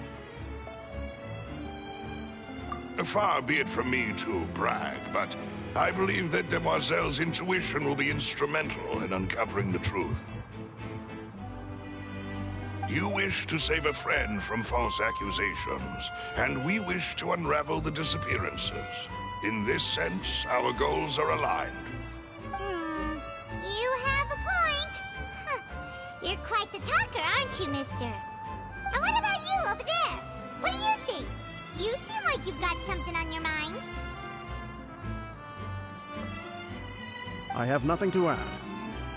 Oh, alrighty then.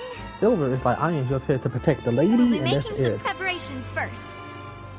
Just be sure to let us know if they start revealing Linny's tricks. Thanks!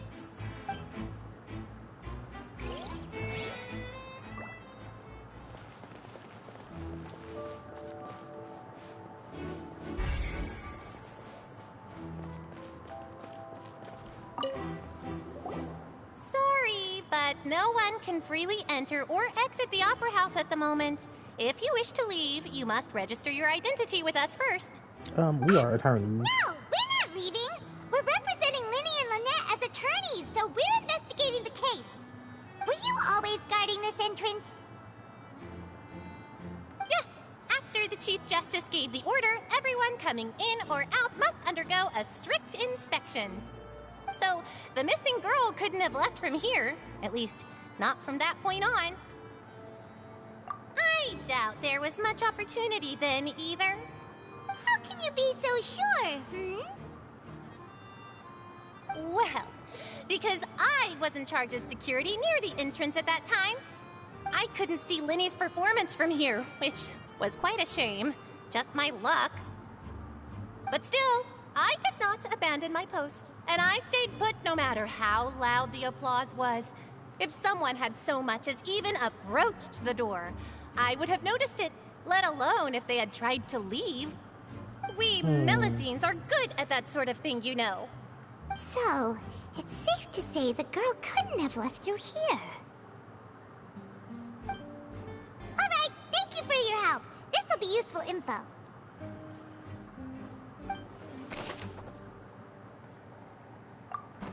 So if she didn't leave, she's somewhere in the Opera House We've still. checked everything of note here at the performance venue. Paimon wonders how Linny's discussion with the guards is going. Man, Let's if y'all need a, shall we? if y'all need a lawyer, y'all should have called old We're girl. about to see how magic is made. She would have been on the case.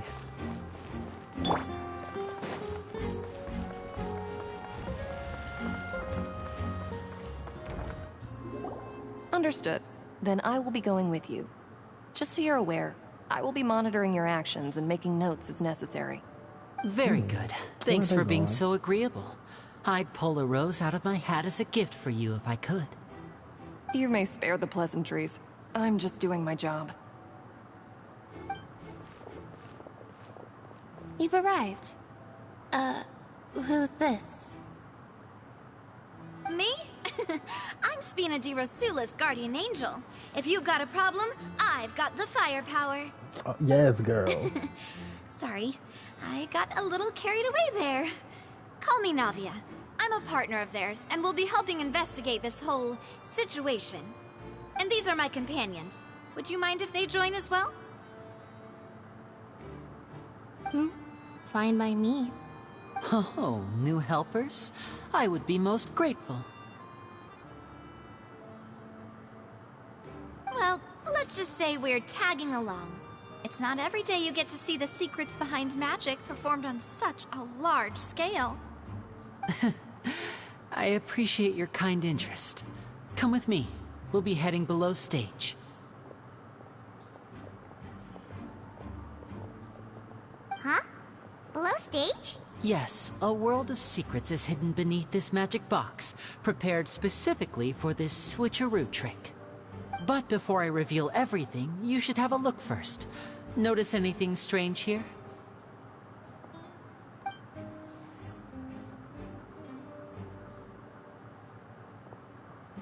I'm not trying to be dramatic.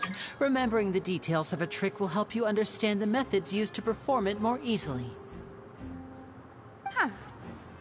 Weren't there balloons and other decorations here? Where did all that go? Ah, good eye. That said, you're still far from discovering the answer. The back? You mean the inside of the door? What's different about it? Paimon didn't notice anything. Very good indeed. I thought you might not be able to catch that, given that you were sitting in the first row. The back of this door was patterned. Those patterns are now gone, replaced by a smooth wooden board. So, if you put 2 and 2 together, what do you get? So, wait, so there's another box inside this box? Exactly. All right, let's go. I'll tell you how it works as we head down.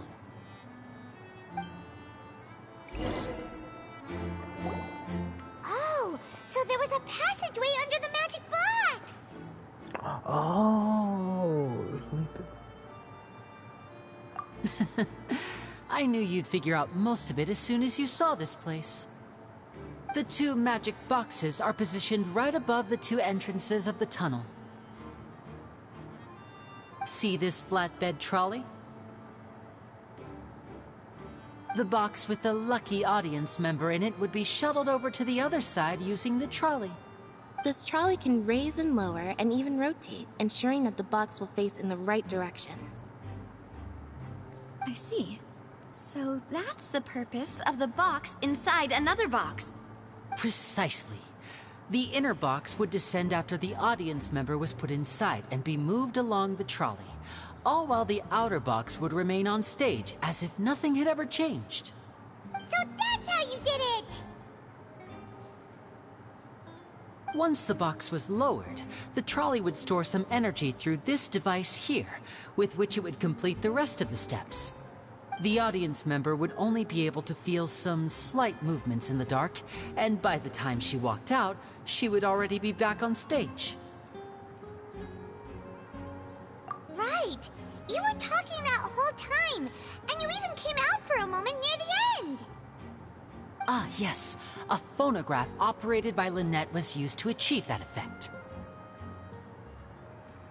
My assistant and I had already scripted our conversation beforehand. When the countdown began, I had already gone to the opposite box via a tunnel using that ladder. And what about Lynette? Where was she? I was in the mezzanine space in the back of the box. Oh, interesting! That's how we were able to coordinate Linny's lines with the assistant. And, by the way, I was the one who walked out of the box at the end. I mean, we are twins. All it takes is a change of clothes and no one can tell who's who. What? And that's my favorite part of this trick.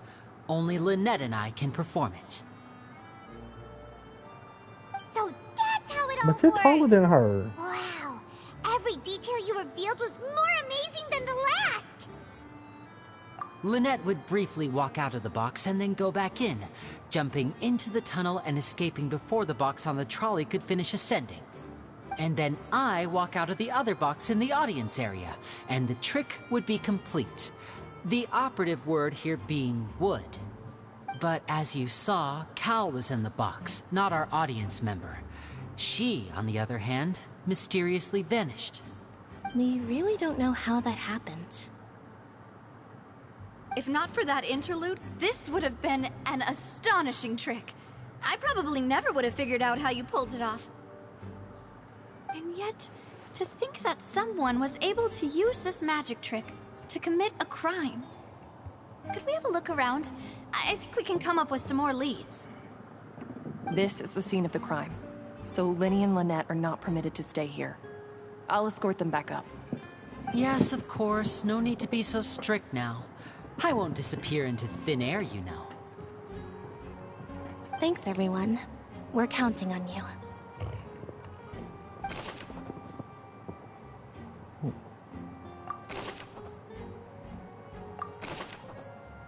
Oh my goodness.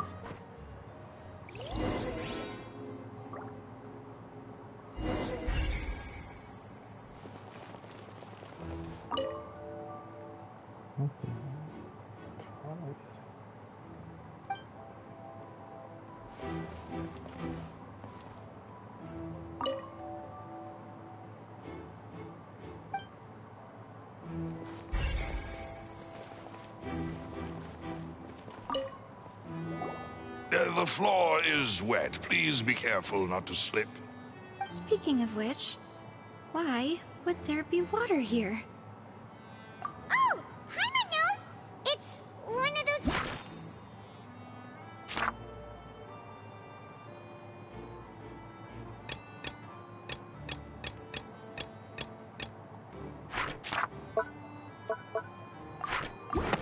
where you pour water into a jug and then flip the jug over only for the water to disappear?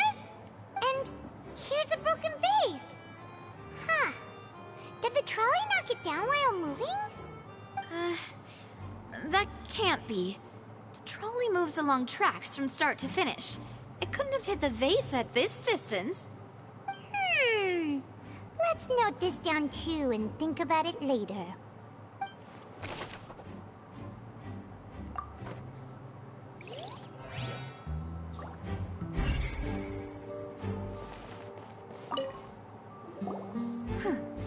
What's this? Looks like a hook tied to the end of a rope. Huh? There's all kinds of odds and ends here. Perhaps it was a prop for a different trick. But why would it have been left here? Whatever it is, let's make a note of it first.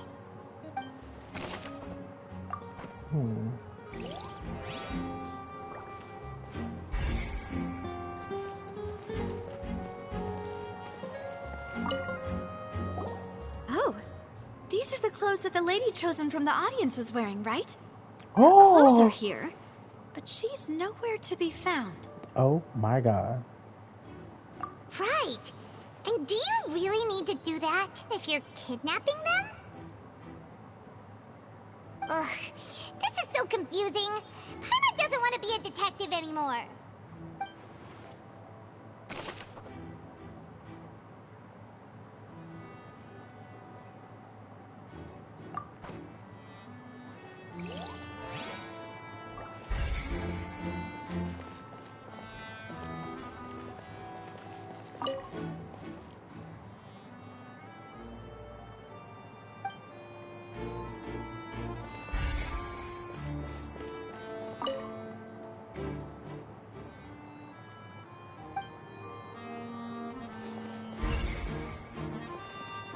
It's a vent right there.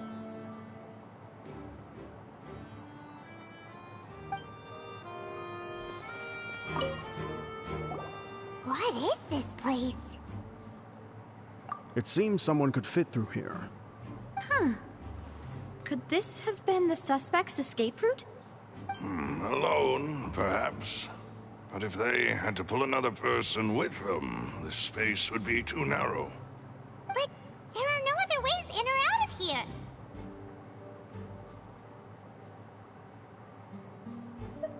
Oh, you're right! Let Paimon write that down.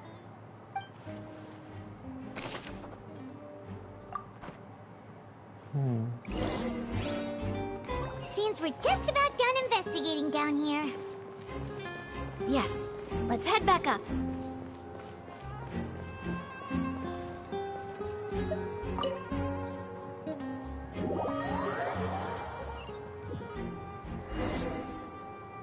Well, we've ascertained the state of the crime scene. Let's find a place to sort out our findings once Malus returns. It seems to me that there are several things that don't add up here. Apologies for the wait, demoiselle.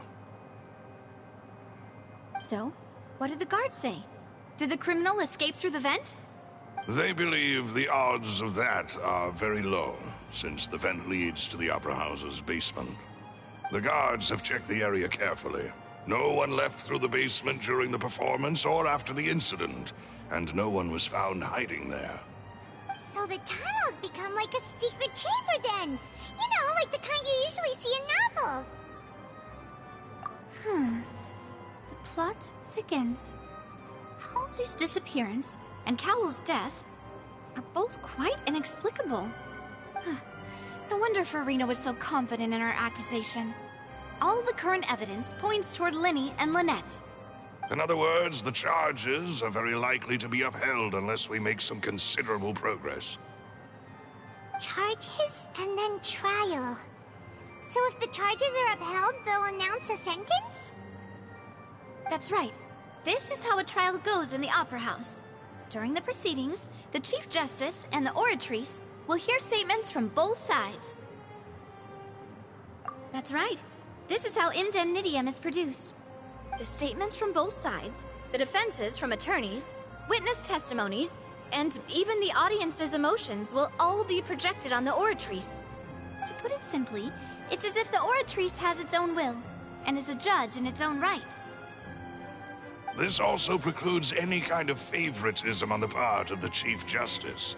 And not that this has ever happened anyway. Once both sides have finished speaking, the Chief Justice will make his final decision. This, too, will be used by the oratrice as a reference. Then, finally, the oratrice will be consulted by officials. The result it returns is the will of justice itself. Huh? So that machine is the one that actually decides? Paimon thought Neverlet called the shots. In practice, there is very little difference. Both have always come to the same judgment, which is why people have great faith in the Chief Justice. Ah, yes, the guards also asked me to convey that none of us will be allowed to leave this place before the trial. Why? Because we've chosen to act as the twins' proxies. That makes us persons related to the case. They're concerned that we might be colluding with outside parties, or that we might find outside help to disrupt the case. I don't need to go Even off. if that were not so, it could prove problematic if we happen to spread key information about the case ahead of time. Why they get to go outside though? I'm ready to break out at any time. Silver! Oh my god! He said I'm ready to go if y'all are. There's no need for that. Paimon thinks they have a point. That said, are they providing food? Of course. I just hope you don't mind the lack of options. I'm afraid that catering to all tastes is not in the cards, nor is any guarantee of balanced nutrition. In that case, let's just sort out our findings together here. Pity. I was hoping to take you to try some of Fontaine's famous desserts, too. I mean, what better way to properly think through our findings than over some tea and sweets? Huh. Breaking out suddenly doesn't seem like such a bad idea after all. Oh my god. Just kidding. Paimon will still do her best, even if there are no snacks. Hmm? What do you mean, no snacks? Of course we'll have snacks. If we cannot buy some, then we'll simply make some. Huh? Here? But how? I don't think there's Understood, no kitchen. mademoiselle. Everyone, please come with me. I know there ain't no kitchen up in here.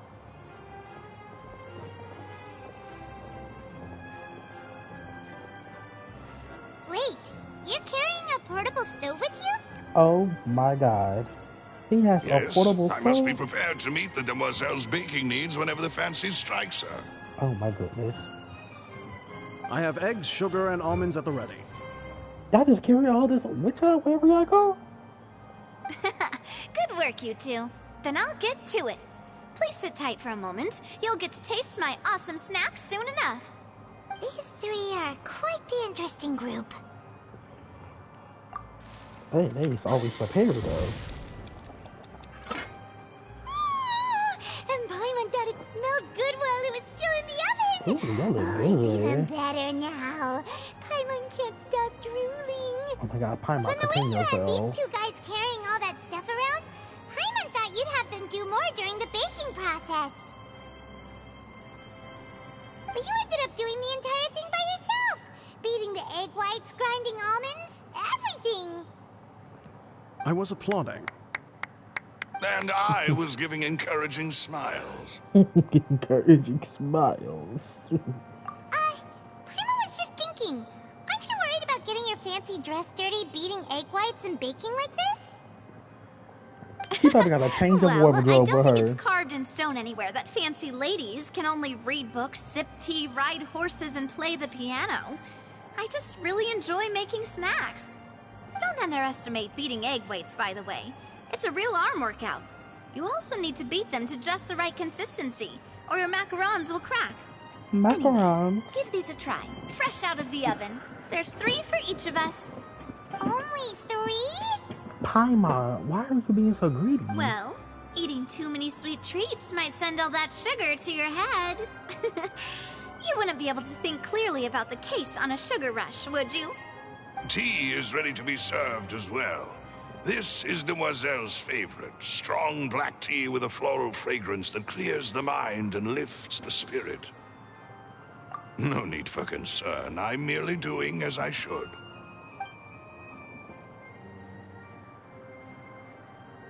All right then. Down to business. As Paimon mentioned previously, the tunnel seems to be something of a secret chamber. However, we can assume that Linny and Lynette were not alone within it. Some criminal also occupied its sealed confines. The magician twins could have committed the crimes, of course, but they lack any logical motive. Exactly! Why would they do such a thing right when everyone was watching? So The flower vase and the thud we heard during the performance could indicate some altercation between Halsey and the criminal in the tunnel, resulting in the shattering of the vase, the discarding of her clothes, and her abduction. Oh my god. Perhaps the criminal thought that since she was chosen from the crowd, she would be too easy to identify if she was still wearing the same clothes. Paimon thinks that makes sense, but the real trouble is... True. None of the clues we found thus far support the existence of this third person. But the only people left to consider are both technically victims, whether it's the missing girl, Halsey, or poor Cowell. Huh. Could Halsey have secretly made modifications to the magic props in order to murder Cowell before making her escape? True. She didn't know how it was. That's right. And even if she had tampered with the setup, she would need to understand the entire trick to pull it off. Nor does she have any motive. The guard said that she has never had any dealings with the Magic Troop's members. Were we not thorough enough in our search? From the sound of things, this is turning into an impossible case. What if our dude not actually dead? Your macarons are amazing though, Navia. They smell great! They're nice and crisp and super sweet! They are my specialty after all. And I see you've already had 5 of them. What? 5? Oh, that can't be right. Paimon only counted 3, honest! Please don't worry about it. At my age, a few less sweets might actually be a good thing. No! Being greedy is one thing, but Paimon knows how to count. Besides, Paimon knows that if she ate too many, then others wouldn't have enough. Wait, even you don't believe Paimon? How could you? If Paimon ate those 2 extra macarons, then may they turn into stone in her stomach! Oh my god. All right, we get it. Well, I suppose one of us might have gotten too engrossed in our chat and eaten them by mistake. No big deal. Malus, set up the stove again if you would. Oh, did she cook some more? What are you doing? Making sure everyone gets 3 macarons, of course. Oh, girl. I don't think it's that serious, but okay. Exactly. We don't want to trouble you. As you wish, Demoiselle. And I have the egg, sugar, and almonds. Silver is hilarious. Wow, this really is your hobby, huh?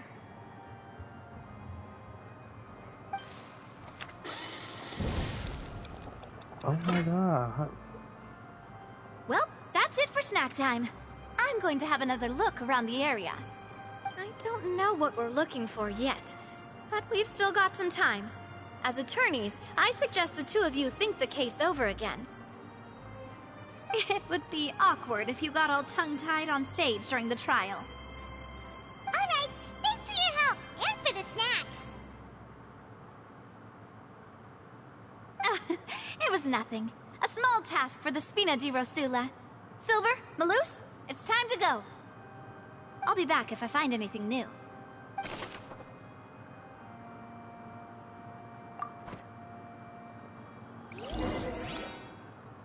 Wait. It's time to put our heads together. We've got to get our defense ready for the trial. Oh, it's probably gonna be a long and difficult case. There's no point in worrying about that now. We just need to prepare. Here, take Paimon's notes. They should help you review the situation. We got these. I went to settings.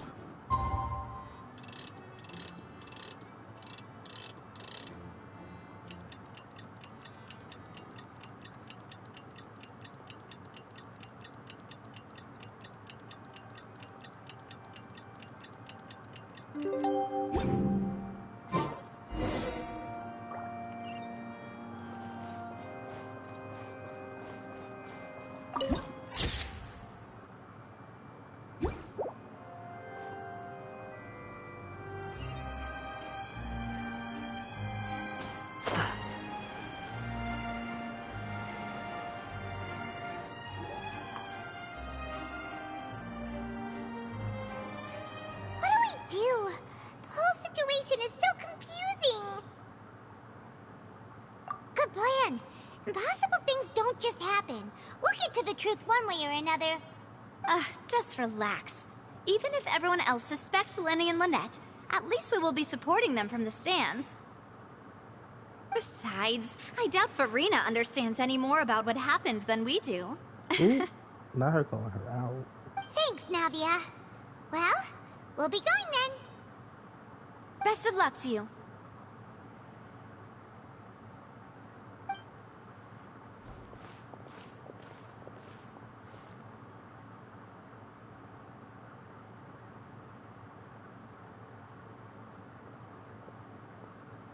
Ah, finally, you're back.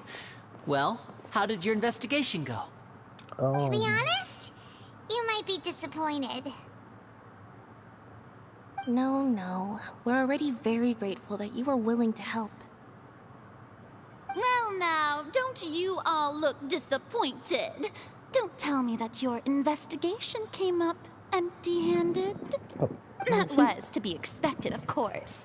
The guilty can never produce proof of their innocence. Oh, I can't wait till you get proven But wrong. don't let that stop you. I shall be terribly disappointed should you, my most anticipated foe, concede so easily. For real, just you. Since both parties are present, I declare that the trial regarding the magic show incident is now in session. Firstly, in order for the audience to understand the causes and results of the incident, could we please have Mr. Linney explain the trick? Yes, of course. I will explain while Lynette demonstrates on stage. All the necessary items have been prepared.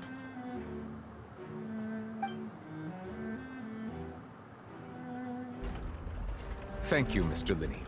In that case, I take your statement to be that you ran to and remained hidden within the magic box in the audience stands once the trick began, and thus could not have committed the crime.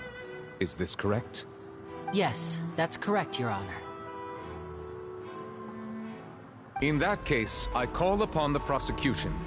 Lady Farina, do you wish to refute his statement in any way? Why, of course I do. Allow me to take the first shot and break this case wide open. Girl. Mr. Linney is clearly lying. Girl, where's your evidence? There is no way you could have been in the box the whole time if you were to abduct Halsey and murder Cowell. In fact, I'd say you were hardly in that tunnel at all. Do you have That proof? is simply your hypothesis based on the presumption that I'm guilty. Oh, is that so? And if I may ask, what did you hear while you were inside your box? The roaring countdown of the crowd, of course. That's how I kept track of the time and built anticipation for the finale. And you didn't hear anything else at all? Nothing that might leave an impression of any kind? No, nothing. I see. But when the count reached 30 seconds or so, there was a thud. One so loud that I believe practically everyone heard it. Huh? Hey, hang on. Something's not right here. Ooh. Is the box like Yeah, I'm soundproof sure on he the could have heard a inside? noise that loud from inside the box. I was right by the box and I definitely heard the thud. Maybe you soundproof on it. Oh no. Look at those scales. Could those mean...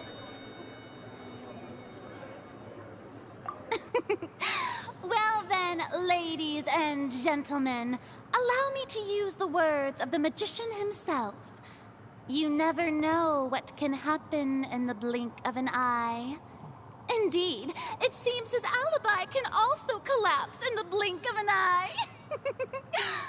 Oh of course, I have armed myself to do far more than smash your alibi.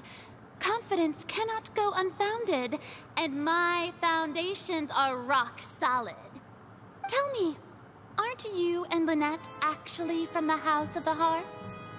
What is that? The House of the Hearth? They're Fatui. Tea. Hold on, we're getting new. Oh my god. No wonder they did something like this. So the serial disappearances were the Fatui's doing. Now it all makes sense. I've got a feeling that what happened on stage probably wasn't just an accident. That's irrelevant. Our identities have nothing to do with what happened. Indeed. Then perhaps you could tell us everything that happened during that 1 minute. Your first priority is to prove yourself innocent after all. I'm sure there is little that needs to be kept secret now. Unless your script already has holes in it. The Outlander is speechless. My, oh my, don't they look flabbergasted? Now comes the infighting and discord, I suppose. This was almost too easy. Girl, don't get too comfortable yet. Good thing I made all those preparations. Seems the all-nighter I pulled last night is really paying off. Hey, Linny, why didn't you tell us this before? Oh my god. Order! Order! Mr. Linney, allow me to re-establish the facts. Lady Farina has raised 2 points. First, when the thud was heard in the Opera House, you were neither in the box nor the tunnel. Second, you and Ms. Lynette are both members of the House of the Hearth. Are these claims true?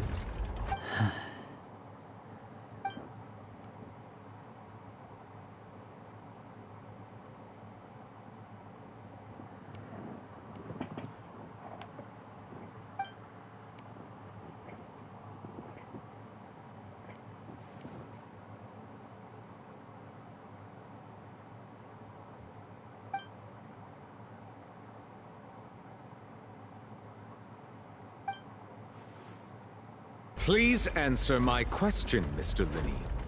I'm sorry. Yes, they're true, Your Honor.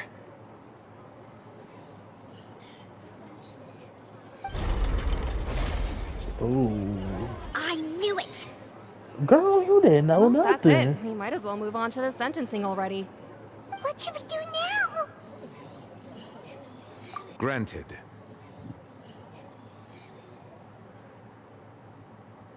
In that case, what is your request?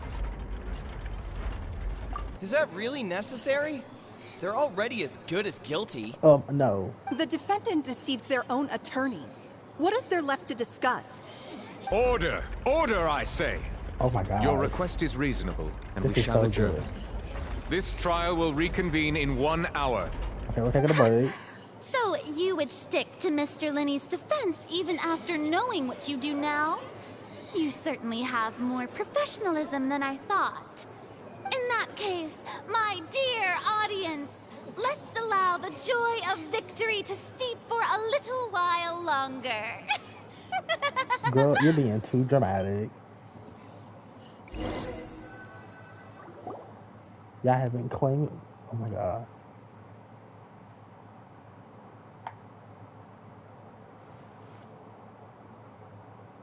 Well, this is awkward. I didn't think the Hydro Archon would dig all that up. You should have been I'm prepared sorry, for it if she Traveler did. in Paimon.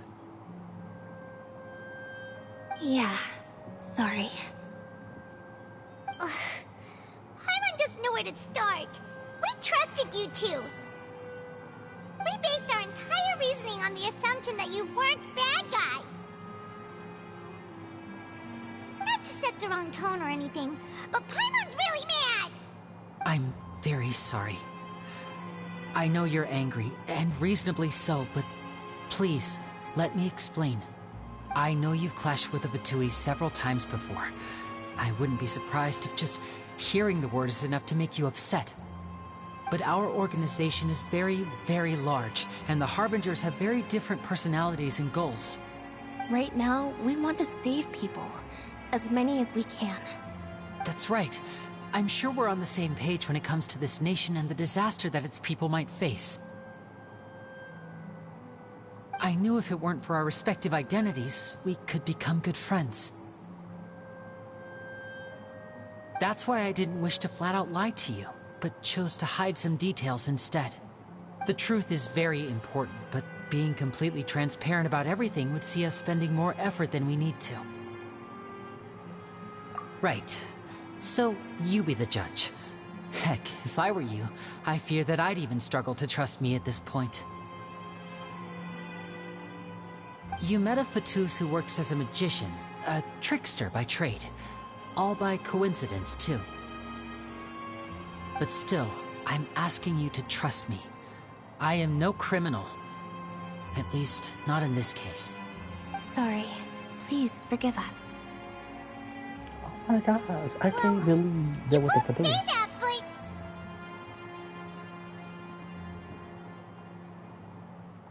Right. Let's hear your answer first, and no lies now! Of course. I'll answer any question you ask.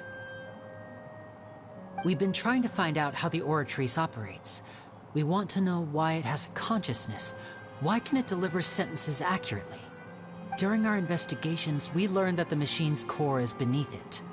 From that moment on, Lynette and I have been designing this box swap trick, with the objective of getting close to the core.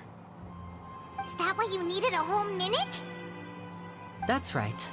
In truth, the audience would take about 75 seconds to count down from 60, while I would only need 15 to get to the opposite box.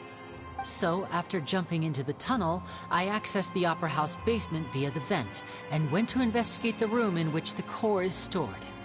That air vent was created during the construction of the tunnel specifically to execute this step. Well, nothing. As soon as I reached that room and was about to investigate, I heard someone's voice. Which should have been impossible, of course. I was quite certain that I was the only one in the room. That voice seemed to recognize me and tried to speak to me. I chose to err on the side of caution and retreated the way I came. On the way back, I saw the broken vase and the clothes on the ground, but the countdown was almost finished, so there wasn't time to give it any thought. After that, the homicide occurred just as you saw.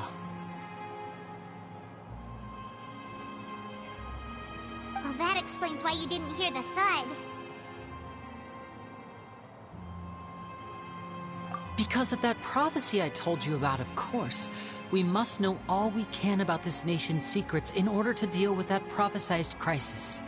That's the only way we can save everyone. So, there you have it. The whole truth. I swear, I didn't hide anything from you this time.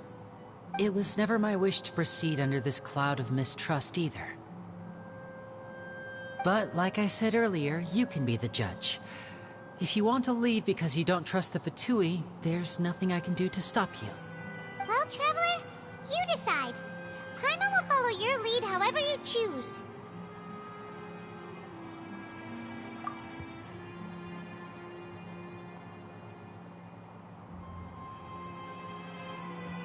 Okay, thank you. Thanks for giving us a chance. The current problem is that the scales are tipped pretty badly against you two. If we want to refute the Hydro Archon's accusations, we're gonna need a seriously watertight defense. Huh?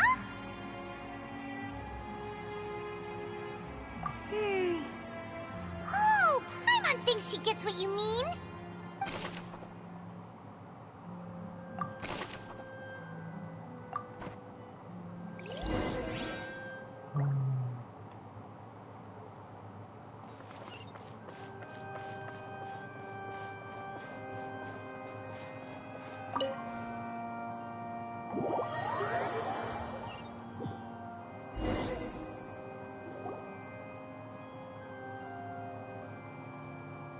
Both parties have returned to their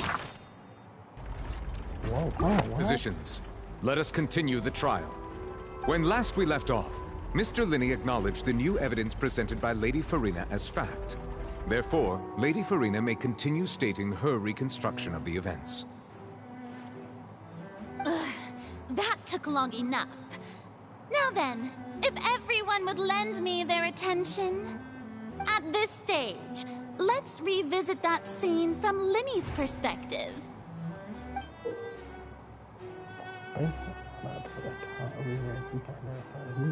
Under a statement. Oh shoot, okay, here we go.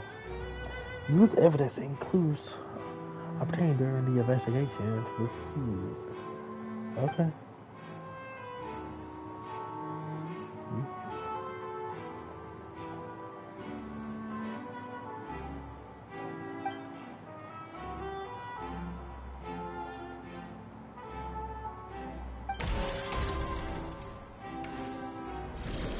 Countdown began, he entered the tunnel.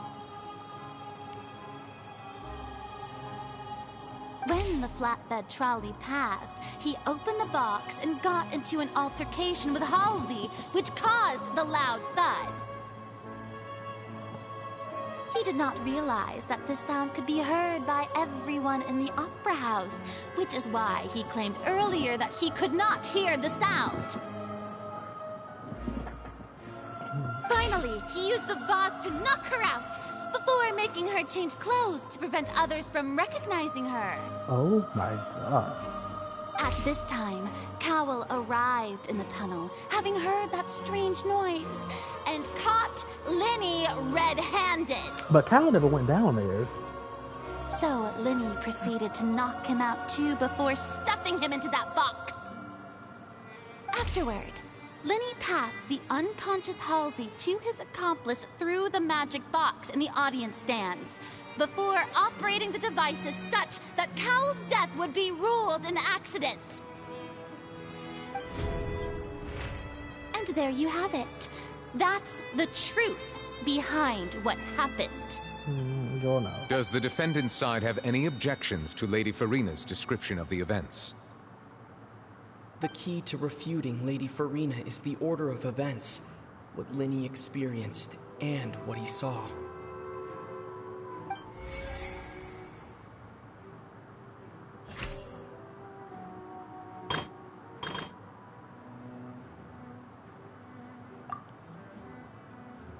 Lenny claims that he headed to the chamber to came apartment to the dome. He died. This did not hear the thud. According to Linney, he left via the vent after entering the tunnel. He couldn't have had that altercation with Halsey. Lenny entered the tunnel.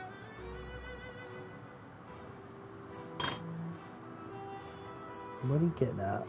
Lenny knocked out Hazley. Knocked Hazley out using the vase and removed her clothes. No. Lenny claims that he had it. Interesting.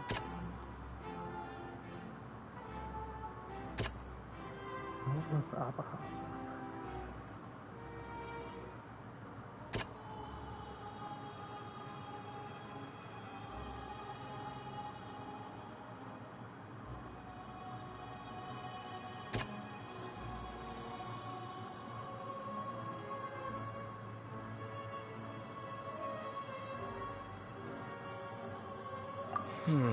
Seems this won't produce a particular... Okay. Linney went to the room that contains the Oratrice's core. This is the actual truth. Okay. Lenny knocked Cow out. Cow walked in on Lenny, so The ladder knocked him out the way. No.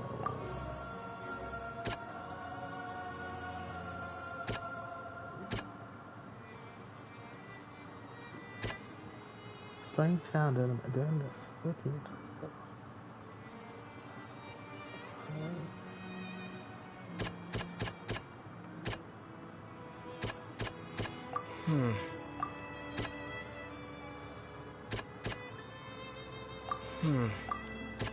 What is this one? Lenny did not take part in the underground altercation. He only witnessed traces of the aftermath. Attention! Ace Detective Paimon has something to say! When the countdown started, Lenny did indeed go into the tunnel. But he immediately used a vent to access the Opera House basement, which is where the underground core of the Oratrice is stored. Once he reached that area, he heard a voice in what should have been an empty room. Since he felt something was amiss, he returned immediately. The crime scene had already developed by the time he reached the tunnel again, and in order to complete the magic trick, he did not remain there for any length of time.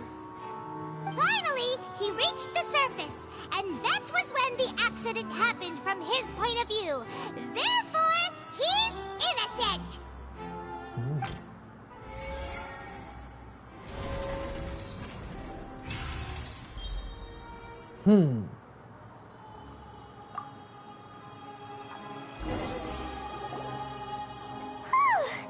Paimon did it!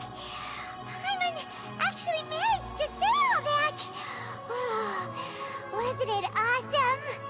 In other words, you believe that he knew nothing of the incident?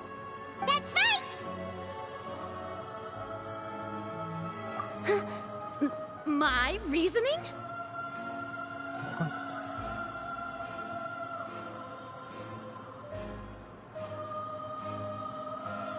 If that's the case, then if Cowell hadn't entered the tunnel, who was the entire setup meant to kill?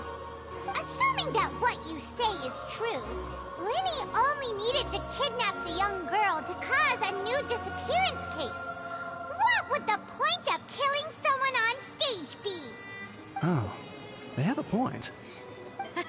That's right, you tell him! And that's why they're partners of mine. They've managed to turn things around. Oh, well, your denial is very strident, I'll give you that. But what proof do you have to back your claims? Of course I do. If he had been in the magic box the whole time, how could he have not heard that sound? Why do you ask? You're saying that he wasn't.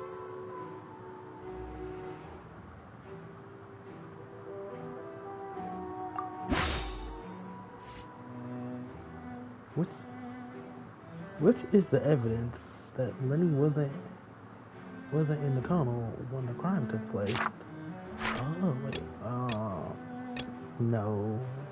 No.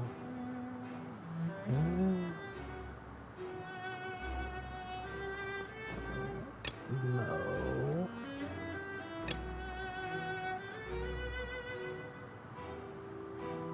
Who said this is irrelevant?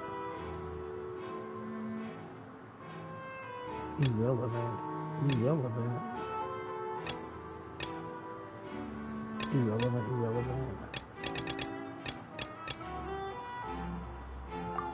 Are you sure we don't need to give this more thought? Paimon thinks there's something off here. What? Hold on. What? There's an evidence that Lily wasn't in the tunnel when the crime took place.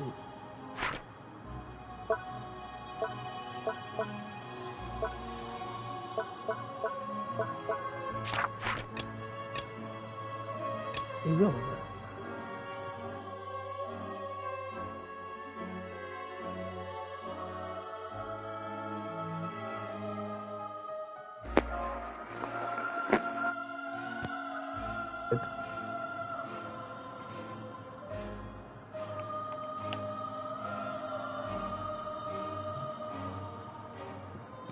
What is it? That's right! Lenny wasn't in the box or in the tunnel. That's why he didn't hear anything strange during the performance. This means that when the crime happened, Lenny had already entered the basement via the vent. Via the vent? Same clue you used to disprove his alibi has now become the best proof! How do you like that? Well played. To think you'd use such logic. Well then, if it wasn't Lenny who committed the crimes, then who was it? The murderer was.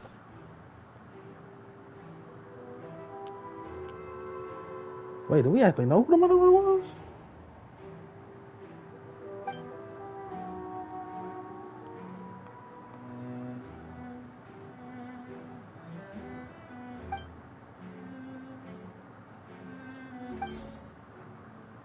The guard's investigation report indicates that the fire was released near the end of the show, ignited and burned through the roof.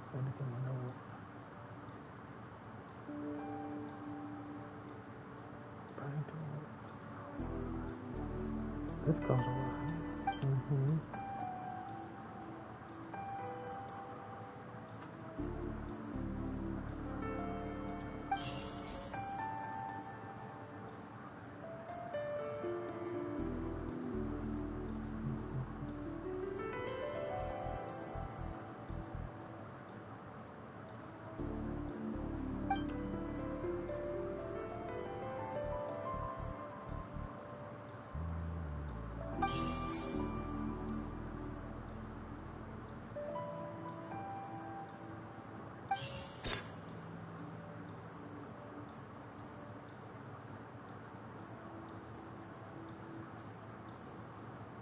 The deceased's name is Cowell, Lenny's assistant.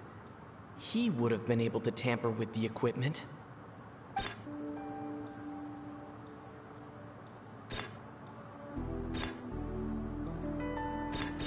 Could there have been a third person involved? Is that really a possibility?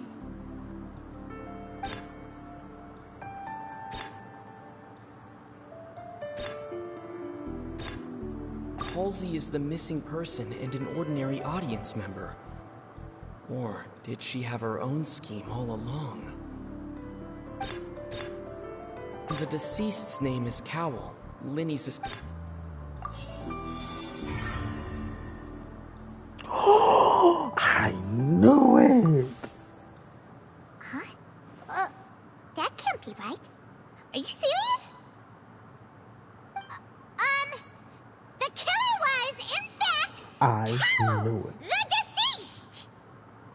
Oh, is that so? How interesting!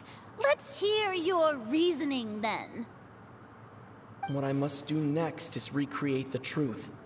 What Cowell did, and how he went from would-be perpetrator to victim. Cowell's plan is situation. Okay.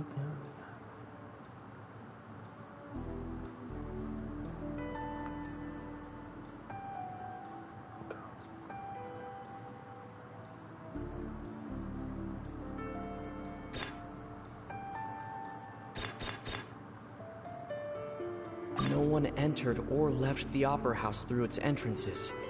So where would the criminal have wanted to take Halsey?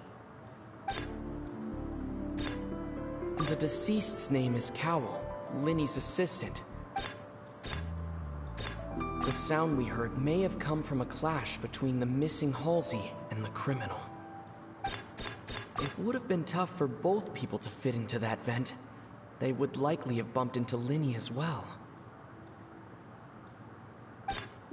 Lenny was not in the tunnel at that moment, which gave our criminal ample time. No one entered or left.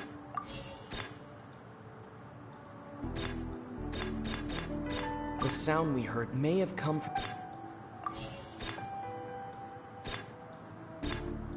It would have been tough for both people to fit into that vent. They would likely have bumped into Lenny as well. Halsey's clothing was in the tunnel, so there must have been some fear that she would attract attention. The deceased's name is Cowell.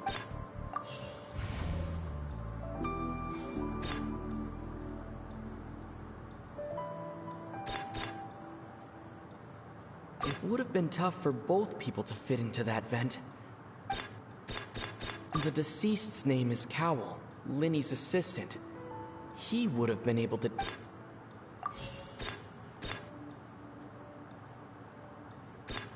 Linny was not in the tunnel at the...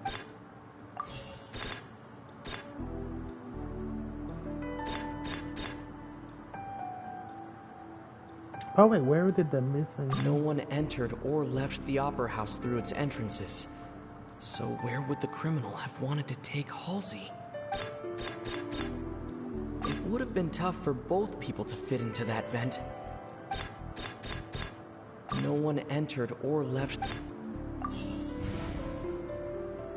Okay. How can we to interfere with the crime? Linny was not in the tunnel at that moment, which gave our criminal ample time. It would have been tough for both people to fit into that vent. Who is the prime suspect? Who is the prime suspect currently? No one entered or left. The deceased's name is Cowell.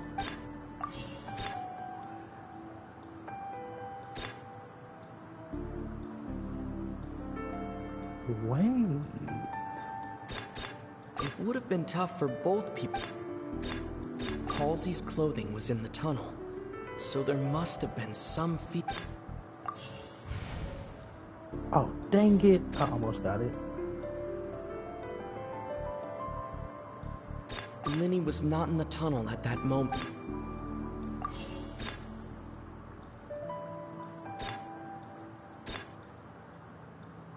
Linny was not in the tunnel at that moment, which gave our criminal ample time.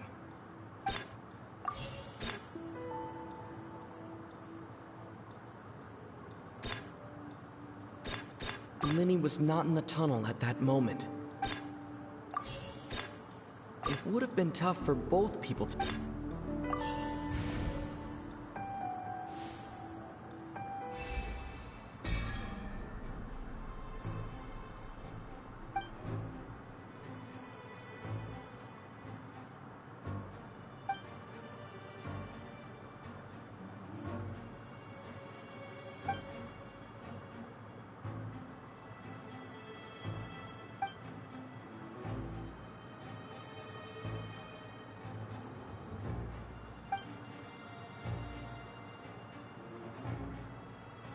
What's wrong, Traveler?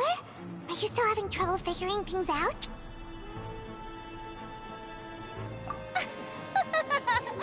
I see how it is. So this was all just a bluff. And here I thought you had something to show for it. But it seems you're still far from the truth.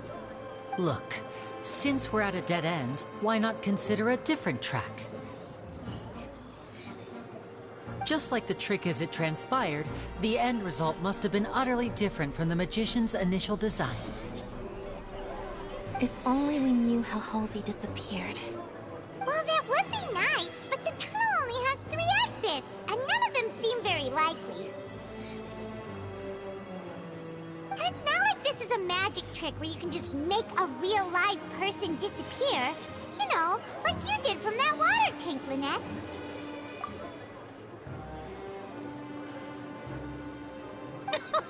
Excuse my interruption, dear opponents, but do you not see that the crowd is growing impatient? There is no greater sin in this opera house than an awkward delay in the performance.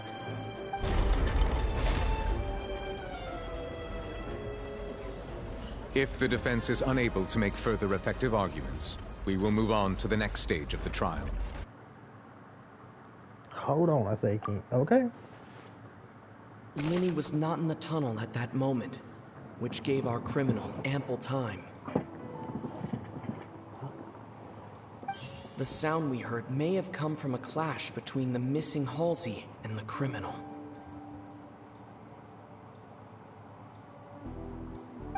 The deceased's name is Cowell, Linny's assistant. He would have been able to tamper with the...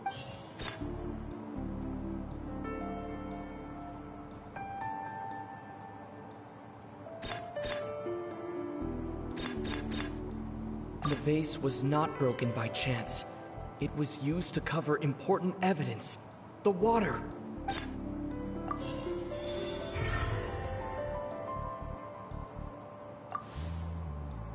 Oh, Paimon gets it! It all comes together if Halsey disappeared instead of being kidnapped. Lynette escaped from the water tank, vanishing gradually and leaving only clothes behind. If there's a similar method where a person could be transformed into water... Just a moment, please.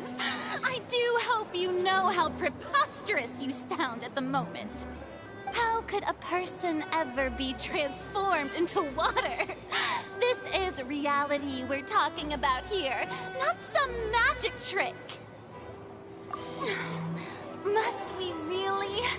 I should think that of anyone. Your friend Linny already knows this truth very well. Magic tricks are ultimately just illusions and misdirection. But Halsey's disappearance is very real. We're talking about two completely different things. Even so, I trust the Traveler's judgment. The truth must be out there somewhere. Perhaps some new line of reasoning may open if we try to gather all the focal points that don't make sense. Since Cal was the deceased, we haven't placed much attention on him. But given that we aren't making much progress with the case, it wouldn't hurt to have a look at his belongings, would it? People really do come up with all sorts of harebrained schemes when at the end of their rope. The way I see it, your suggestion that we broaden the scope of our investigation is nothing but a tactic for stalling the trial.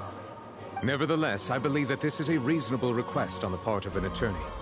Since the trial does indeed appear to be at an impasse, I believe that additional evidence may help us make more progress. Guards, please step into the lounge and examine the personal effects of the deceased, Cowell.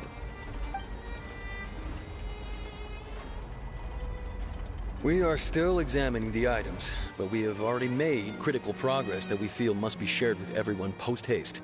We discovered several test tubes of fluid within Cowell's baggage, each labeled separately. Y'all didn't check the, y'all didn't want to look The through this stuff notebook in his before? backpack claims that these fluids are water from the primordial sea.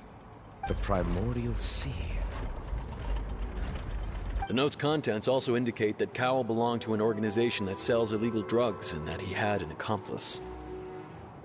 The notebook has many entries concerning safe usage of these fluids, in which the keyword dissolve appears many times. One of these tubes was labeled Opera Epiclese, along with yesterday's date. It is empty.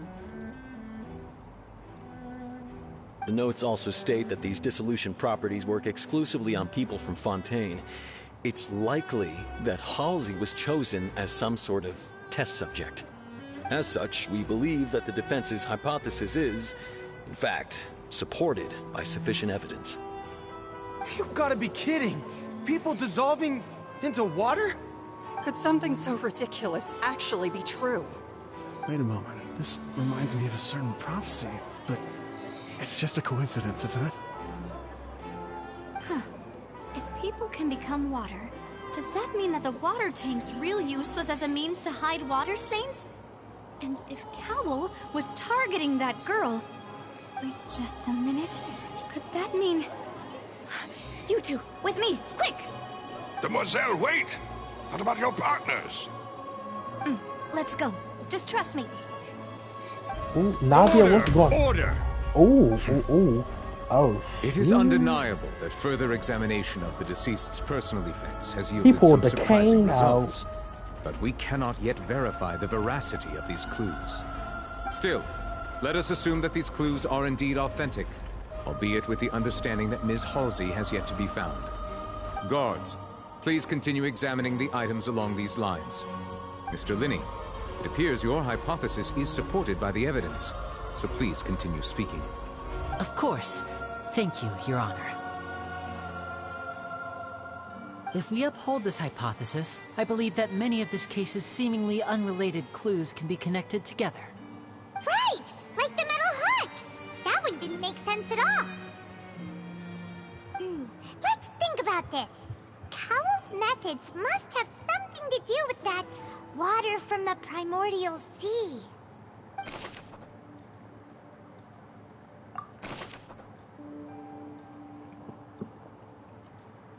Who is the prime suspect? Cowell. The deceased's name is Cowell.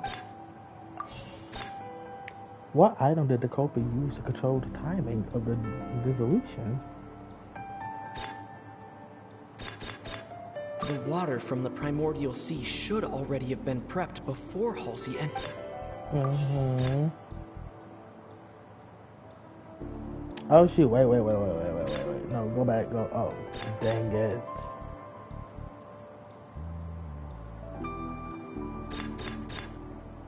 The water from the primordial sea should already... What item does it go for? The timing.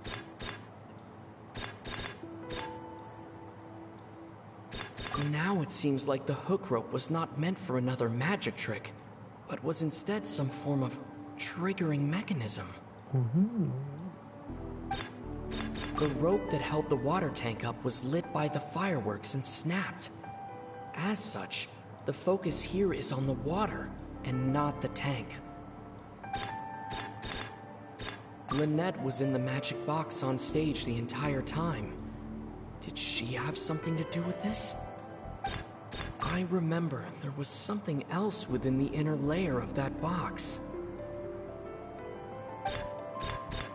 Now it seems like the hook rope...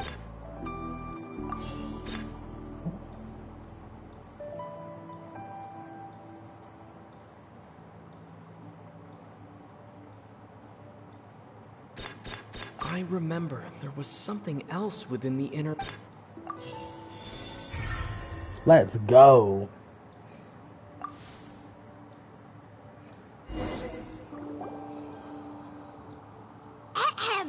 It's Ace Detective Paimon's time to shine again!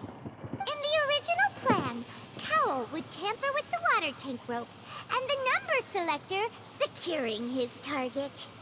When the magic box containing Halsey was lowered, the metal hook would retract gradually and pierce the balloon at the top of the box.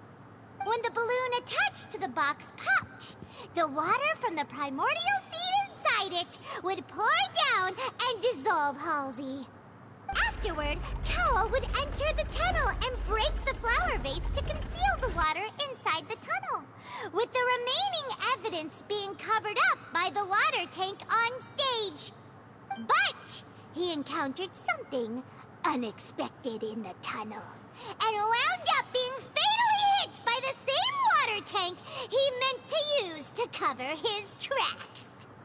Huh. That does make sense. That actually links together a lot of the more confusing pieces of evidence.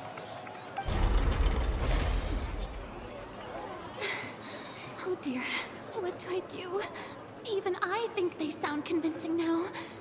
Have I falsely accused an innocent person? What a humiliation. Now, it seems like the only point of contention remaining is the exact circumstances that led to Cal's death. His notes mentioned he had an accomplice who could be related to the situation.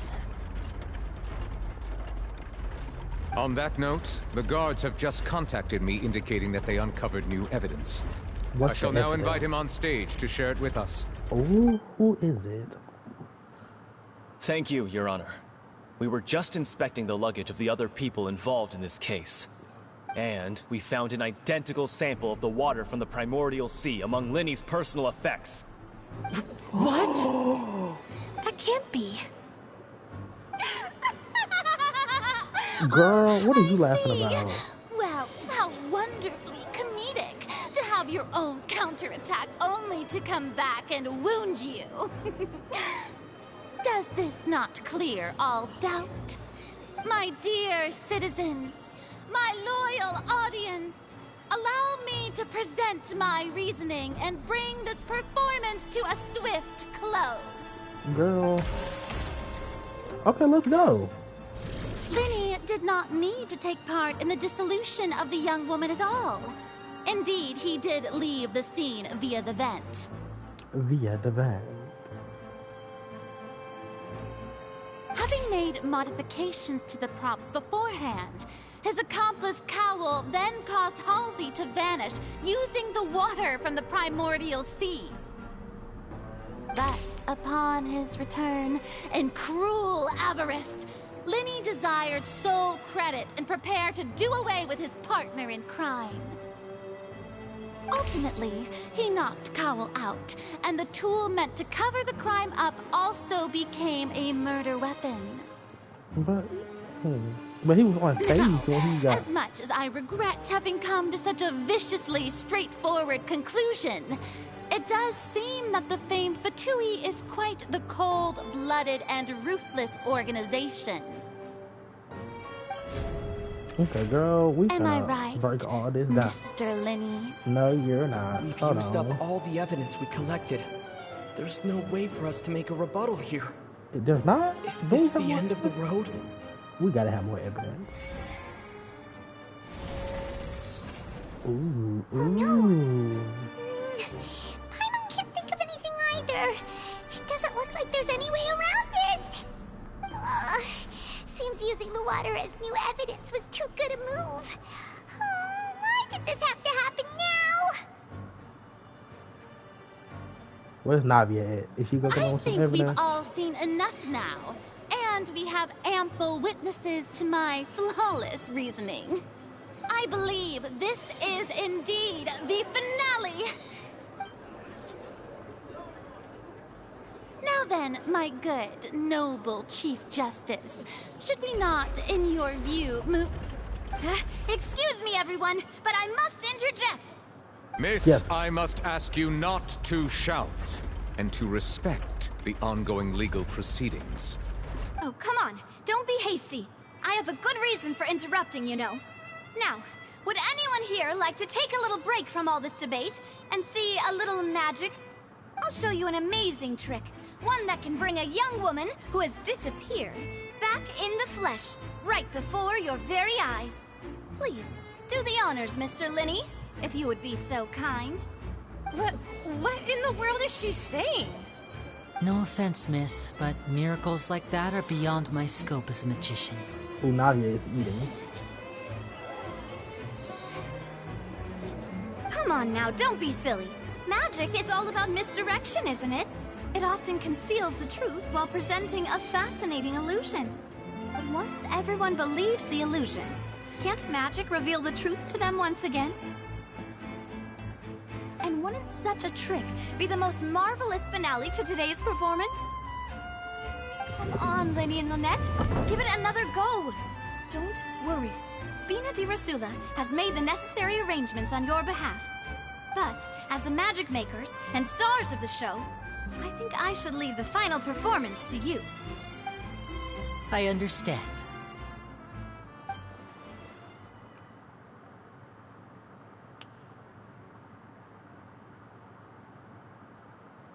And voila!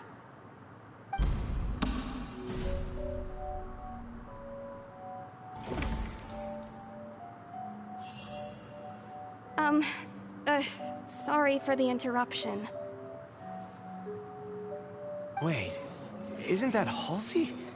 So the whole thing about people dissolving wasn't true after all? To be clear, I'm only here because this person told me that if I testified, the merit of doing so would lessen my sentence. I was hiding outside this room listening to the proceedings because I was afraid that I would be the one put on trial. I was just feeling happy that no one had noticed me, and then before I knew it, she caught me. Wait, what? That'll teach you to underestimate us three. Where should I begin? I'm sorry. I'm the one who killed Cowl. What? I admit it. What?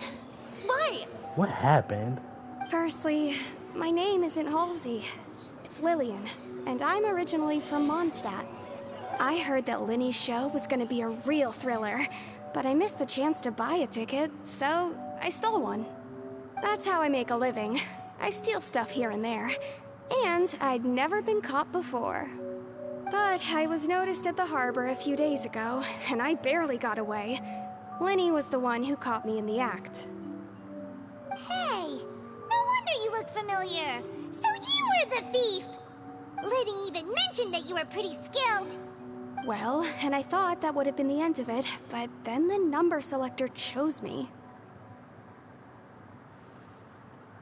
He even mentioned the Fortress of Meripede. That's a prison, isn't it?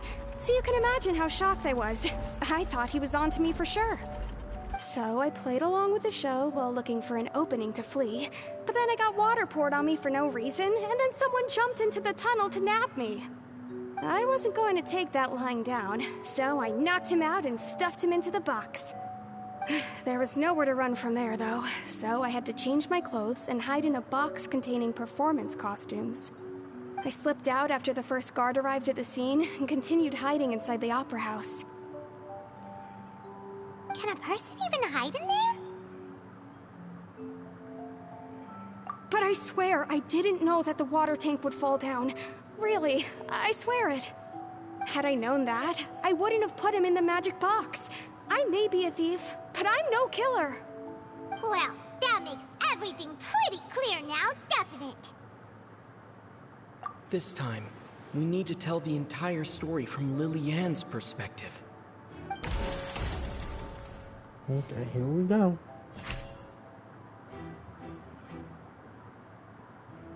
Let me enter the tunnel after the beginning of the combat.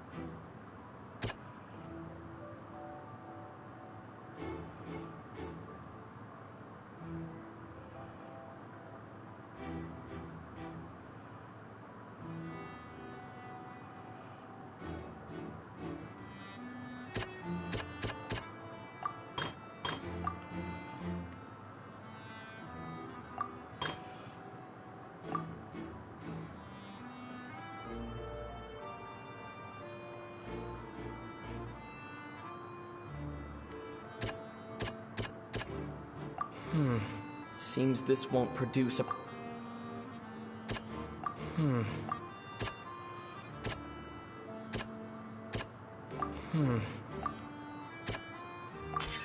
The strange sound wasn't from a fight.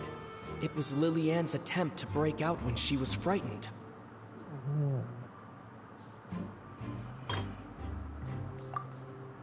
What evidence to refute infight?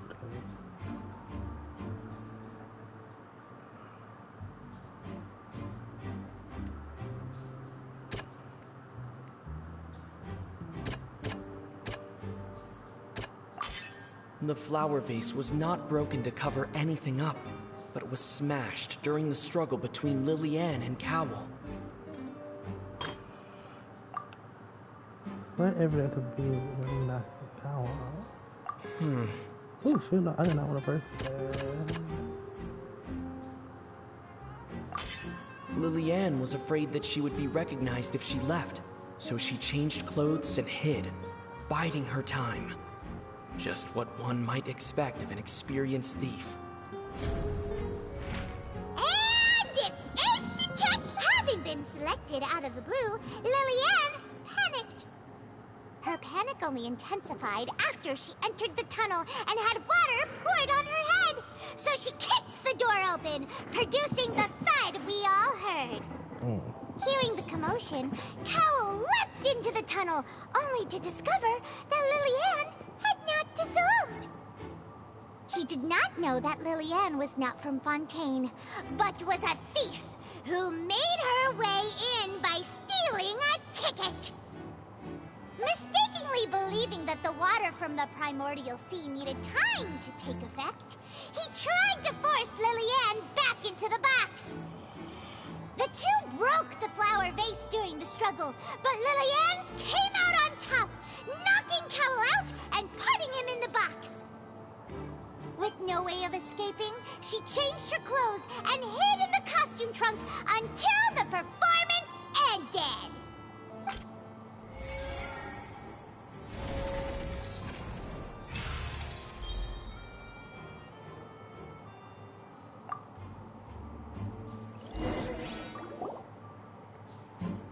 She knew that she would have to go through guard inspection if she tried to leave afterward. So, she has been trapped in the Opera House these last 2 days. She had already become desperately hungry by the time we were chatting over macarons. So, she swiped 2 of them right under our noses. Talk about a sneaky thief. At this point, all the events that happened in the tunnel have now come to light. Ah, so that's the whole story. Bravo! Bravo! Oh my god. Now then, Lady Farina, do you wish to speak against the defense's statements? Girl, you have nothing else to say. Girl, you're wrong. Please answer the question, Lady Farina. Also, if I may add, the trial has not yet ended. As such, I request that the prosecution not leave the room before the proceedings have concluded. What? Are you reading my mind now? No. I have no further arguments. I admit defeat. But really, could you at least have left me with some dignity? Wow. Look at that. She's like a deflated balloon now. If there are no objections, then as the Chief Justice of Fontaine, I shall once again repeat the full sequence of events. The actual perpetrator of the serial disappearances, Cowell, selected his next victim from the audience reservation list. With some modifications to the selector, he could ensure that the pre-selected young woman would be chosen. To cover up any evidence while committing the deed, Cowell thought of allowing the water tank to fall, which would conceal the water left behind after the young woman was dissolved. He also tampered with the rope suspending the water tank, using the fireworks at the end of the performance to cause the tank to drop and hide the watermarks. He poured the water from the primordial sea into a balloon during the preparation of the magic box and stuck it to the box's lid. Finally, he passed the prepared hook on a rope through the gap in the magic box's door when bringing the young woman to said box. When the magic trick officially began, the box containing the woman was lowered into the tunnel, tightening the hook rope and bursting the balloon containing the water. If all had gone to plan, the young woman would be dissolved at this time. However, Lillian was not from Fontaine, and thus fled the box with a loud noise. Realizing that there was trouble, Cowell entered the tunnel and met Lillian. Thinking that the waters had not yet taken effect, he decided to proceed. However, his opponent was more capable than he thought, and he was overcome, knocked unconscious, and placed into the magic box, and thus became his own final victim. Lillian, according to her own statements, then changed clothes and hid until the performance ended, before hiding in other parts of the opera house. As for Linny, he was in the underground structures within the opera house, and was thus ignorant of these happenings. From this reconstruction of events, we can conclude that Linny, the accused, is in fact innocent. While there is much in Linny and Lillian's conduct that should still be investigated separately, this case, at least, can be handed over to the Oratrice to make the final decision.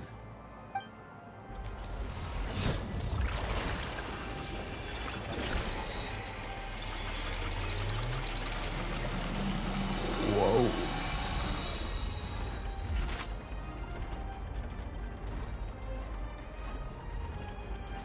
As such, Linny and Lynette are officially declared not guilty.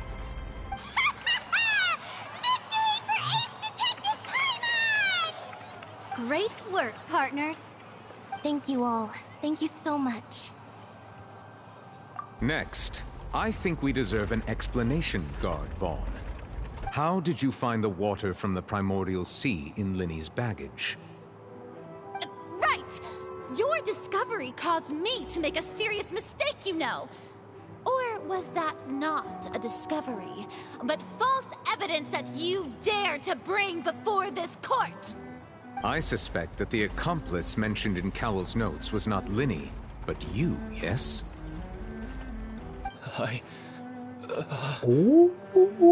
I'm sure you know what you must do to lessen your sentence.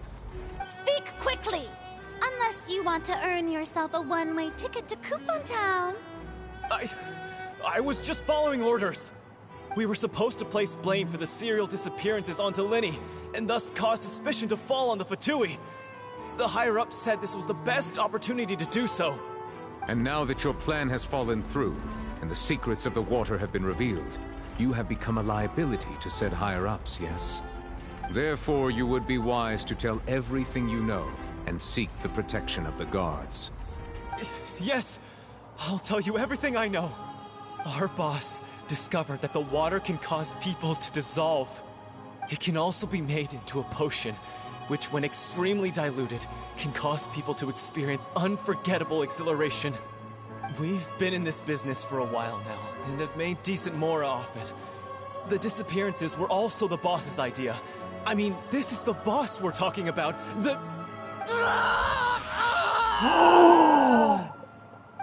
Oh my god. Who is the boss? Oh my god. And now he can no longer talk. Such ruthlessness. I shouldn't have expected any less of them. An outrageous act. All present, please submit to inspection immediately. Ooh.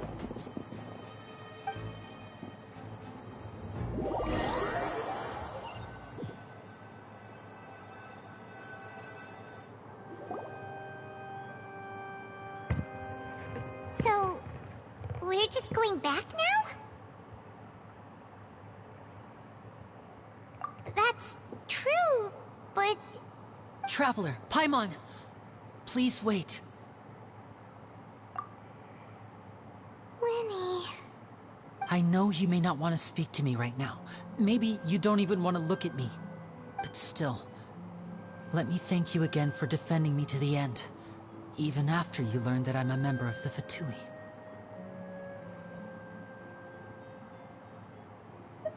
I guess. But regardless, I'd like the opportunity to set things straight. I didn't approach you with any ulterior motives or ill intent. I've spoken to you as myself, just plain Linny this entire time.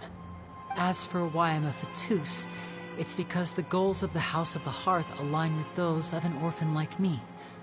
That's all. That was how Father, who you might know as the Knave, approached recruiting us back then too. The Knave? The one who controls the House of the Hearth? She's your father? That's right. And since we're here, I was wondering, would you mind hearing a story? It's about my past. Back when our parents first died, Lynette and I were left wandering the streets. To survive, I took to surreptitiously observing an older street performer who did magic. It took me several days to figure out how he pulled off his amazing tricks. I took my sister through several streets until we found a crowded corner, and we began to perform magic tricks there. To my surprise, we proved to be pretty popular, and we could at least stop worrying about where our next meal would come from for a time.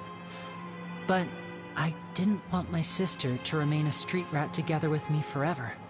Before long, an aristocrat came to me and claimed that he wished to take us in after watching my performances. So you went from orphans to nobility just like that?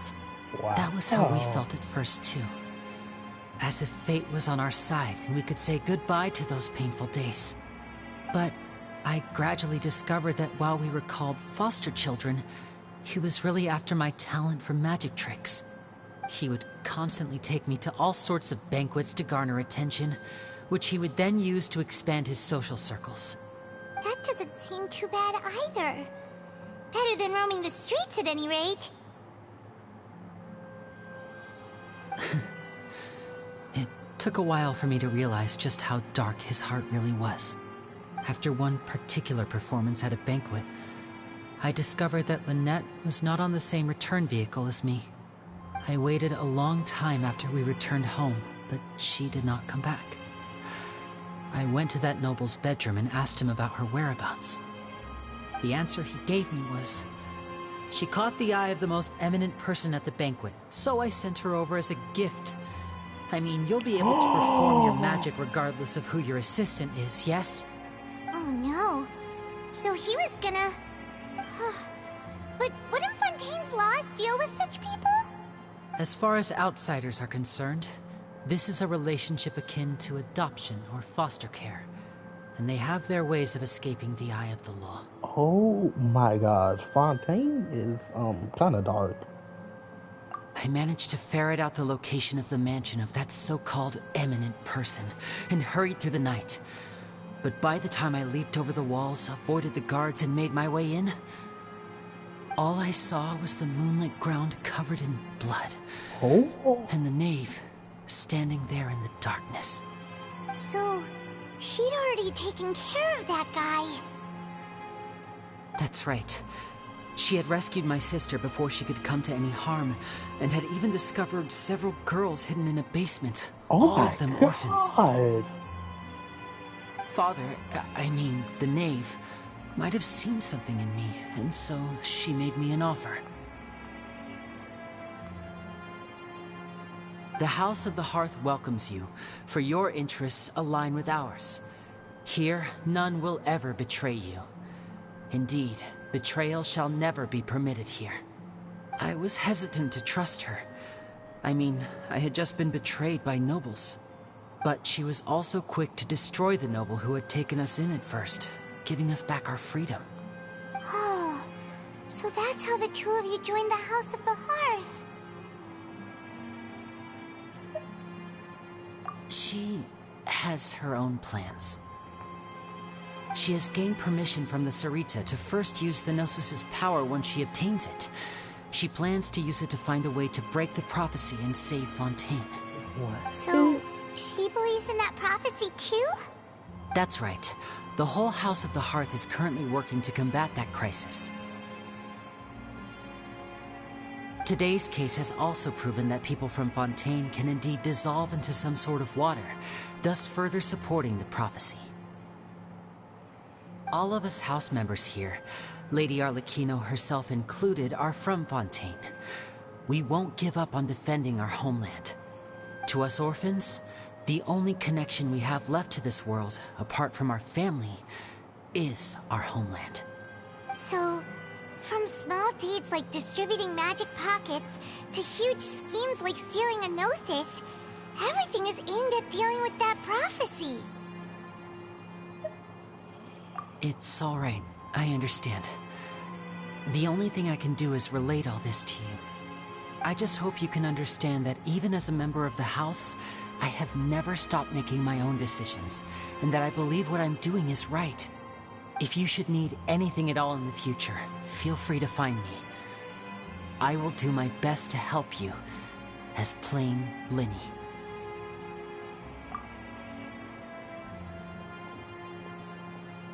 Bye, Linny!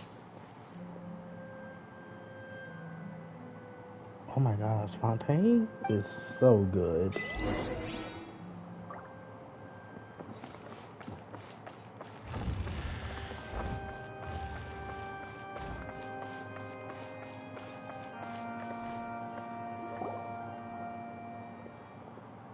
Navia! Hey there! What was with the disappearing act you pulled right as the trial ended?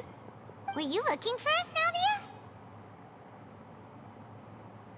Well, this whole thing isn't exactly over, is it? I do feel that we're getting closer to solving the serial disappearances case, though. Don't you think so, too? Huh? What's wrong, my dear partner?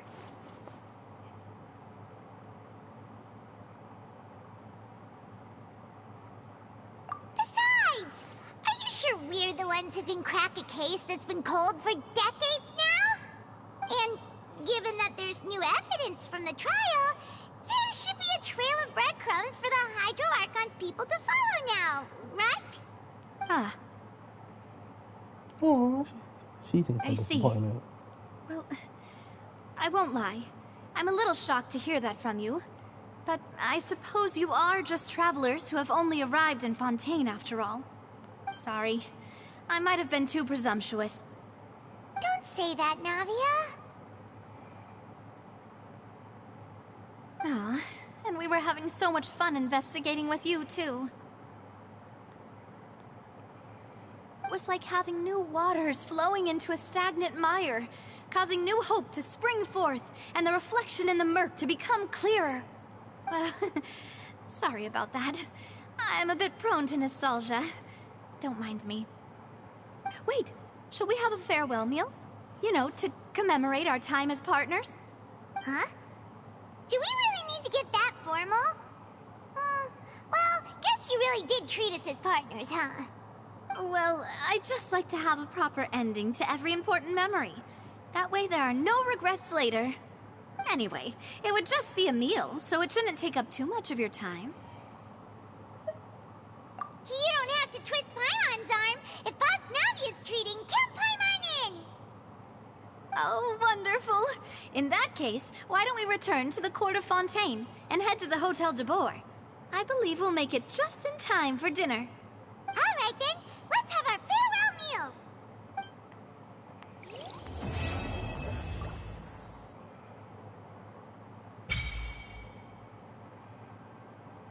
Offering to the Fontaine. Oh.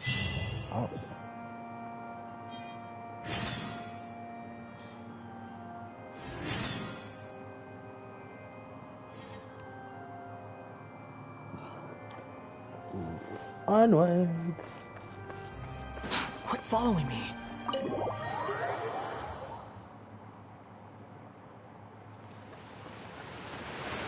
Oh my god, we was in that opera house for so long?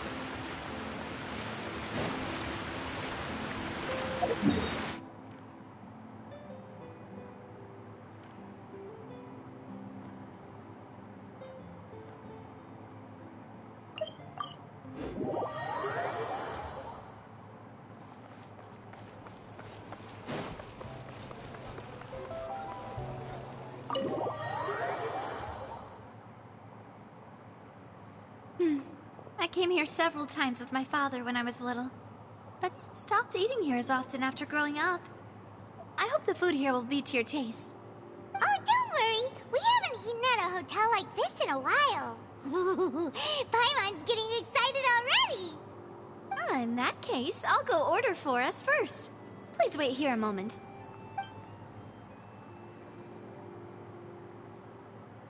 Ooh, everything looks so good. People in Fontaine sure know how to enjoy life. Why, of course. Go ahead, try whatever you like. If the food's good, I'll make a group reservation for the rest of Spina di Rosula next time. And if it's not?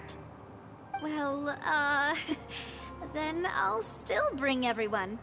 Albeit with only one dish per table. You, sure have your own way of doing things.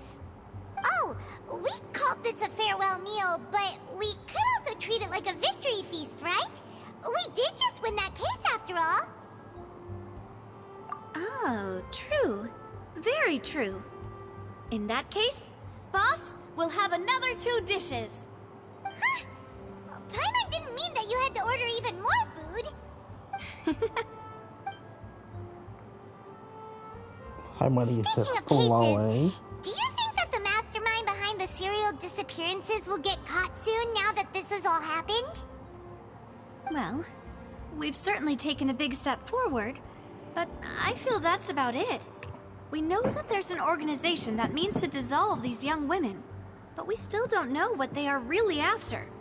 If it hadn't happened right in front of us, Paimon wouldn't have ever believed that a person could be dissolved like that. Right? Yet it was because this was such a preposterous notion that the investigation could never really move forward before. Ugh. If only that guy could have finished speaking. We were so close to hearing who was behind it. In such investigations, even the smallest step can seem like a yawning chasm if the trail of clues is cut off.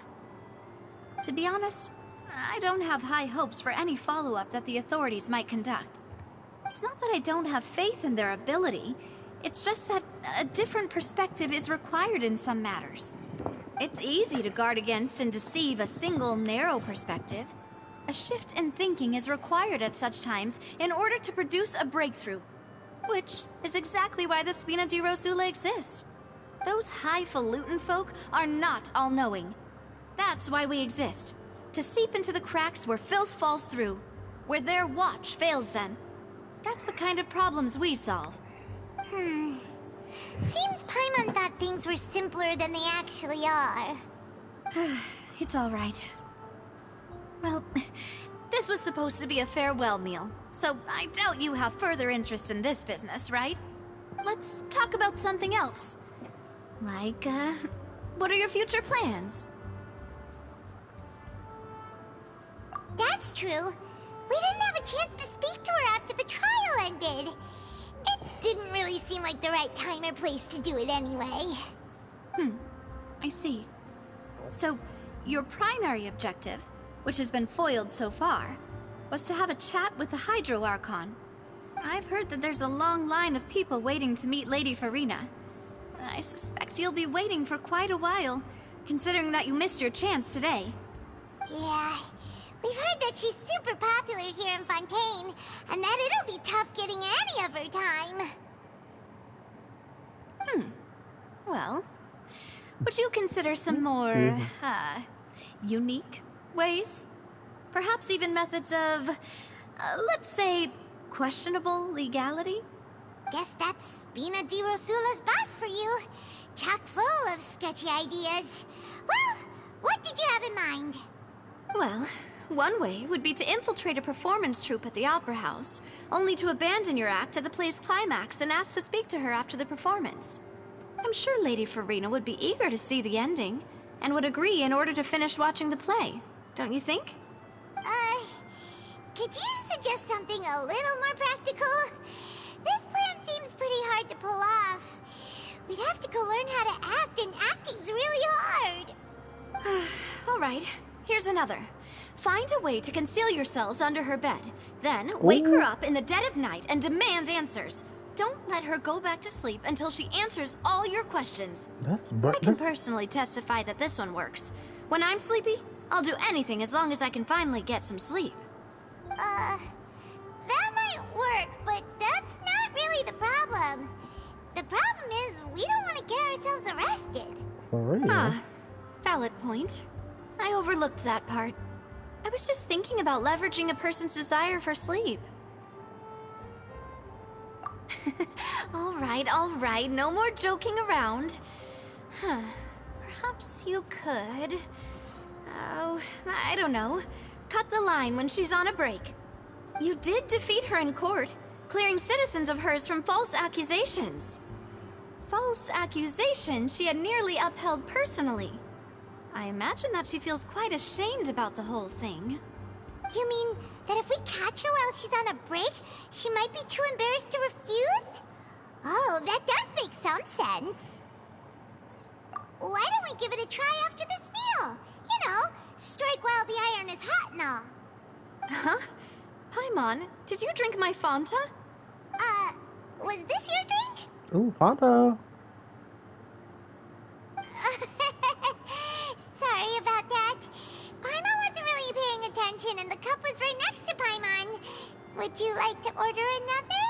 Paimon, what? No, it's fine. We're just about done here. Alright. Honestly, Paimon wouldn't recommend Fanta anyway. It tastes kind of salty and icky. Is that so? Huh. Well, in that case, we'll have to blacklist the Fanta here then. If we're all finished eating, then I'll go pay. Yeah, we're stuffed.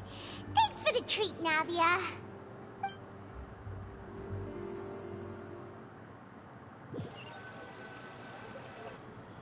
Oh, so full. Paimon can barely float anymore.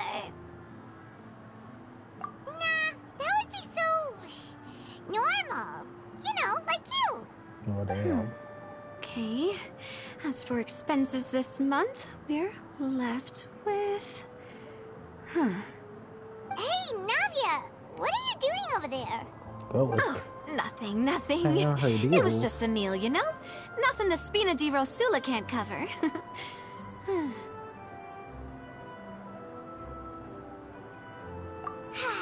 Let's get ready to try to meet the Hydro Archon again. Bye, Navia! So this is goodbye, huh? Well, if you do encounter any other trouble in Fontaine, you're always welcome to contact the Spina di Rosula. I'll give your request the highest priority. Man, I love her. In any case, I wish you smooth sailing. I'll see you again, partner. I hope so.